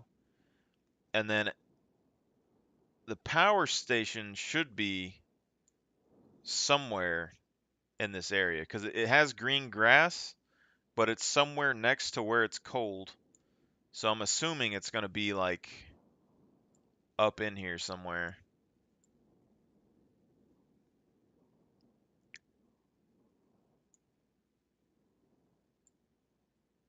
Potentially. This kind of seems like a decent place. But it might not be cold enough there.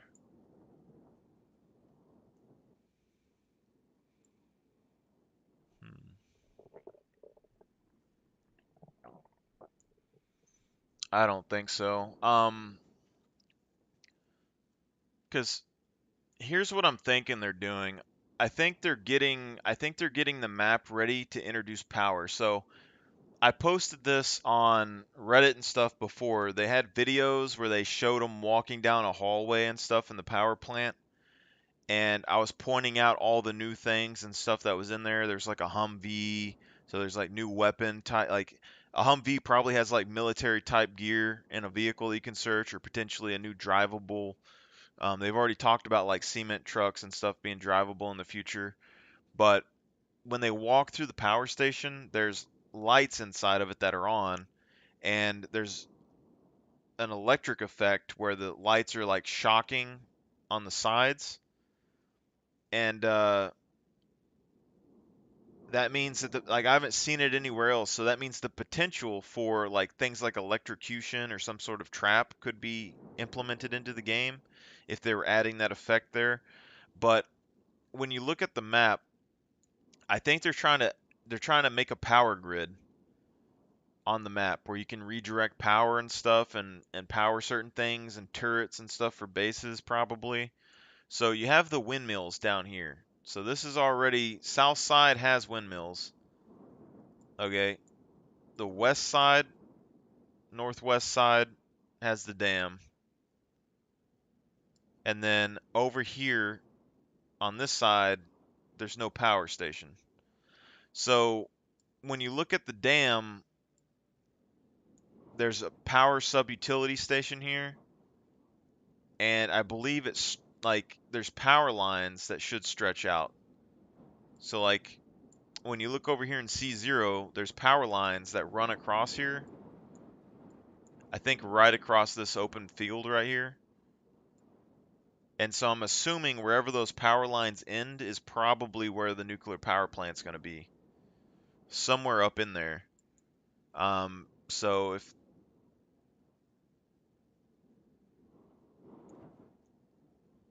unless they put it up at a high elevation, because they could potentially like just set it right here in B0, but there's already a number of POIs in B0, so I wouldn't think they would.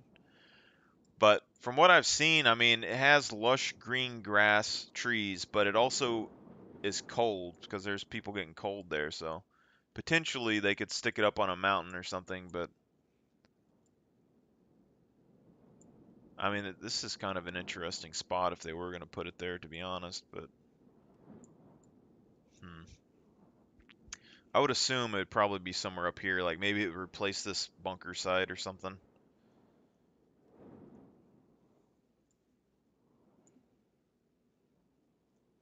So you can even see stuff like electric. But yeah, there's power substations all over the map, so they're gonna have a power grid at some point. Like you can even see like outside of prison, there's a power substation on this road right here. So probably what they're gonna do is have it to where like you can go there and switch the power off and like mess with different POIs. I don't know what the purpose necessarily would be.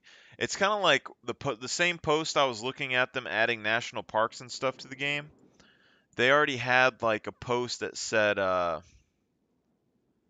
a waterfall was going to have something to do with the storyline. And there's a number of waterfalls all across the map, but it was saying that is there something behind the waterfall? The only waterfall that you can really walk behind in the game, I mean technically you can walk behind the one that's over here in D0 and stuff. But down here, there's a waterfall that you can literally walk directly underneath. So that could potentially have storyline implications. Yeah, they've talked about addictions in the past, yeah. Um, but I think when they talked about it in the past, it was with the older system that had more skill points at the beginning of the game. Basically, it was something along the lines of you can give your character an addiction to give them more skill points at the beginning of the game, but they have to like feed their addiction, so like smoking or whatever. So you would get like more points to put into intelligence or something, but your guy has to smoke like every 15 minutes or something like that.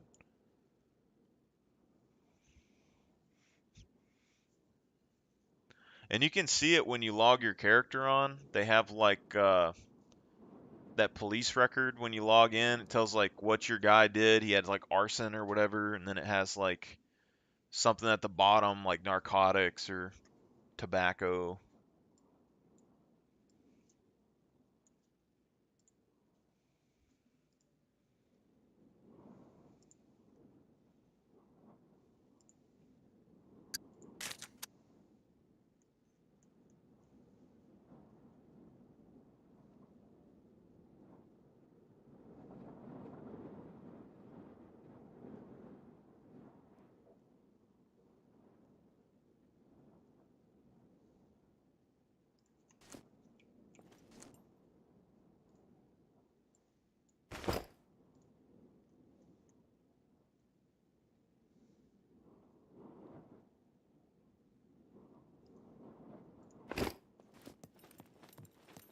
Stay safe, yeah?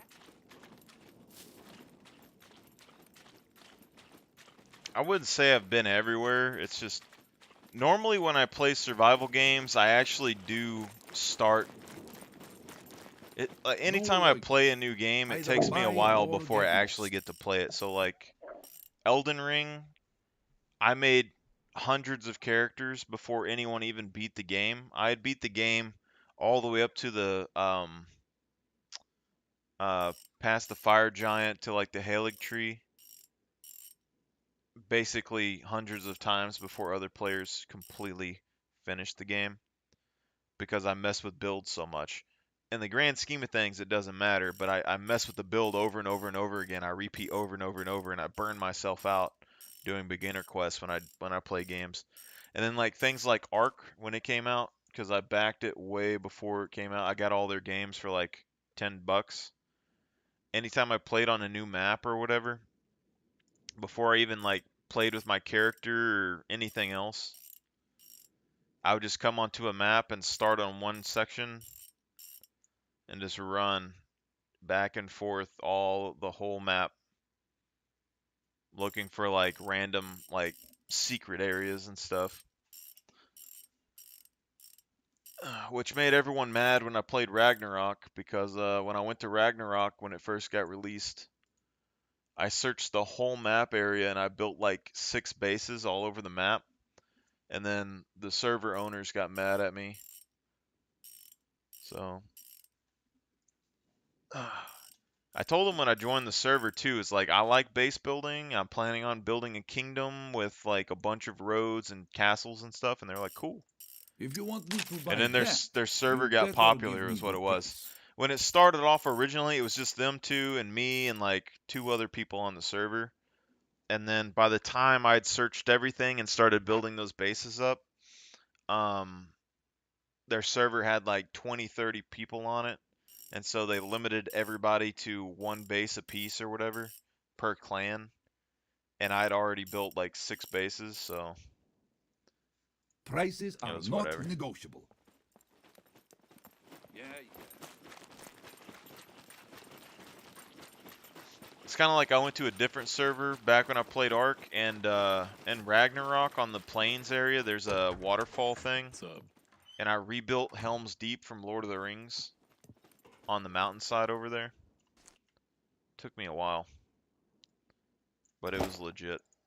Only issue is the server wasn't very popular, so no one ever got to see it.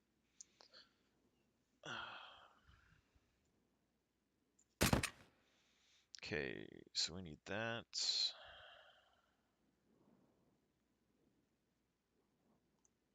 How do I swing this, to be honest? You a Lord of the Rings fan? You played Battle for Middle-earth? The original OG RTS Lord of the Rings game?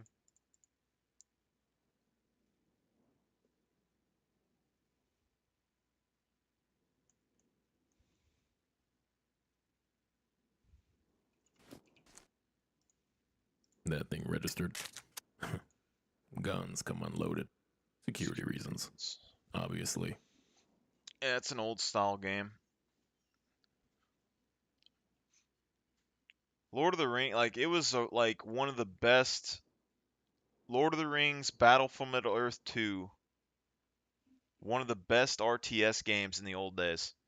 Like I know that like StarCraft and all that stuff was super popular, and Red Alert and all that stuff was really good, but Battle for Middle-earth 2, Lord of the Rings, one of a kind, because you could make your own custom hero with spells and abilities and your own custom look and play him in the RTS.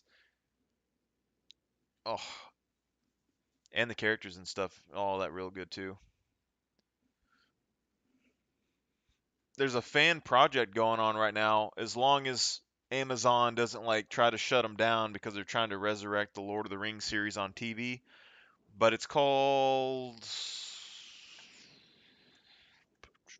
I think it's called Battle for Middle-earth Reforged.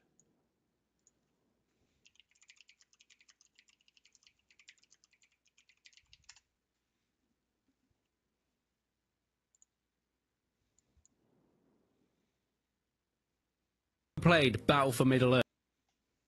So there's a group of fans that are remaking the whole Played. Battle for Middle-earth game. So This being said, Bannerlord is also coming out with a Lord of the Ring mod, and Bannerlord has really, really good gameplay, and it's your own character, first person. You control him, you fight, you gather an army, and you can fight right next to your army and make, you know, orders and all that stuff. So it's kind of like Total War but first person. And they have a Lord of the Ring mod coming out for that looks really freaking good too. So Cam, have you ever played Battle for Middle Earth? I have. I used to play it all the time when I was younger. The first or the second one? Both. Yeah, it's like this old Lord of the Rings RTS where you can play as the various factions, and yeah, I used to play it all the time. yeah, this is the it old closer style. to an Age of Empires or like a Dawn of War kind of thing? Or Very Age of Empires-esque, I'd say. right, so do you build bases? Yeah, at the you start? build bases, kind of try and, take out the enemy base and stuff like that. In terms of like factions, is there a lot of stuff from the films, or is it more in its own thing? Is it? Yeah, it's got pretty much all the factions from the films, including... You've also got this cool hero designer that you had, where you could design your own hero and add attributes and stuff. It's very, very cool. Oh, well, you might be quite excited with what I've got to show you today, because Here was the other thing with this game. So this was one of the only RTS games back in the past that had this special power screen. Like this was way before like Total War Warhammer and stuff. So you had these powers that you could use for each individual faction. They all had their own unique abilities and powers, and it was incredibly like balanced. Like for a game to actually have like a really good solid balanced power system. Like this one's for the evil side. It's been so long I don't remember, but this one I think was like spying on the enemy or something, or poison, or maybe this one was. You had like this one I know spawns that giant kraken thing off of the movie when they go to the mines of Moria or whatever. So you'll have like a big a fight with two armies or whatever, and you would spawn this kraken right in the middle of them. It'll just bust through the ground and start ripping and grabbing all your characters and stuff. It was really cool. This one like spawned a bunch of hobbits. This one had trolls, I think. This one was like some sort of buff. It made it like really dark, I think, and made it a buff. I think this was a worm. I don't really remember. This is a dragon, and this was a Balrog, and that's some spiders. I think this was a combat buff that you could give all your characters. there's been some fan projects going on. And obviously these fan projects will probably be taken down eventually, but for now, they're still going. So I thought I'd present to you something you might be quite excited with. So something I'm never going to get to play, probably. You probably won't get to play this, but you might. So this is Battle for Middle-earth Reforged. So it's a complete Damn right. overhaul slash rework slash fan remaster of Battle for Middle-earth 2, as far as I know. This being said, I will probably try and play this when it comes out, this Reforged game. However, I'm not the biggest fan of RTSs anymore because people have made them way too competitive. It's not like the old days where like, hey, 10-minute timer, we go and make a base, and then we fight each other or whatever. It's literally like within 2 minutes, people built base. Like you go play StarCraft 2, within a minute of gameplay, the enemy has 15 bases all over the map. No. It's This crazy. is the first trailer that we actually got. They don't This even came use out their in mouse. It's all macro 2018, keys. And it didn't show all too much, but I think it got people pretty excited. I mean, are you wanting some sort of remaster? I mean, yeah, I'd love to play it. I don't think you can even buy it anymore. I think they took it off everything. Is it not like on Steam? No, I don't think so. I think you have to pirate it. Yeah, Not but that you wouldn't. No, I wouldn't. You do wouldn't such know anything things, about no. this pirating. How's your Plex server doing? What? I mean, it looks. It's kind of like great. I they mean, added the obviously, old not Hellgate like game brand back new to game, Steam great, too but for like I mean, I'd $13, happily play that compared and that to game the was old really ones. freaking I good love in the I love past. Not the- really, the look and the scale of the army. not and really obviously quest-wise or knocking people anything. The into quests walls. were kind of lame, Honestly, I didn't play too much of but the first one, armor but and it the looks just skills from in the that trailers game and are the really bits of good. gameplay that they've improved Really a cool. bit more than just the graphics. Because at the end, this isn't just a remaster. This is like a full fan remake of the game. So they've made it completely from ground up. Look at and that! just He's got the light built- thing. That's the film thing. They did That that is in the thing film. in the film. They Dumbledore Yeah, I'm pretty sure it's one of them. and the wall and the fire. It's the Balrog. Yes. Remember that lad? So the Balrog is going to be in this game as well. Were there like big bosses and stuff in the first game? Yeah, you had your hero units, which were like Right. the big bad ones. You could get dragons, you could get all that fun stuff. Could you play as the Nazgul? The Nazgul, you Yep. could. Could you grab them Nazgul titties? Yeah, I don't know, but is this in this one?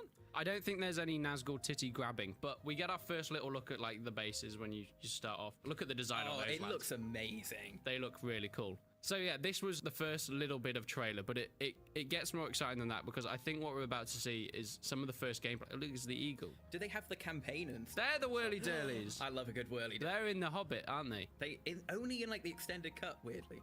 Oh, maybe I've only seen the extended cut. Yeah. When we got to 2020, we got a bit of gameplay. Our first bit of gameplay, and this was like a long bit of gameplay as well. It was quite exciting. Oh, they've added first person. Yeah. Well, that... Was it in the original They've added game? third person because you see we were behind the character. Yeah, very true. It's first person when you're in the character. So first is in, third is behind. You see, I've never played a video. So game before. you third person every Friday night, don't you? Because you're always behind the character on Friday nights. Yeah.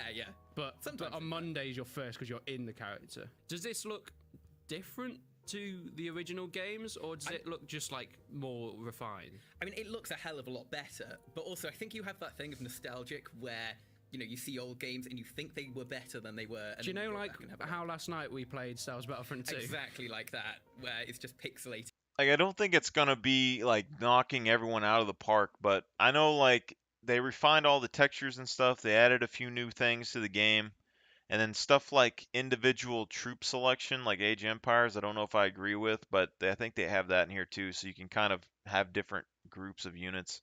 And horrible. It But- might be because it's on modern displays as well, to be fair. Oh, It's I just- remember they have the little guys that fish them out of the pits. What do you mean they fished them out the pit? Look, he's When the- pulling. Oh shit! Yeah, and they go down a little slide. The They go models down are the very cool. Are they doing it? And That's that's how they make them in the film. Well, in the film they just bring them out the mud. They don't go down a slide, do they? In the I film? think the slide was off. You know, it was inferred. slide. Inferred, Yeah. like at Wacky Warehouse, when you can't quite get out of the ball pit, but it's inferred that if you do, there'll be a slide at the other end. This is how I look at like the animations, the idle animations of the troops. The orcs look pretty nice, actually. I quite like them.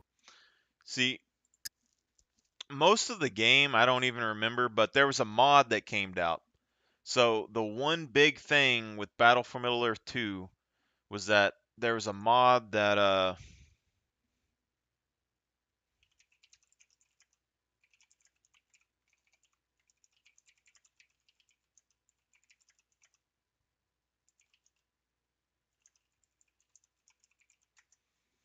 there's a mod where a guy added the Helm's Deep battle to the game, and that was like after everyone beat the game and stuff and was doing it. That's what everyone did, was they went and they refought Helm's Deep and all the iconic battles.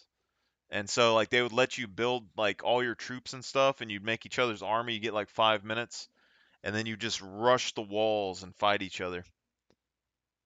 I don't know if they have it on here though.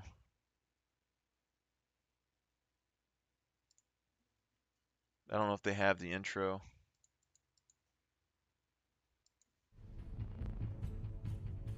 Someone disconnected. I'm supposed to care. That's. Thank you. And I love it. Dang, 1 second. For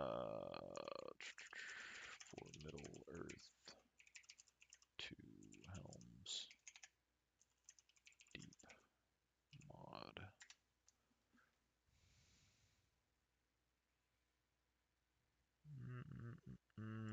I don't know if this is it. Alright, so the battle for Helm's Deep ready. Like in the films. Sources in this, don't. Like that. Right. Anyway. I think they're skipping the intro. Oh, my gate is closed. So Anyway, when this Aragorn is the old charges, game like, graphics moves on him here. out the way, Technically, so like the the old beer game much doesn't look defenseless. bad, But yeah, that and does I would seem to still be play it. Let's have a look at your base. But Whoa. I thought I was exaggerating. Yeah, like most of my ground forces on the bottom level have been killed. I don't know how. Maybe that Balrog did a number on me. Shoot them, you freaking peasant. Shoot them. If you want to see a 60-year-old guy charge at a ballista, I'd look at the causeway.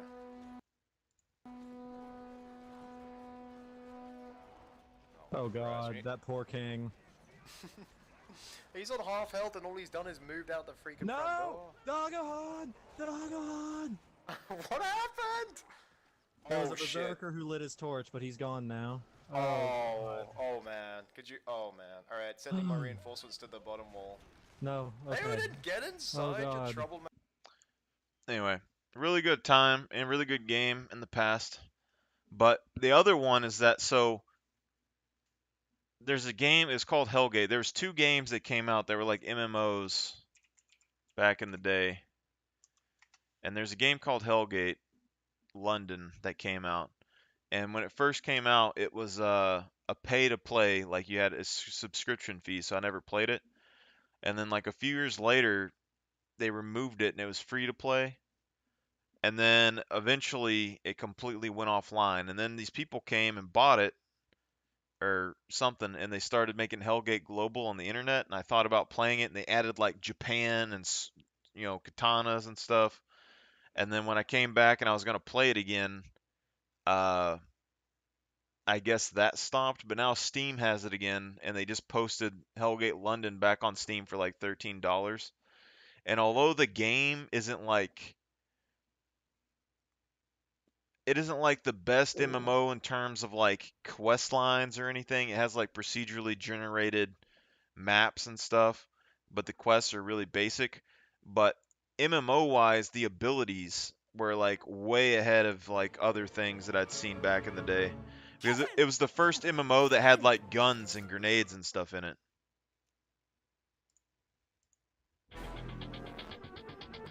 See, but the graphics and stuff are pretty so-so. See, but this is like Templar armor. They have like this robotic Templar armor and stuff in the game. But it's still old school. So basically, like, there's these demons and stuff. It's kind of like Oblivion, where you're fighting these demons, but you have like Templars and marksmen, robotic machine guys. You have like invokers, which are basically elementalists. You have the like I forget what the other one's called. There's a guy that like summons demons. It's basically a necromancer, but he summons demons. But all the abilities and stuff are pretty basic in the game.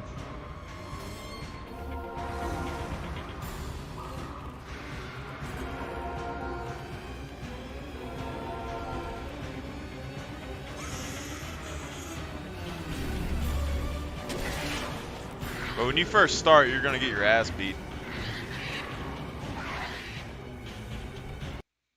See, but I want to show you the intro. So, the trailer, I watched this so many times when I actually played the game. The intro trailer to the game is just good. And so this is like the invoker chick. The old guy is like a Templar guardian. The chick protecting the kid is basically a marksman lady. And the demon that comes in at the end of the intro with the big wings and a scythe, that's like the big bad minion that the necromancer type character can summon. Like he can summon a big ass dog, a bunch of little imp elementalists that like throw fireballs and shit, and then he has this big like grim reaper demon that he can summon. But this is the intro to the game, and this is back in the day. You know, this is a game that's really old. Really good. One of the only, like, there was 2 games that had like guns in it that were MMOs back in the day that I remember.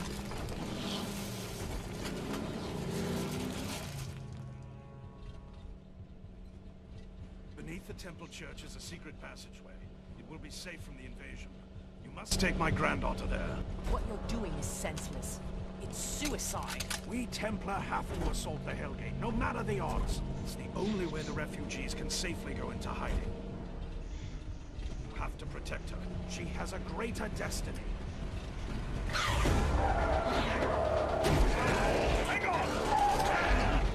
These are the same graphics from the actual original intro too.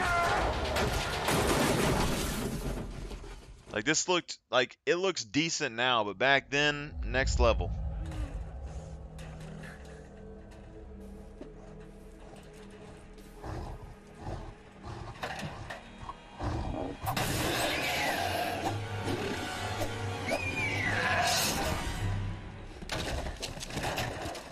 Jessica!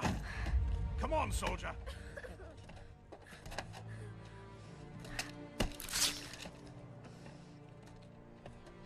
Are you all right? Commander!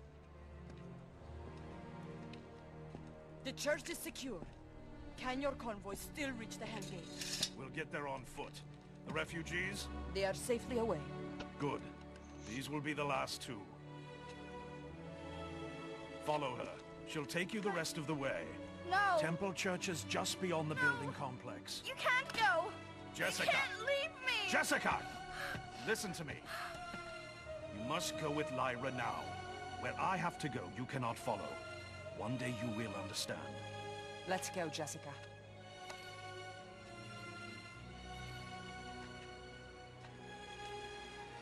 I love you, Jessica.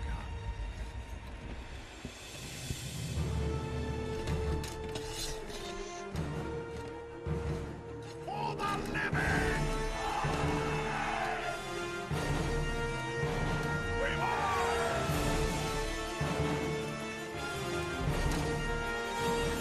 Damn right.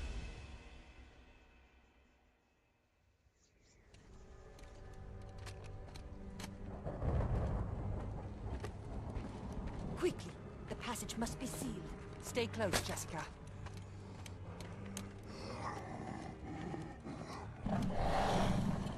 Wait. Demons. Go! We'll cover you!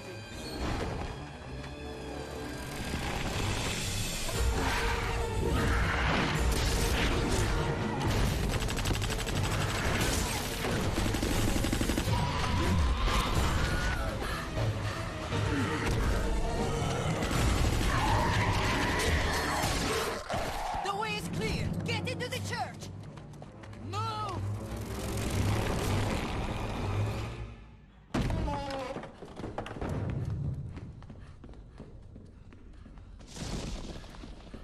Come on! Almost there!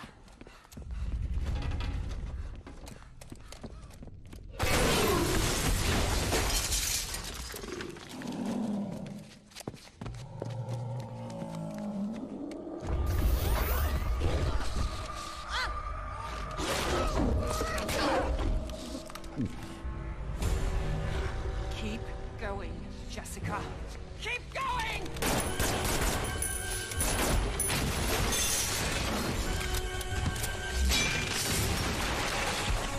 See, and players could summon that thing. Diablo had, like, I like a good Diablo necromancer, but I mean, this guy, it was a bad boy.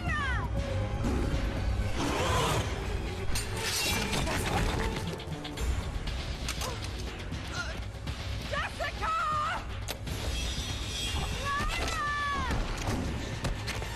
Jessica, get down!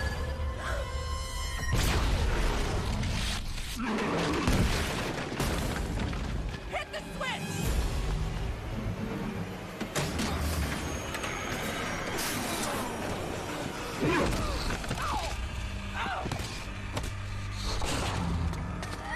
Go on! I won't leave you! I promise!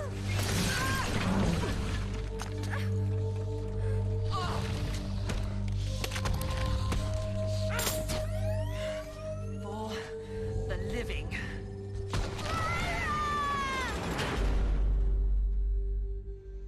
And before the day was done, the minions of hell would lay ruin to the world above.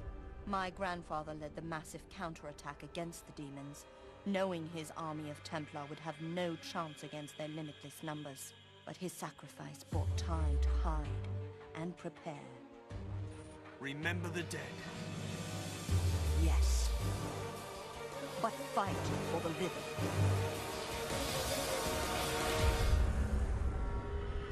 Oh yeah.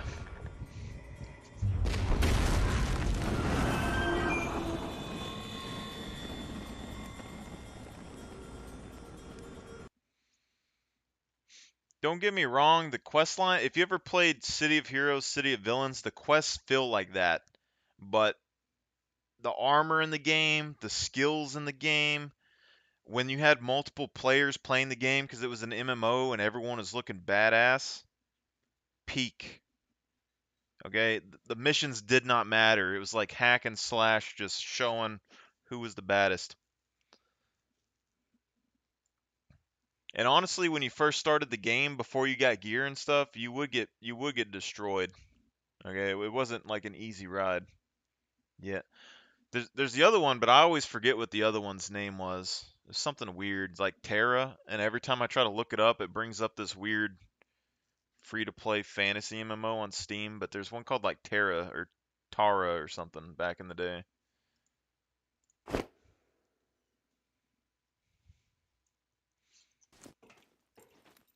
I used to play a lot of MMOs back in the day, but I never did subscription stuff. What's up? If you're trying to rob the place. I Guild Wars guarantee you, 1 I'm was well like my armed. main MMO, but before that was Diablo. I stopped playing Diablo because I went on to the online version of the game. They had like multiplayer and they had online. And multiplayer was more like secure, and online didn't have protection or something. And I bought an item off a guy and he corrupted my character, my necromancer. And I stopped playing that game.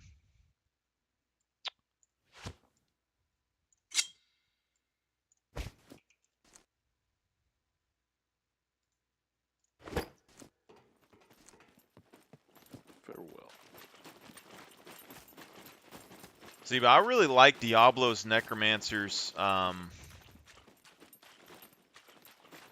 because there wasn't like a limit to how many.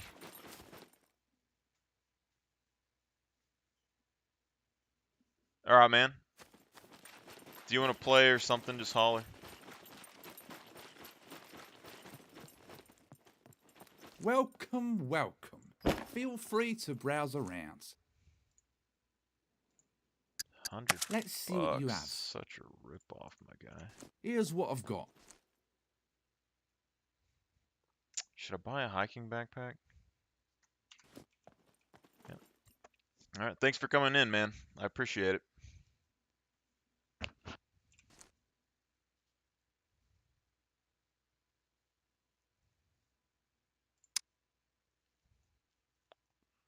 What we got here? Do 2. Do I want to buy 2 thread?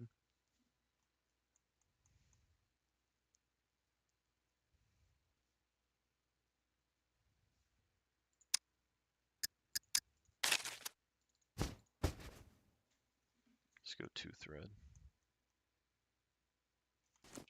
1,200 bucks.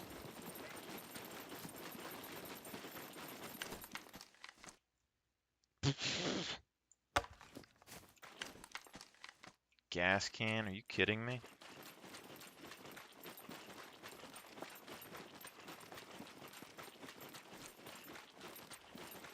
I'm gonna sell that here in a second.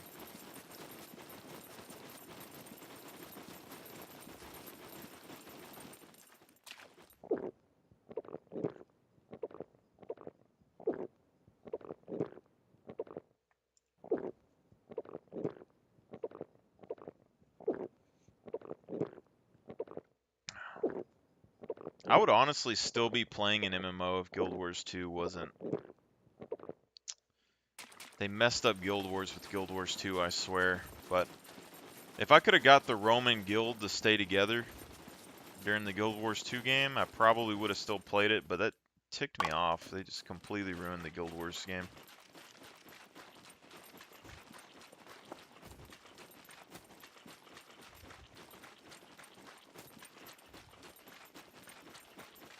What?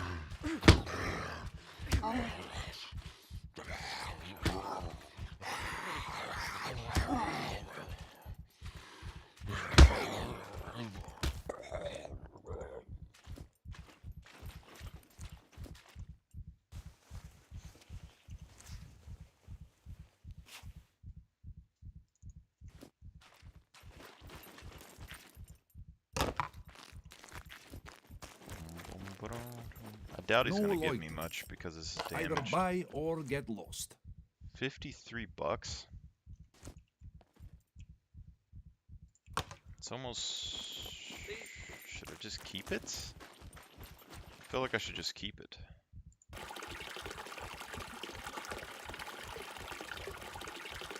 Mm.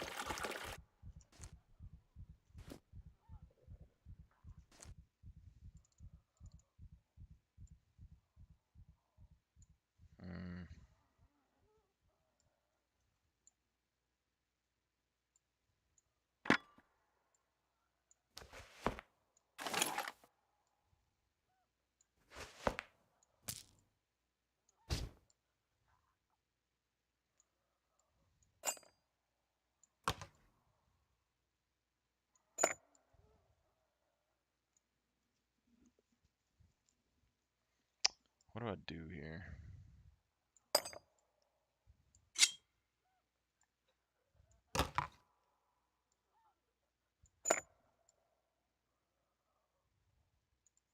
I don't think it's worth it to keep this gas can, but...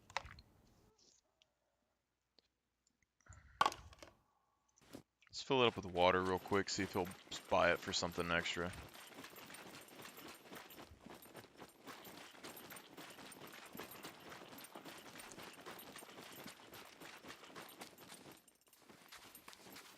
Whoa, what happened to my piece of bread? Oh, there it is. Never mind. About to say.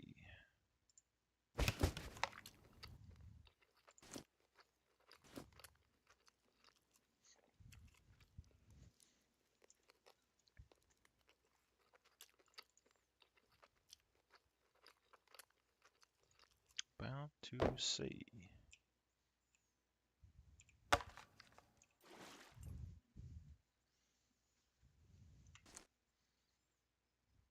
Bum bum ba-dum bum ba-dum ba-dum ba-dum bum. Why this thing is steaming, I have no idea.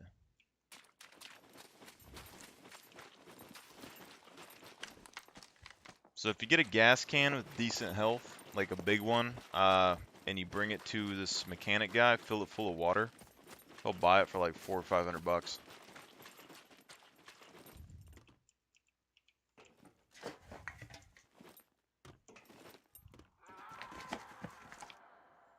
Whoa.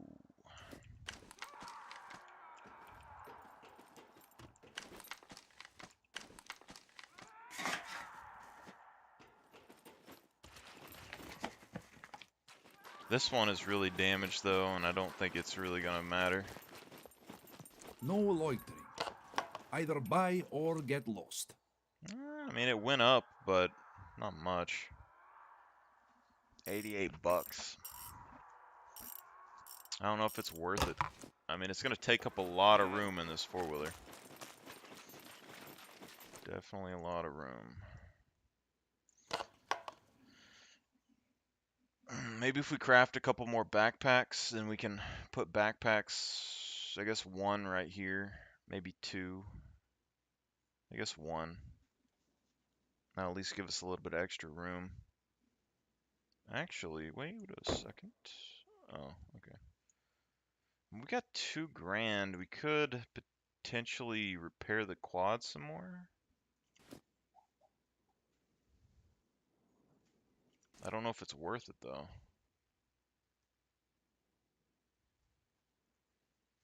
We honestly, like, we can't really afford to lose the quad though.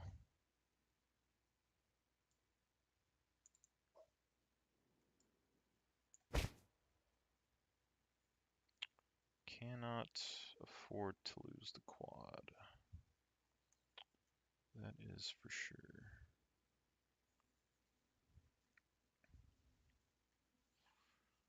What do we do here?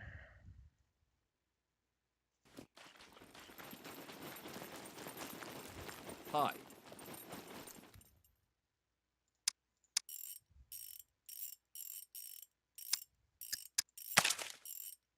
As much as I hate being broke, okay? We're gonna get through this.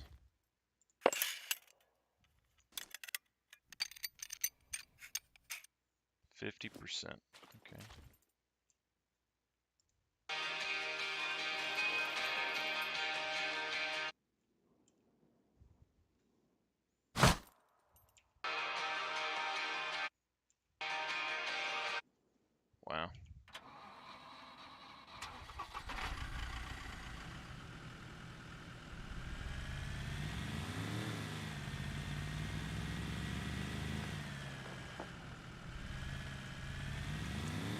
thinking as long as we can say, as long as we can keep the crowbar repaired, we can just continuously hit bunkers over and over again. But realistically, we need players to get on the server and to make it a little bit more challenging.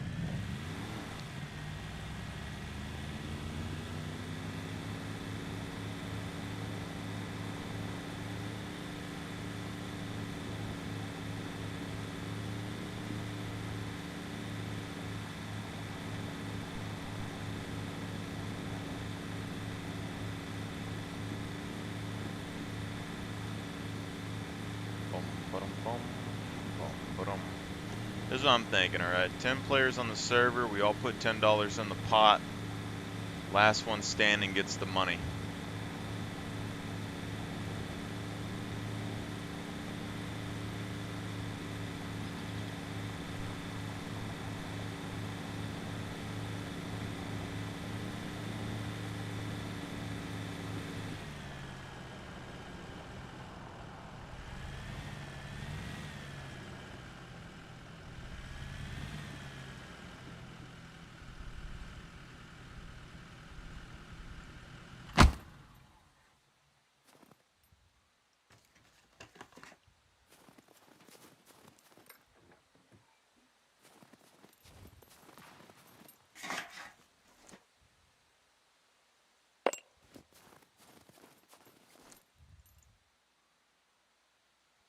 We don't really need to go in here because we don't have room for all this crap, my guy.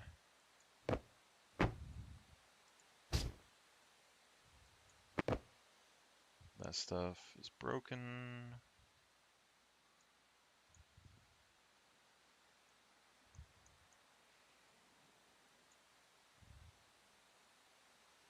No room for all this crap. That is for sure.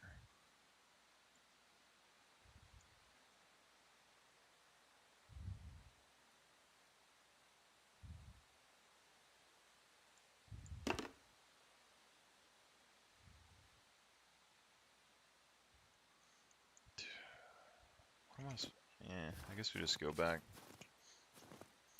Go back to base camp, fellas.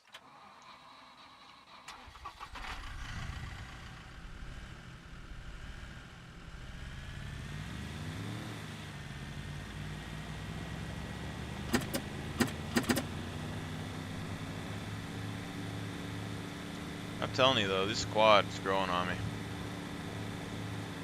Doesn't stall, goes pretty decently fast, has storage. I mean, it does take damage, which is kind of annoying. But other than that, do I miss?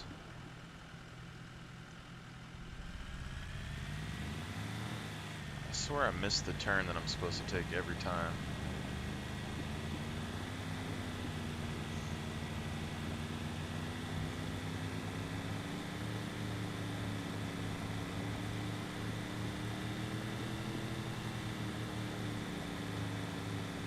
I would definitely say with a squad on this, you could 100%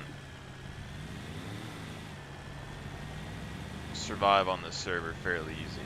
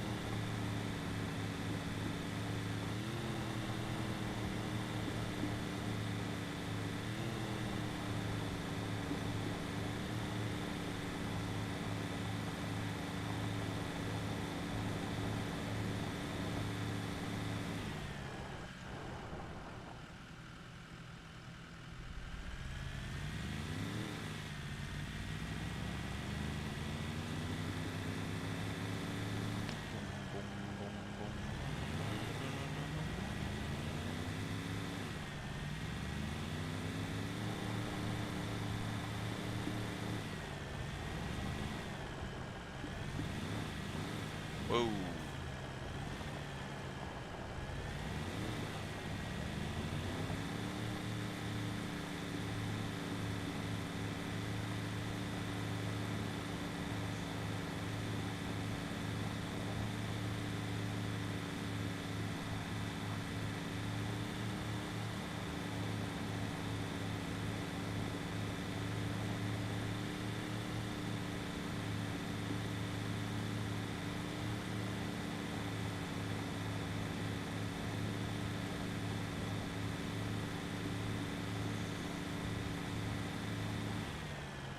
I kind of wonder what this kind of server would be like if you had 100 players on it.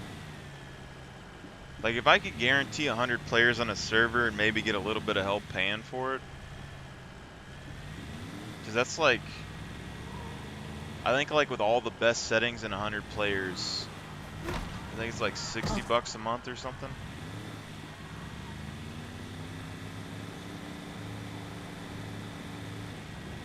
Be crazy. Just like the sheer amount of like the looting. Because if they don't, if you have to be with that like out of an area for an hour for it respawns loot, you're talking you're gonna hit more bunkers if you have a vehicle. You're gonna be driving around to hit more and more bunkers. Everyone else would just be fighting to death over whatever they find. Places like Naval would not respawn loot probably. There'd probably be people inside of it 24/7. They'd probably just wait until the server wipe. So whenever I set the server wipe, the issue is right now the server isn't wiping. I have to manually go and restart it.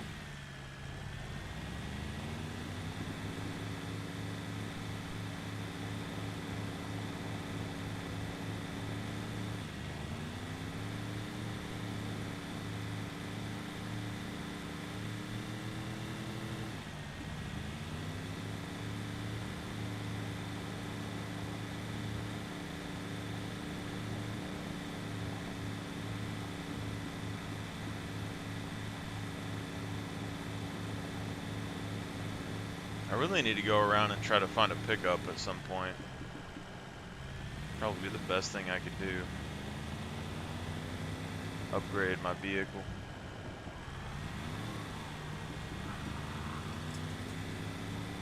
But potentially, I mean, doing a couple of routes like we just did, we got $1,000. Well, we almost had we had $2,000 right there. So that means 10 routes, you basically have enough money to buy a quad. Which honestly isn't that bad considering we only hit, what, like 2 bunkers?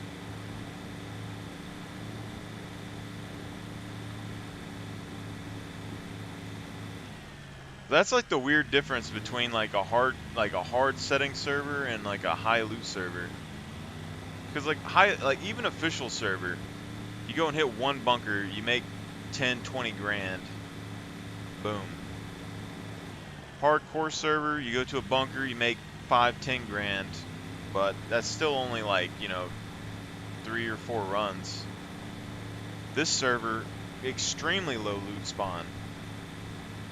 You're still making like $1,000 a run, which is still only 20 runs or whatever.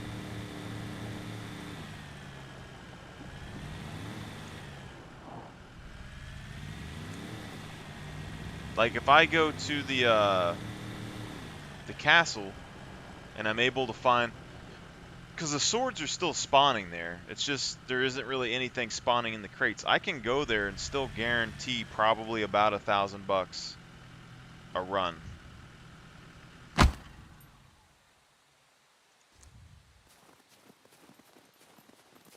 But you're looking at, you know, 2, 3 runs or whatever to buy a hiking backpack.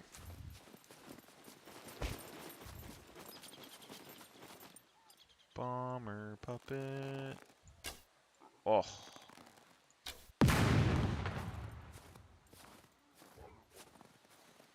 See, this is 6 times puppets, I think. 1, 2, 3, 4, 5.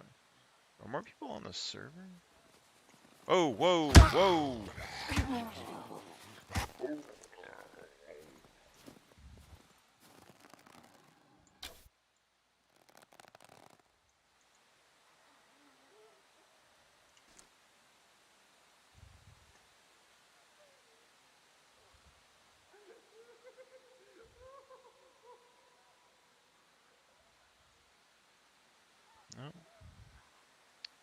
See, this should just be 6 times, I believe.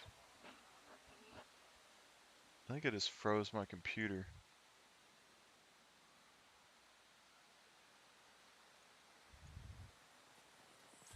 Twitch. I'm almost tempted to turn the puppet's damage up to 4. But that one, she did... What'd she do? Is that like 20%? She did 20% in one hit?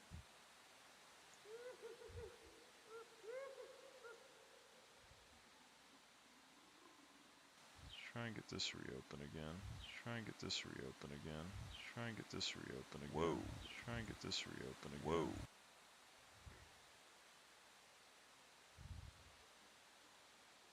Okay, that's not the chat box I'm used to, but something, I guess.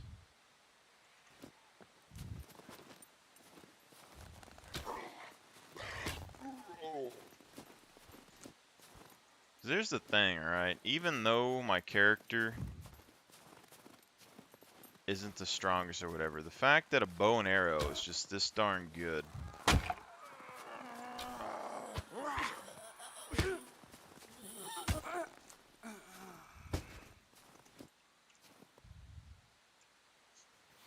Because we already know the game isn't about melee and brawling and all that stuff, right? But I mean, just leveling up the bow, you're just able to walk into a horde of puppets as long as you have arrows.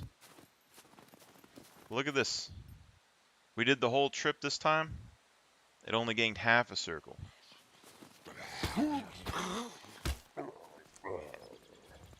Progress, my guys. Progress. Wow.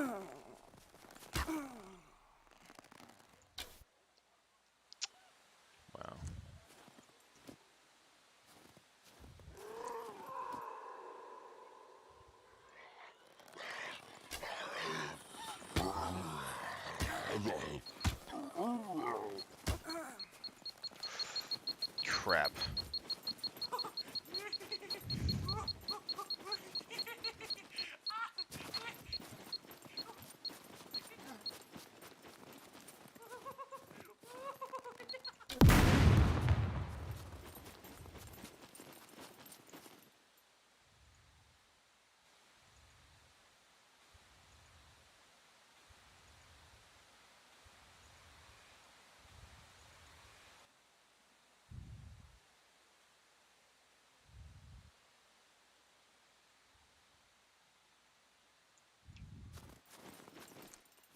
Okay.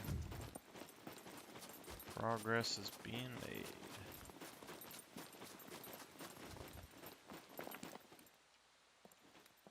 I'd say overall, you know, just it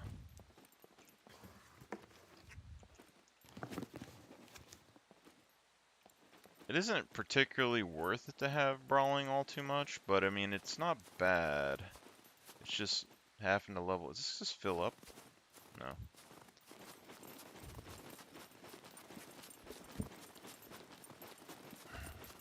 I just like feeling like I have an edge by having brawling, but it probably isn't gonna help you very much at all. It's mainly just the bow punch.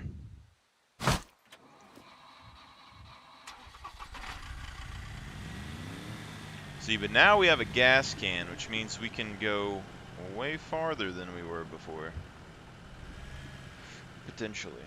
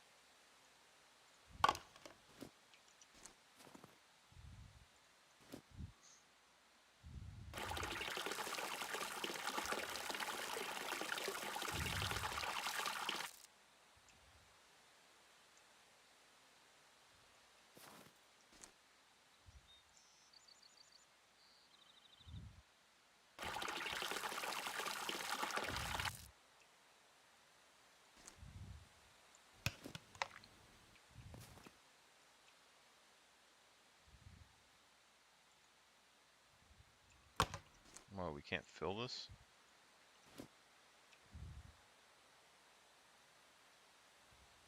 What?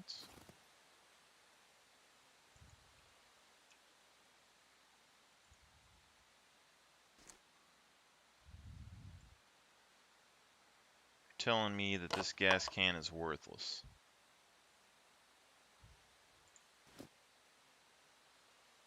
That doesn't make any sense.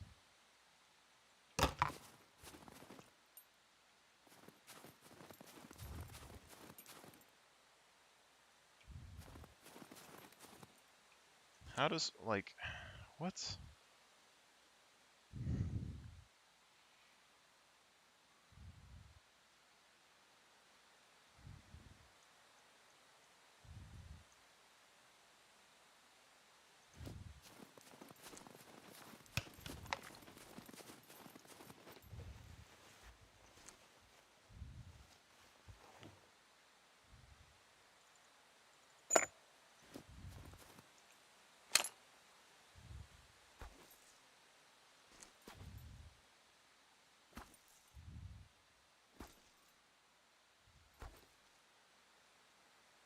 I wonder what happens if I deconstruct this. Like, shouldn't I should probably get the pole. I'd probably get the stick back. And maybe the piece of metal.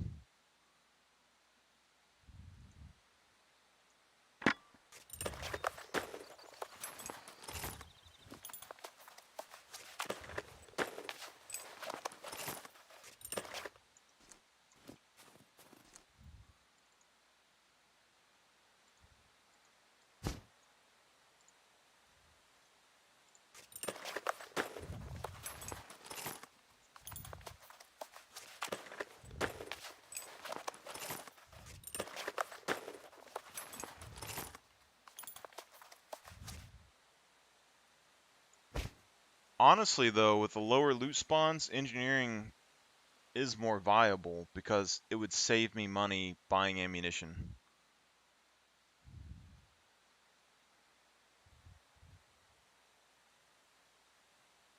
Which, personally, right now, I feel more comfortable saying that than leveling, like, medical.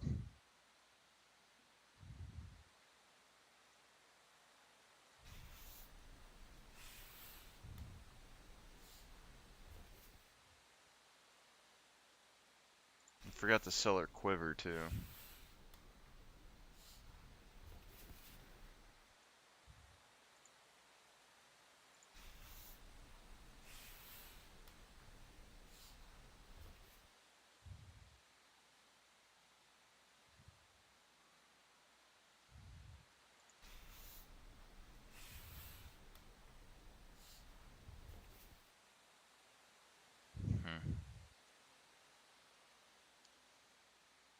I mean, I guess it's something that we could do.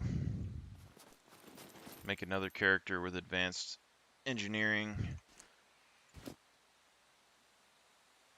Or we could just go advanced survival.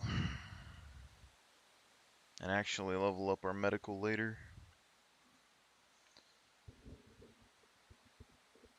Medical has saved us with mechs, but I don't think it's necessarily going to be the biggest factor.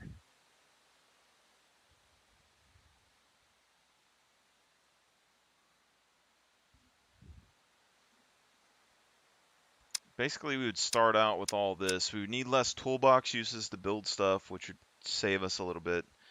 And the less amount of loot that's on the map, the harder it is to get things like nails. Even though we are slowly collecting nails, we need nails to make toolboxes, and we need nails to build things. And so the less amount of nails needed is beneficial here because it's not very easy to get a bunch of nails. We've been playing, what, 4 days? We got a box of nails and we got, you know, a little pile of nails. So we could make like a simple base with a couple of doors, a couple of chests. But like if we look at the ammunition, where's the ammo at? Yeah, so like the 44 Magnum bullets with medium is the basic ones that we need, and we'd be able to craft these in that town next to our village. And then the shotgun ammo, we need paper to make, but we could make shotgun ammo at the same way. And then we go to the 50 cal, which we could use with the crafted pistol, which would actually be stronger than what I'm using probably right now. So I think the pistol with the 50 cal ammo would be what I would craft, honestly. But in a world where ammunition is kind of rare and guns are kind of rare, being able to get access to the ammo right off the bat would be really good.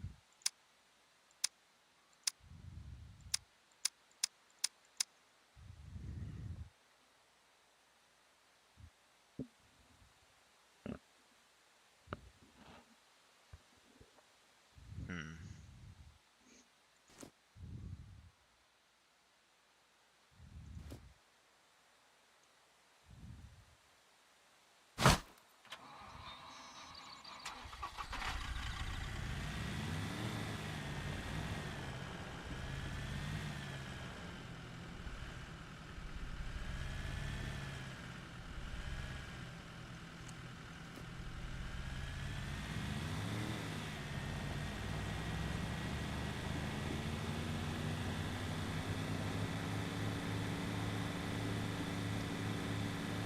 So, I mean, we can get somewhat to around 2 bottles of alcohol every time that we come on.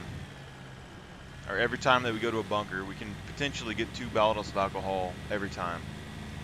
Which means that as long as you can refill them, we could go to 50 bunkers, potentially, and get 100 bottles of alcohol. That would give us basic medical, and then we would need to injure ourselves and heal it. Do it 10 more times, we'd have medium.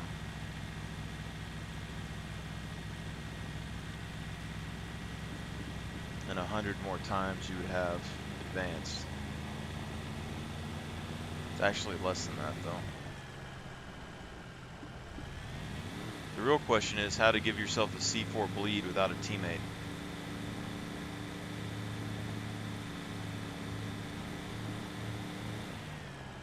Or even a C2.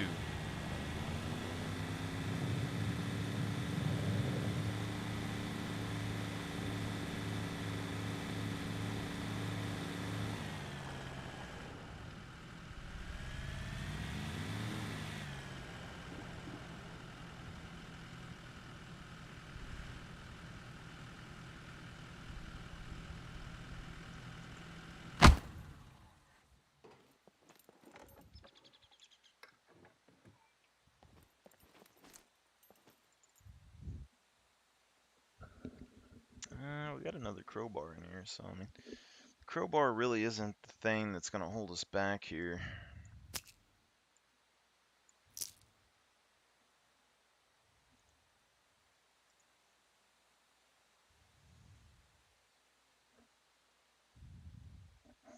We still have a sword, we still have a bunch of other stuff.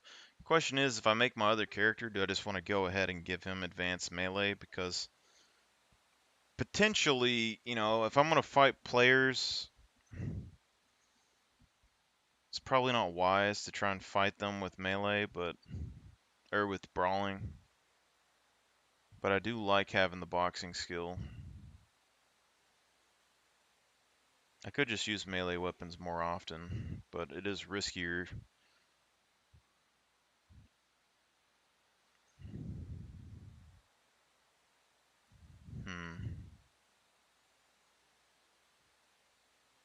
If I used melee the same amount that I use something like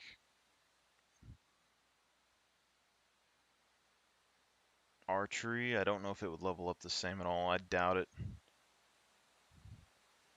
But I mean, archery's taking, what, you know, 1 to 3 hits or something to kill most puppets.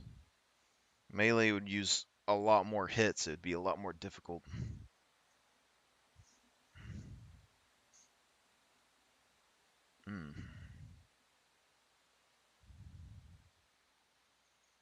Well, we have a cleaver, we have a fishing pole.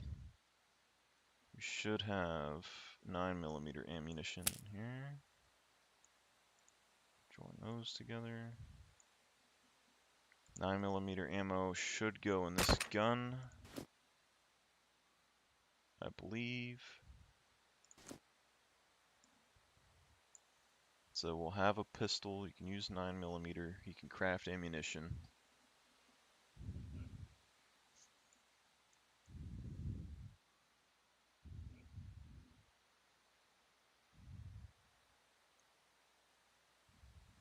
Okay.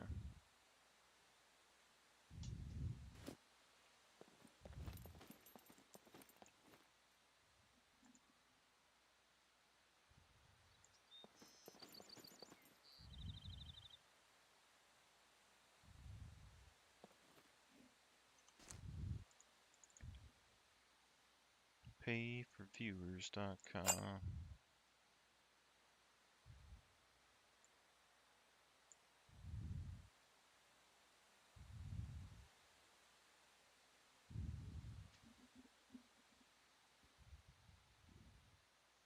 See, I know I can get to medium.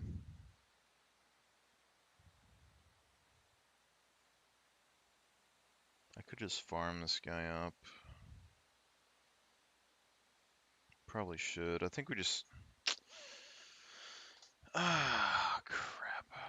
Just get a hiking backpack and farm this dude's skills up. That's all we need to do.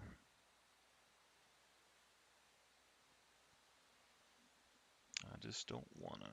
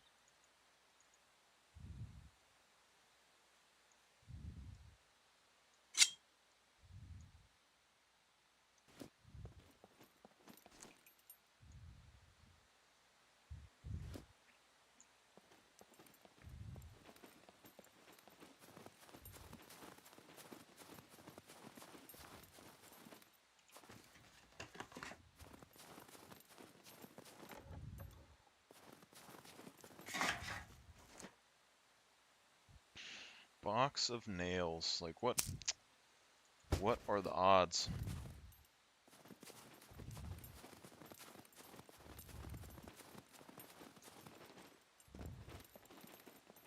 See, all it is a matter of time, okay? Like, all you gotta do is go out and loot enough, and pretty soon you got boxes full of crap that you don't use. That's how easy it is. Crazy.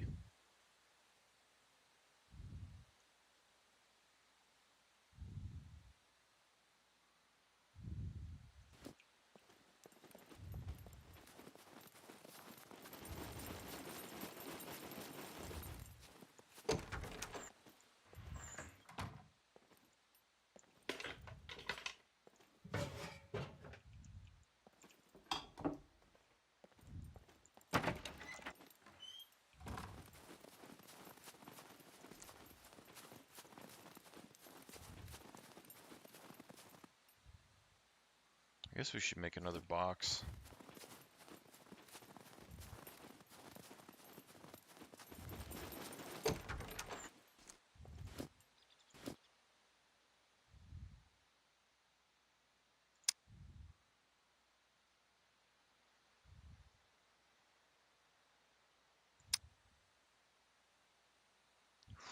See, that's a lot of bolts and nails for this. But it is unmovable.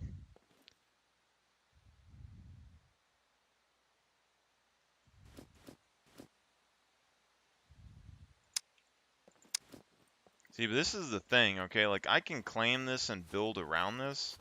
If I build a wardrobe in here, and they pick this door, then they could seal it. And they'd have to pick my wardrobe. So I don't really know if it's worth it or not to actually put this in here. Potentially, we can put it behind the door. So they pick it, and they come in, and they look, and it's nothing. And then they would probably see it. But they couldn't move it or anything, so there is that.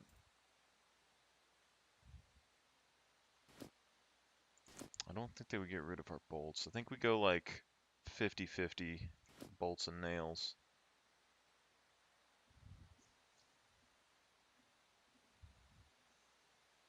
Everything has so many, like, it's so many more decisions, okay, when you have to, like, think about your loot. Because we don't have a toolbox. We need bolts and nails to make a toolbox, and we need bolts and nails to craft this. But we just found a box of nails with 13. We only need 9. So I think we just go ahead and use the box of nails.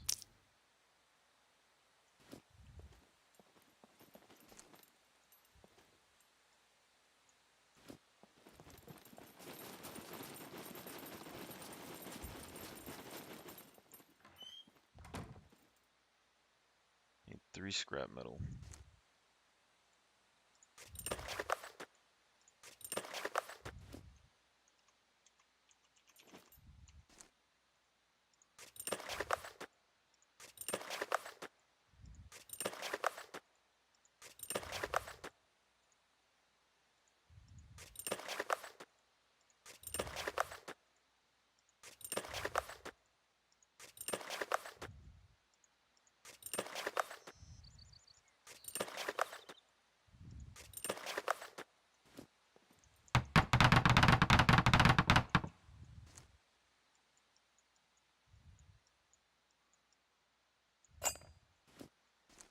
Okay.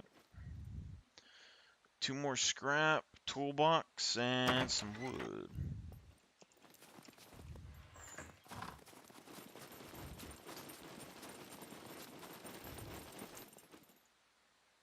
Scrap metal.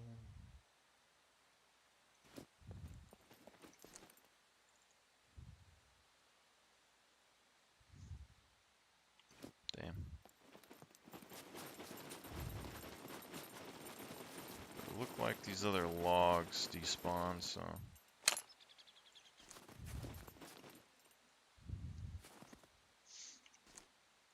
Go craft. Basic fortification.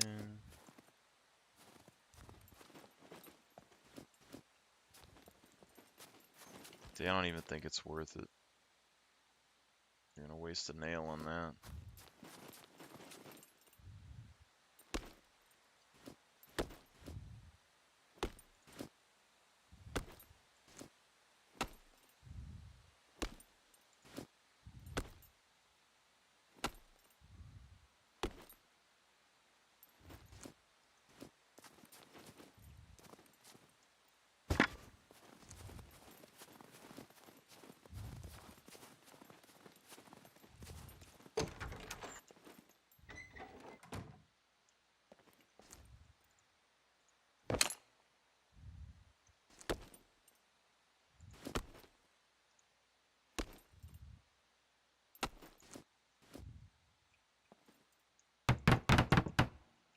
That's odd.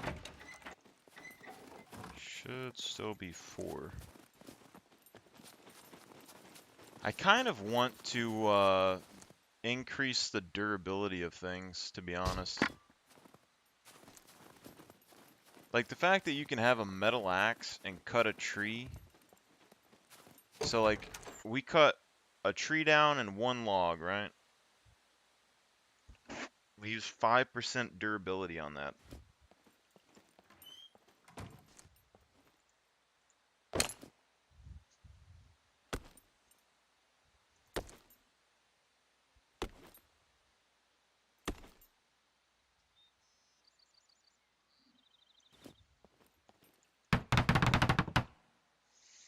Alright, so we need toolbox and we need scrap metal.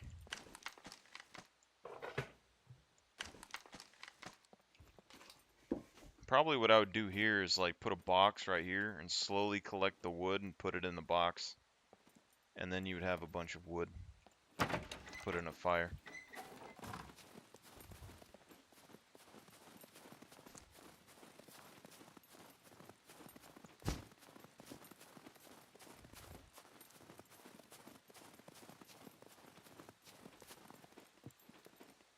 Scrap metal toolbox.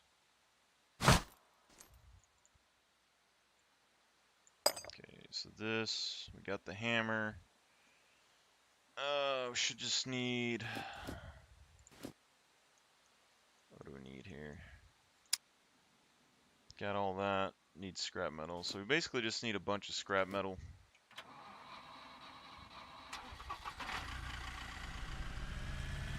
Actually, why don't we do a run to the old scrapyard?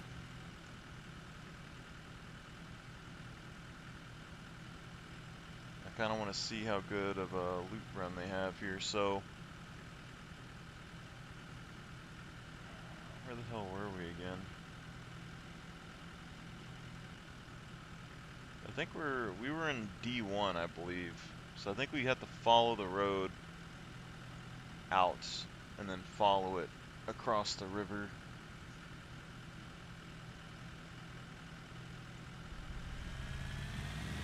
Okay. Let's see if Scrapyard is spawning anything good on low loot servers. Be interesting to see.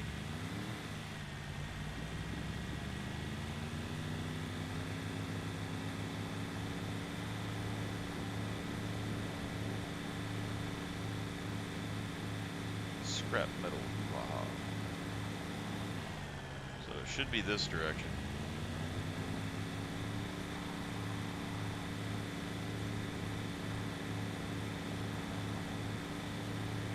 And potentially we need to be going this westward way, so we need to be able to keep the north on our left.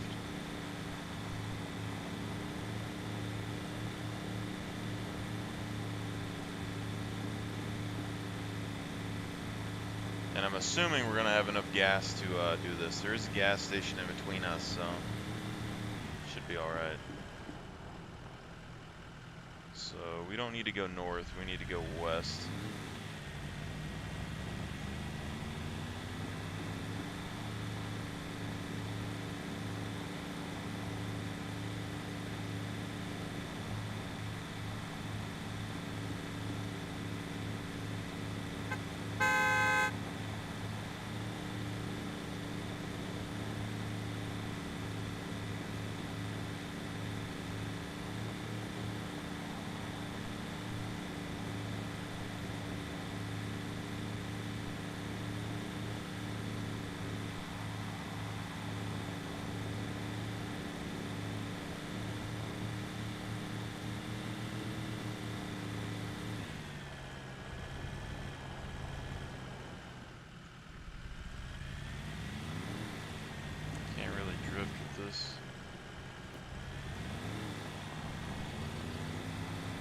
So these power lines right here, I would assume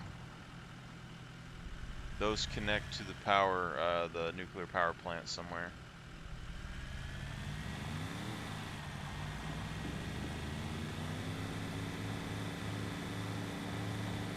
It'll probably be somewhere right down there. So here, I guess we go west. you don't need south. I believe that goes to C1 town. I kind of need to go there, but we'll come back for it.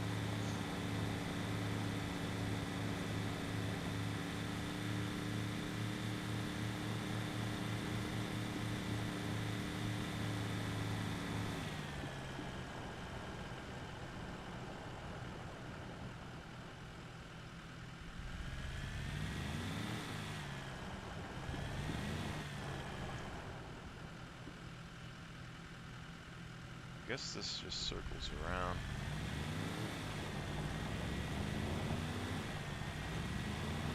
Okay, so we need to cross the bridge, which I guess is right here.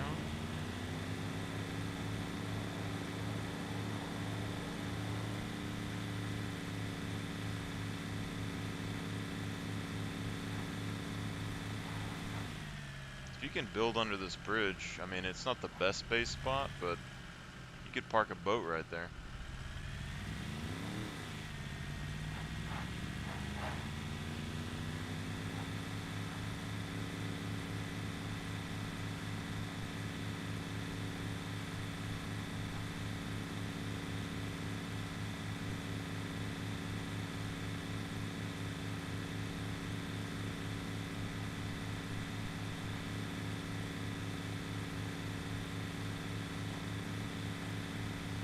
Would have been a lot better if the gas can actually worked.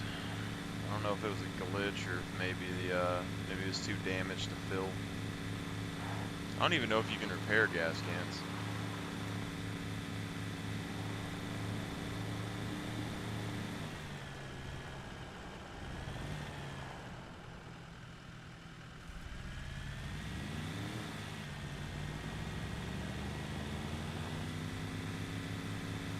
And maybe we'll run into another car.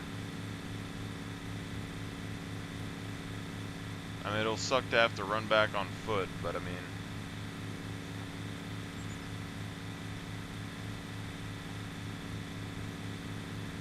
I guess potentially we could just drive them down the road together. Run back and forth.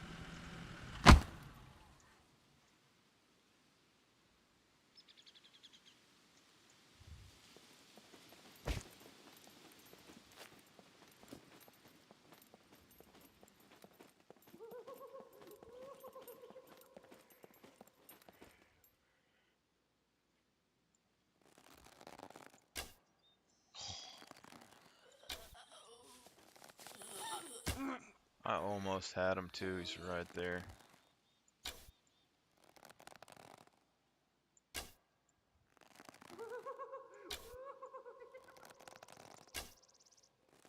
That's such BS.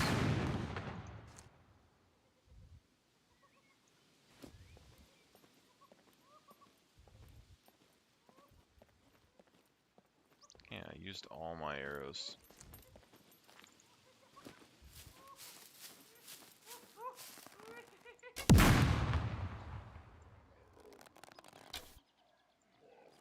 What?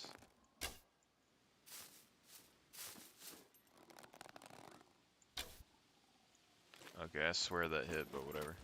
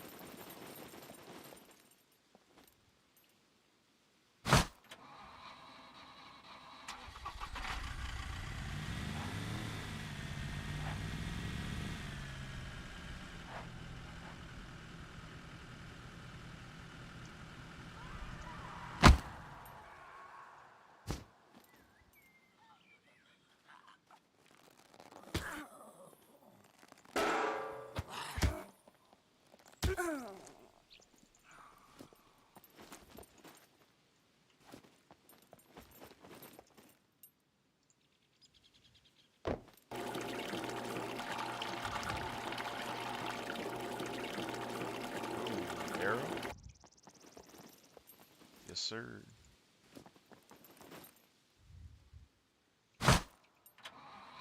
Alright, so we should be able to go straight down this road, take the first left, I believe, and it should be the scrapyard.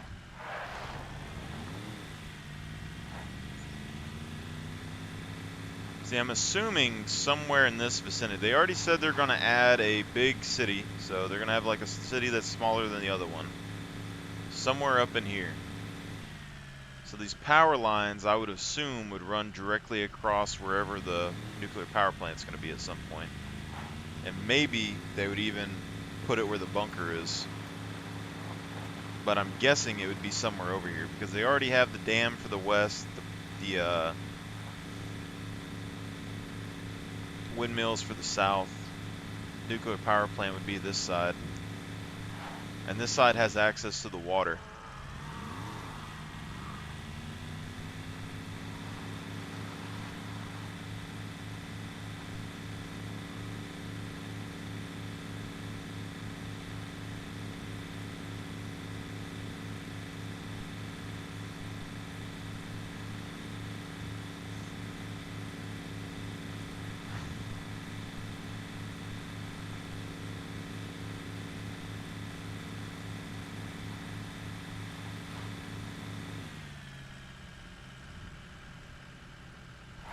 I'm almost kind of feeling like up in there where that hill is.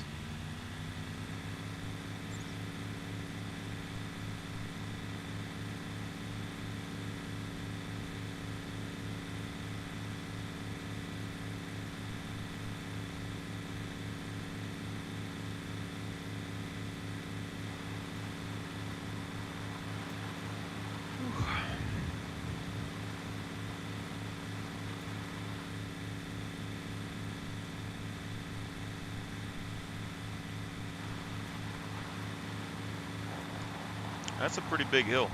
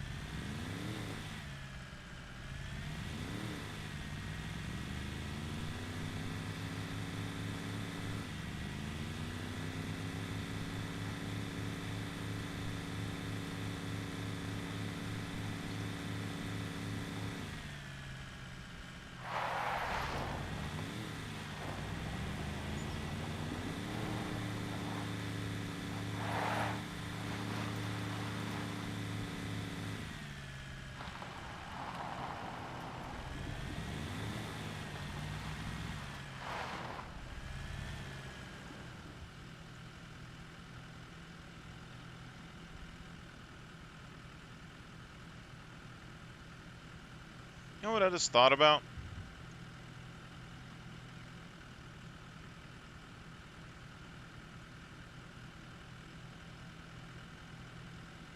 A0. A road here. With no POI.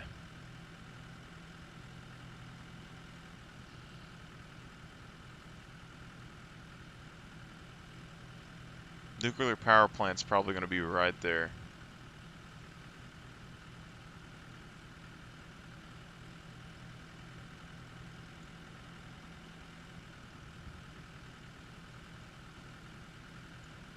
As much as I think it would be closer to the mountains, if they're putting a big city here, I almost bet.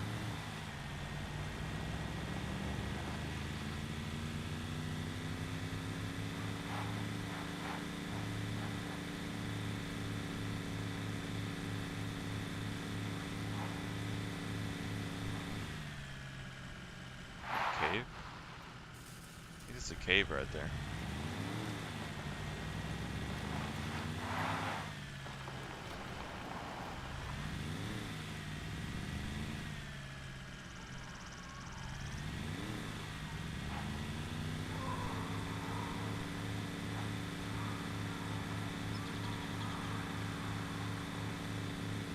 Seems like this place might have a lot of puppets.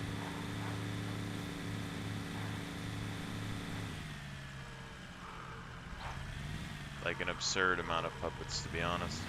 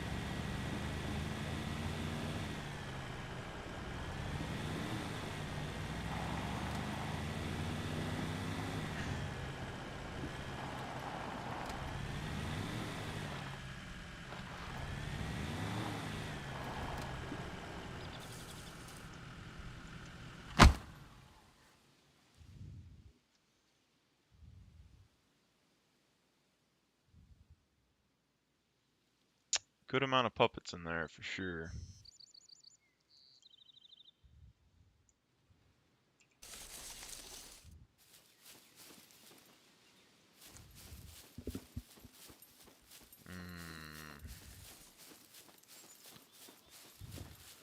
Probably should just go ahead and make arrows.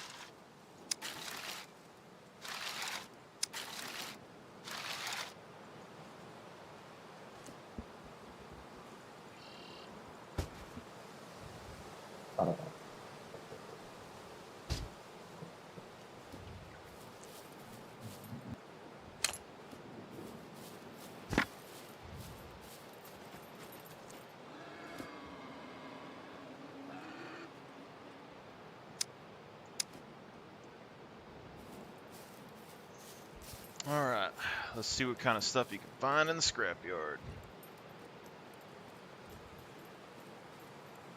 There actually is an absurd amount of puppets here, though.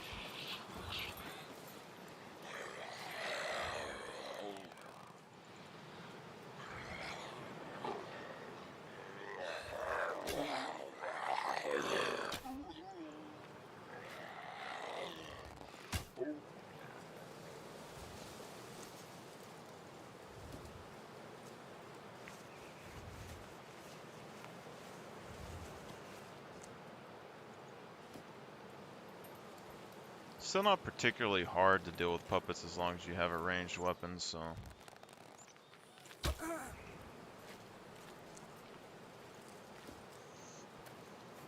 Not too bad. A lot of scrap metal. So, I mean, can't really complain there.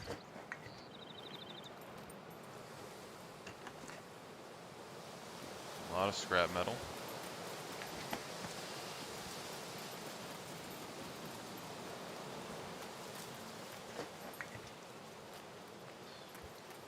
Scrap pile with nothing in it. Okay. 2 of them.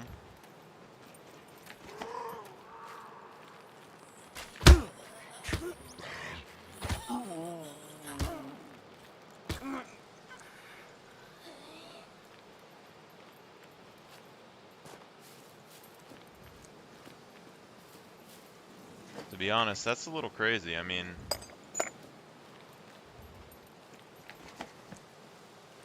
you're finding scrap, so I can't really complain, but it's not like a ton. I mean, there's a good bit here, more than everywhere else, but...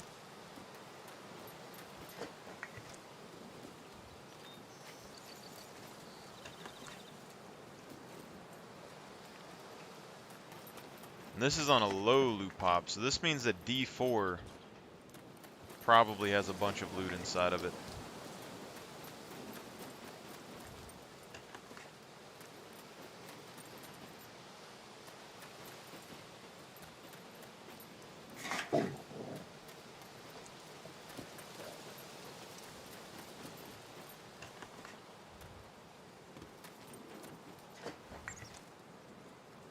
Yeah, that's a lot of pipes and stuff right there for sure.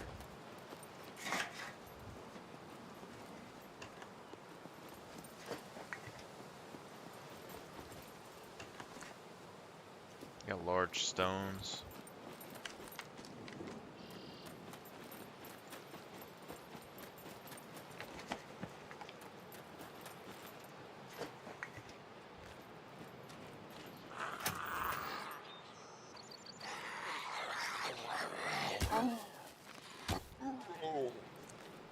So it seems like either the loot spawn quantity is higher here or the loot spawn amount is better. I mean, it's spawning an axe right here. I mean, that's pretty decent, to be honest. To be perfectly honest, that's pretty decent. An area that you can get as much scrap as you want.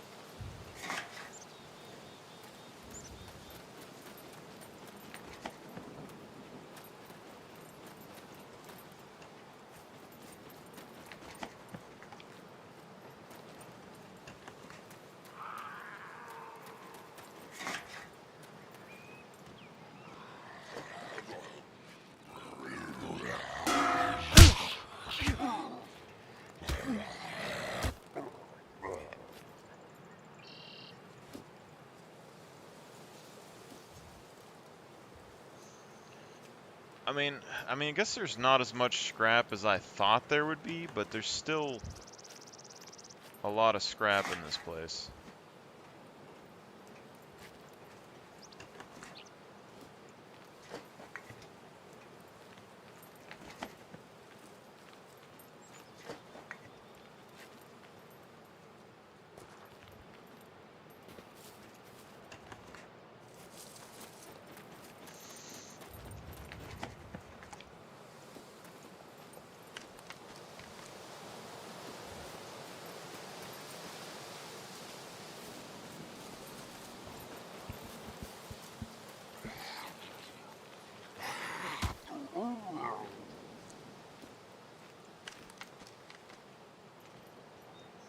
See if we can find anything good in these cars, though. If the cars still got a decent amount of good loot in them, this could be a very good place for us.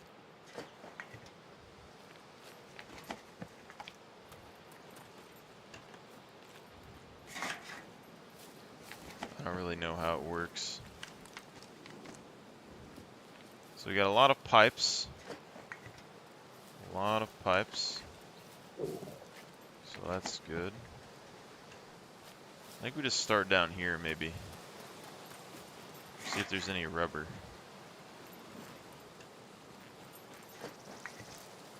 Yep, so plenty of rubber. Or at least some rubber.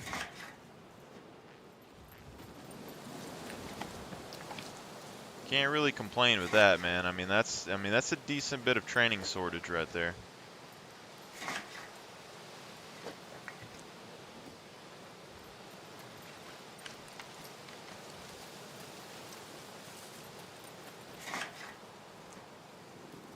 So we got bolts and metal.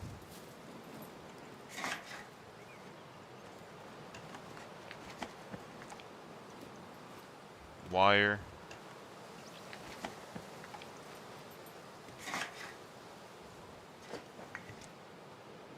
Metal arrow.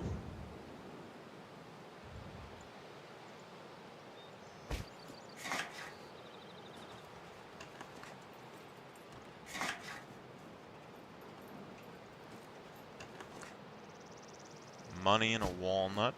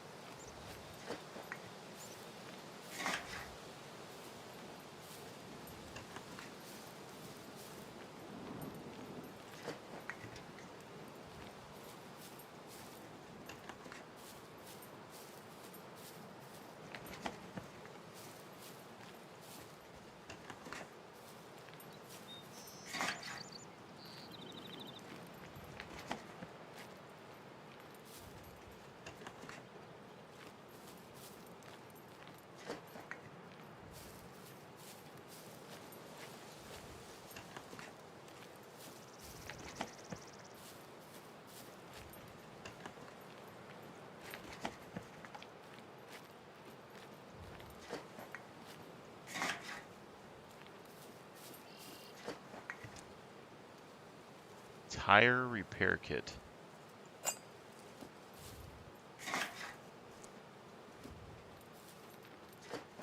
Apparently we can find corks here as well, so that's good to know.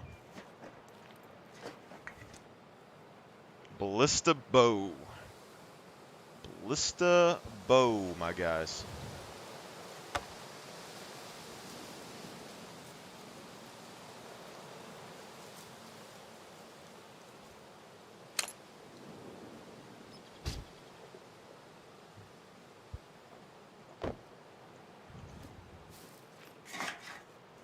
So you can still find bow and arrows here.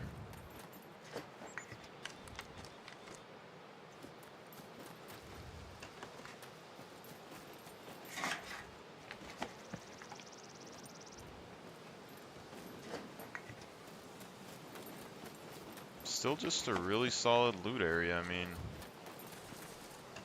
I'm not sure you can really complain.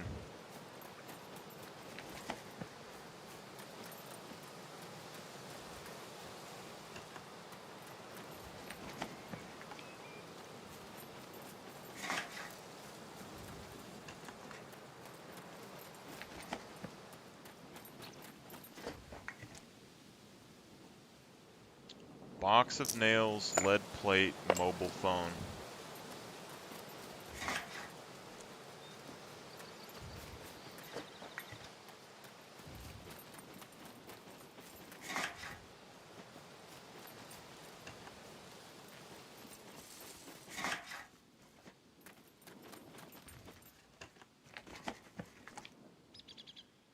Another ballista bow. Looky, looky, looky, looky. Alright, let's just go ahead and grab that, I guess.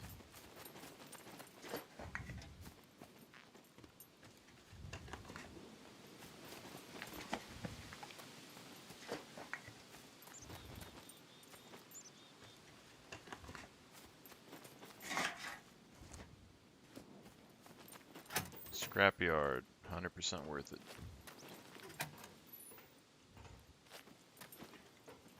See, but if this stuff is spawning here, like, D4 has to have good loot. There's no way. But Scrapyard is like the paradise for starting weaponry.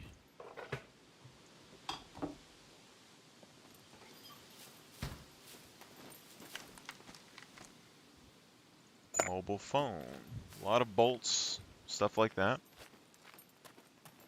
We ain't even all the way through the cars, I don't think, so... Yeah, we haven't even did this side. We did this side, we gotta do this side now.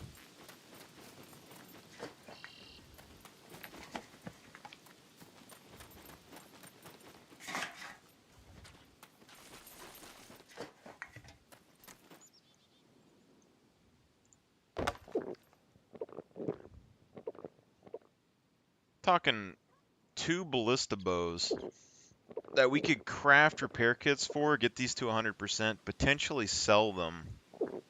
Probably for $1,000, I would think. I mean, maybe a couple $100. Most definitely.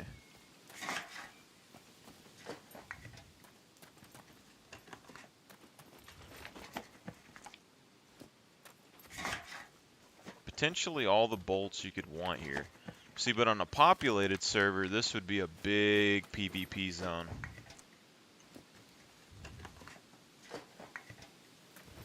If everyone knew that this place spawned a bunch of stuff.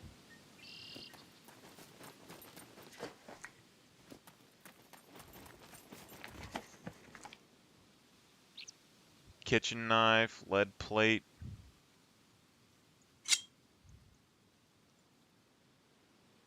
This lead plate doesn't have a lot in it, so I'll probably just leave that one, but...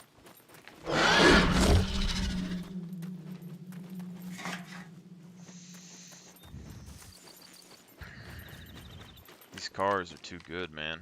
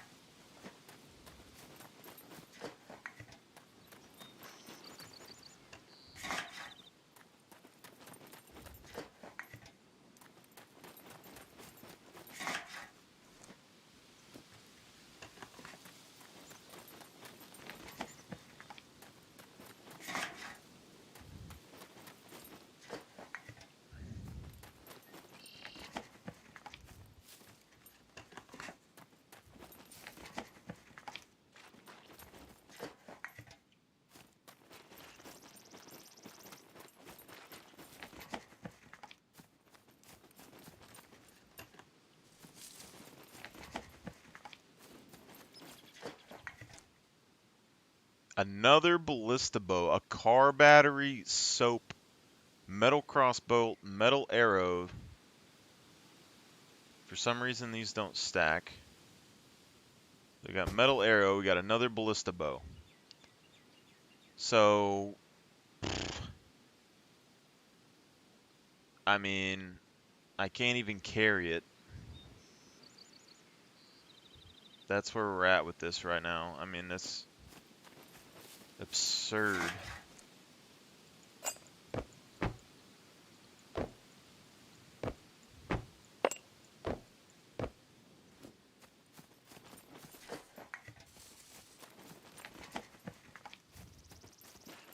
Need a bow, you come to the scrapyard. Alright, you don't even craft crappy bows, okay?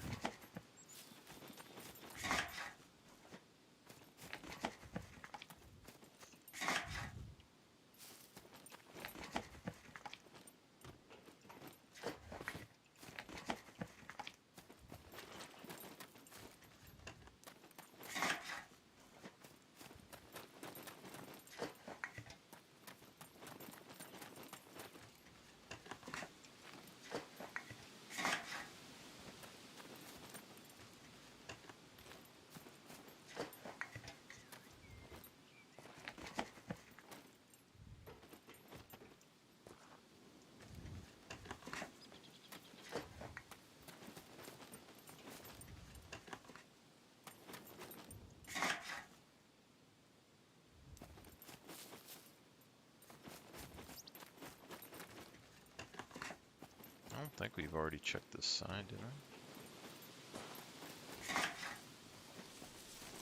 No. Car battery, lead plates, another bow. My lord.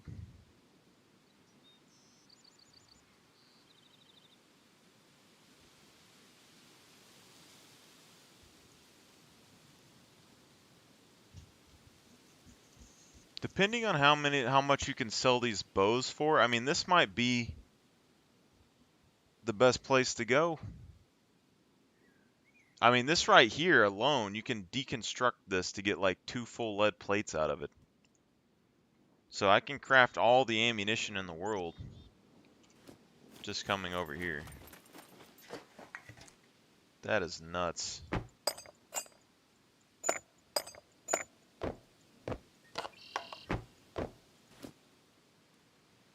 %100 nuts.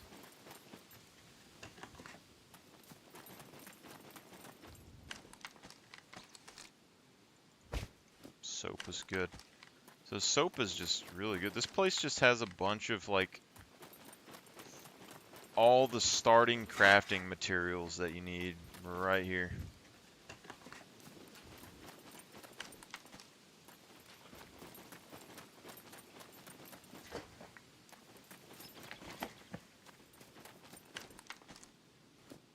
Like, it's crazy, to be perfectly fair, how much crap is in this one area.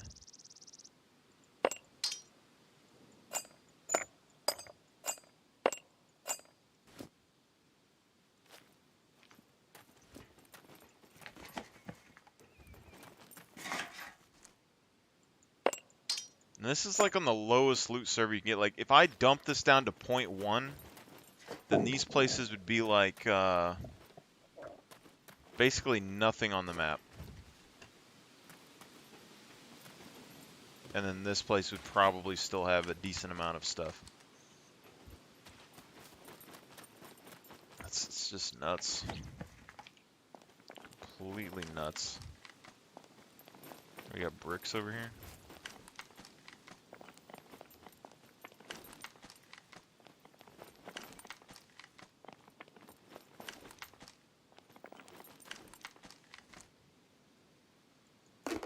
Old Cullen filter. I mean, that's basically a suppressor right there.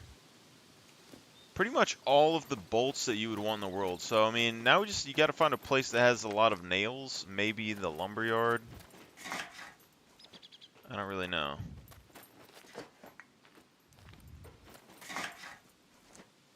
Like,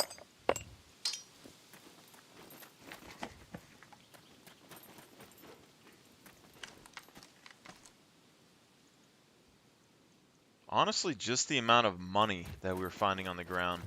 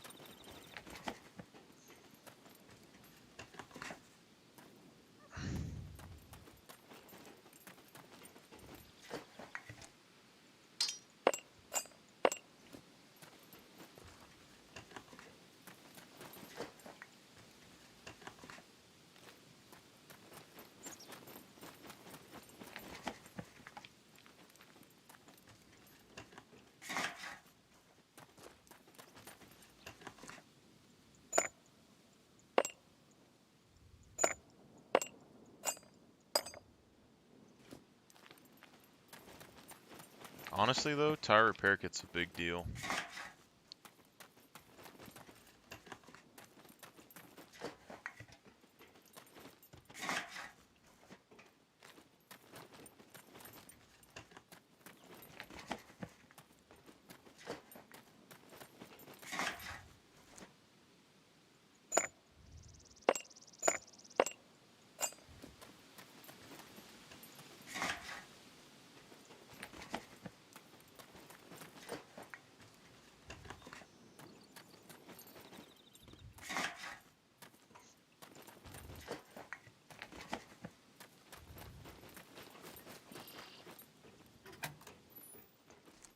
Alright, so you got wine corks. Okay.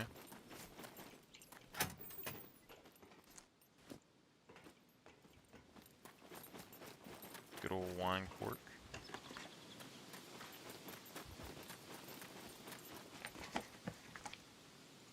Got more money.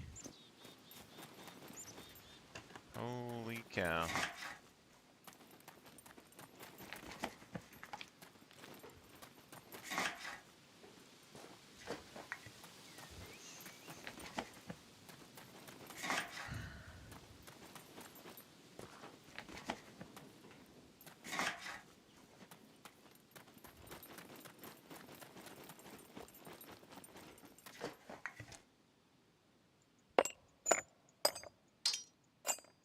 Just picking up like 500 bucks off of the ground is just already pretty good.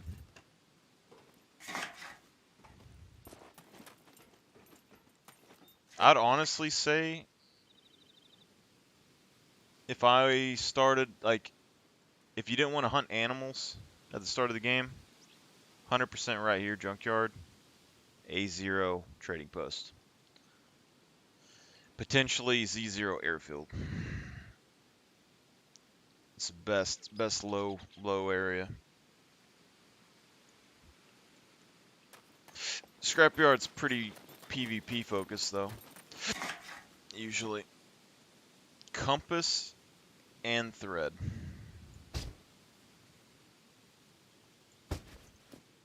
That's nuts.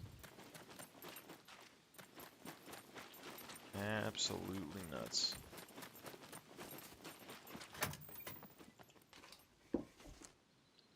Bobby pin.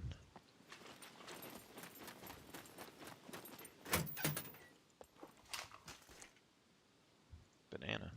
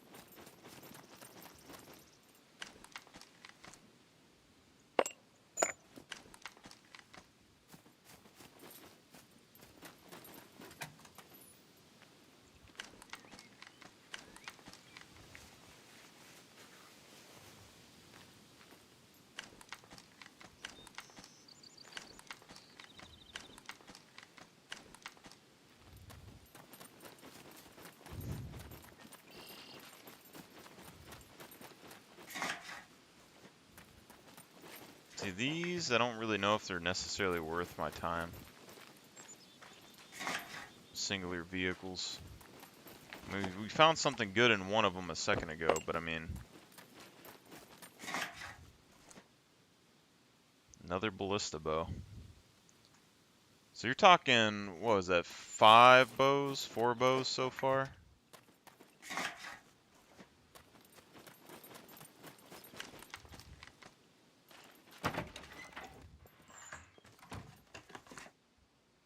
Another kitchen knife.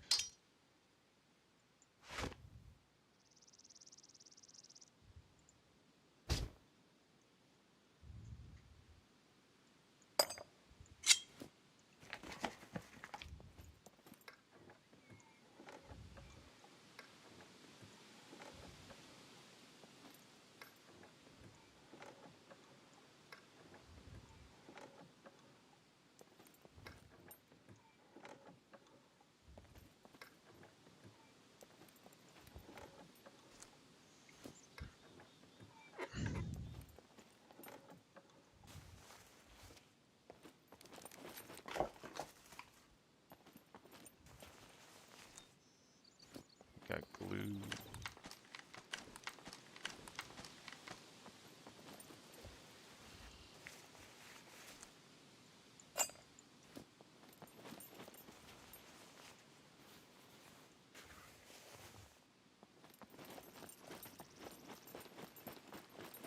I would assume lumberyard would have nails.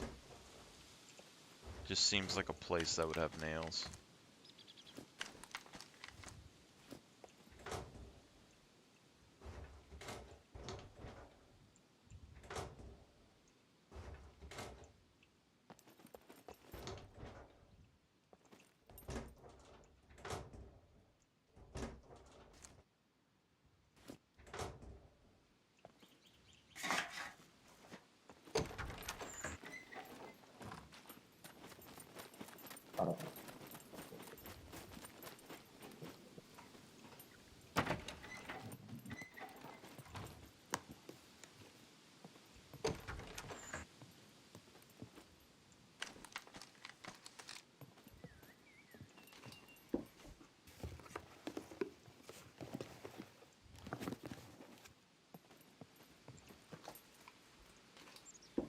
I wonder if they get rid of the scrapyard.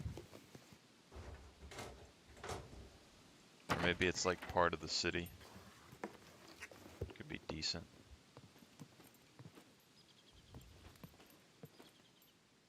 So you got batteries in here.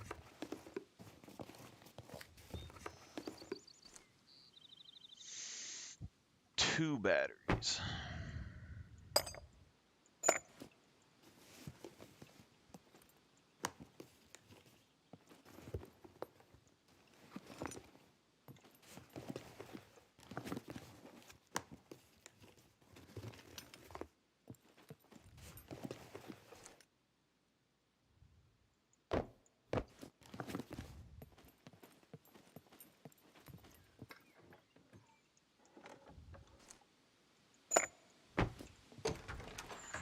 See, so this cloth that's a high HP value be good for crafting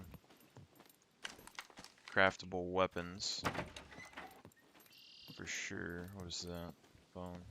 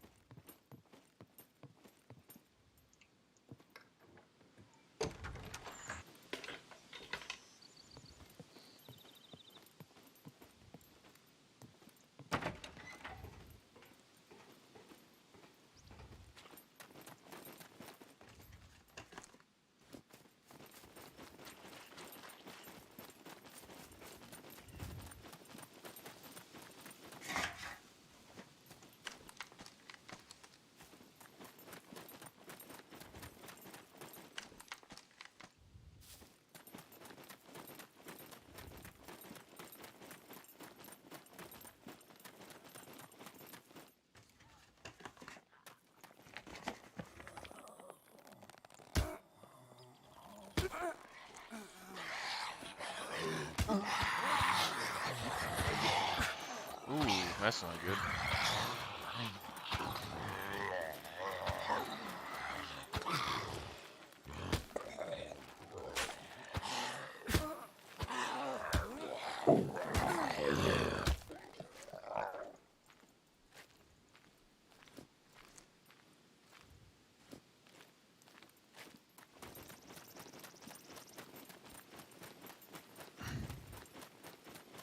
What's bad is we're not going to be able to bring all these bows back for sure.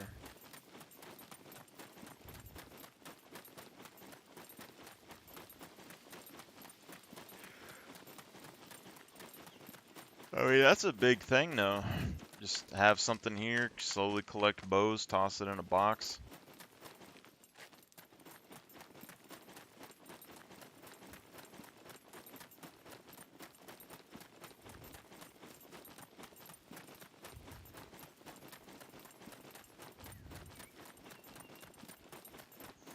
Essentially, nails are the only thing this place is lacking over here.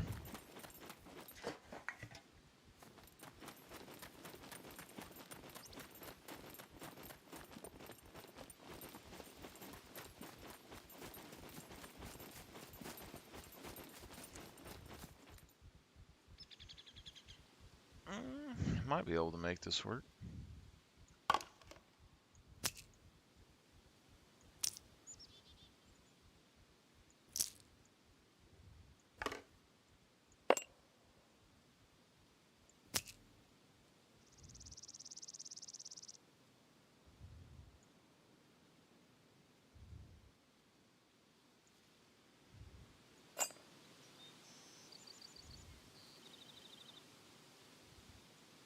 Probably should have swapped out for the other bow, to be honest.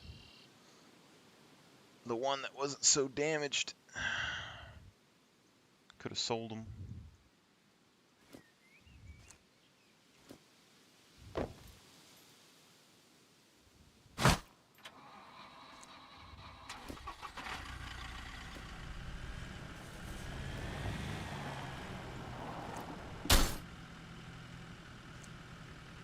Wow, it damaged it.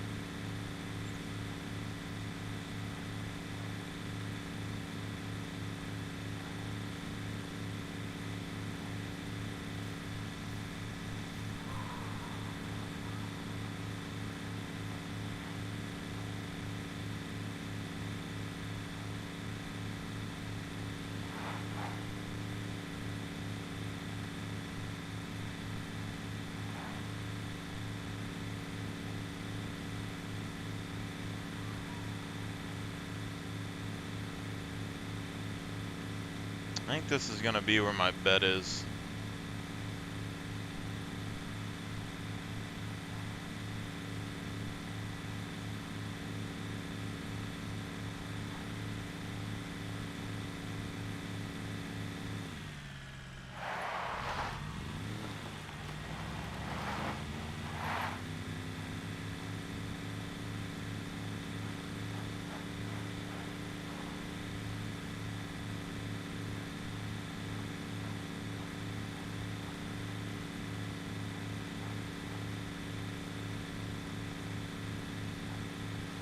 Actually, no, it seems a little bit too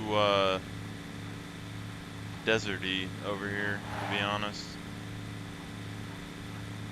But I mean, maybe it's no, I don't think so.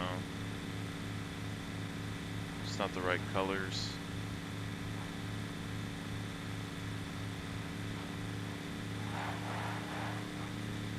Just seems odd to me that there's a area that has a road that doesn't have anything at the end of it.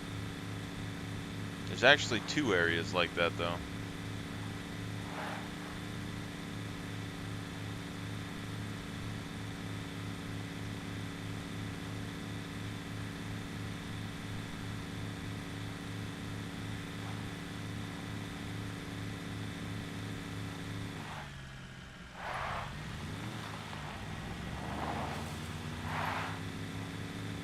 See over here, the ground is too much desert.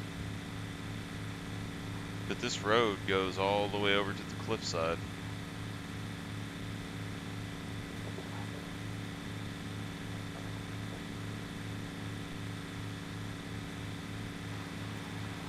And it would partially make sense if this was actually a nuclear power plant because it's close to the water.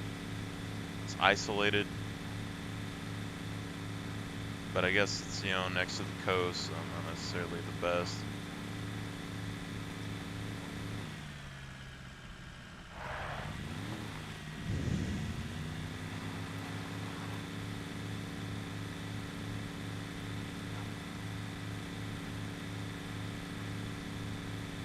Oh, there is something. Oh no, that's the wall, never mind.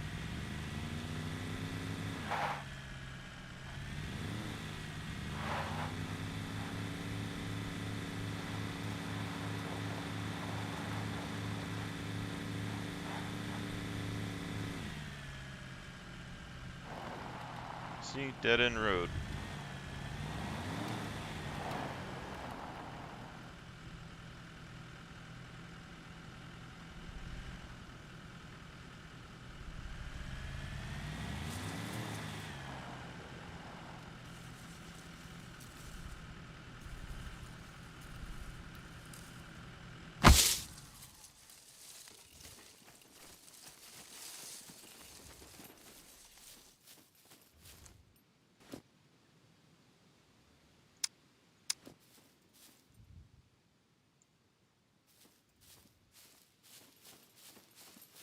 But I'm probably gonna call it a day after this one, man, because we got a decent amount of loot. I'm assuming we're gonna be able to sell the bow for a decent bit. And now that we know that we can go to the scrapyard, that's still a decent bit of some loot. All right, so I guess we're probably just gonna log off over here for the day. Thank y'all guys for watching, tuning in, all that. I was kind of surprised today. We had quite a few people show up for a raid, so thank y'all for sticking around. And hope y'all had some good ones. If y'all have anything y'all want to kind of talk about or look over, just send me a message and stuff, and I'll talk about it next time.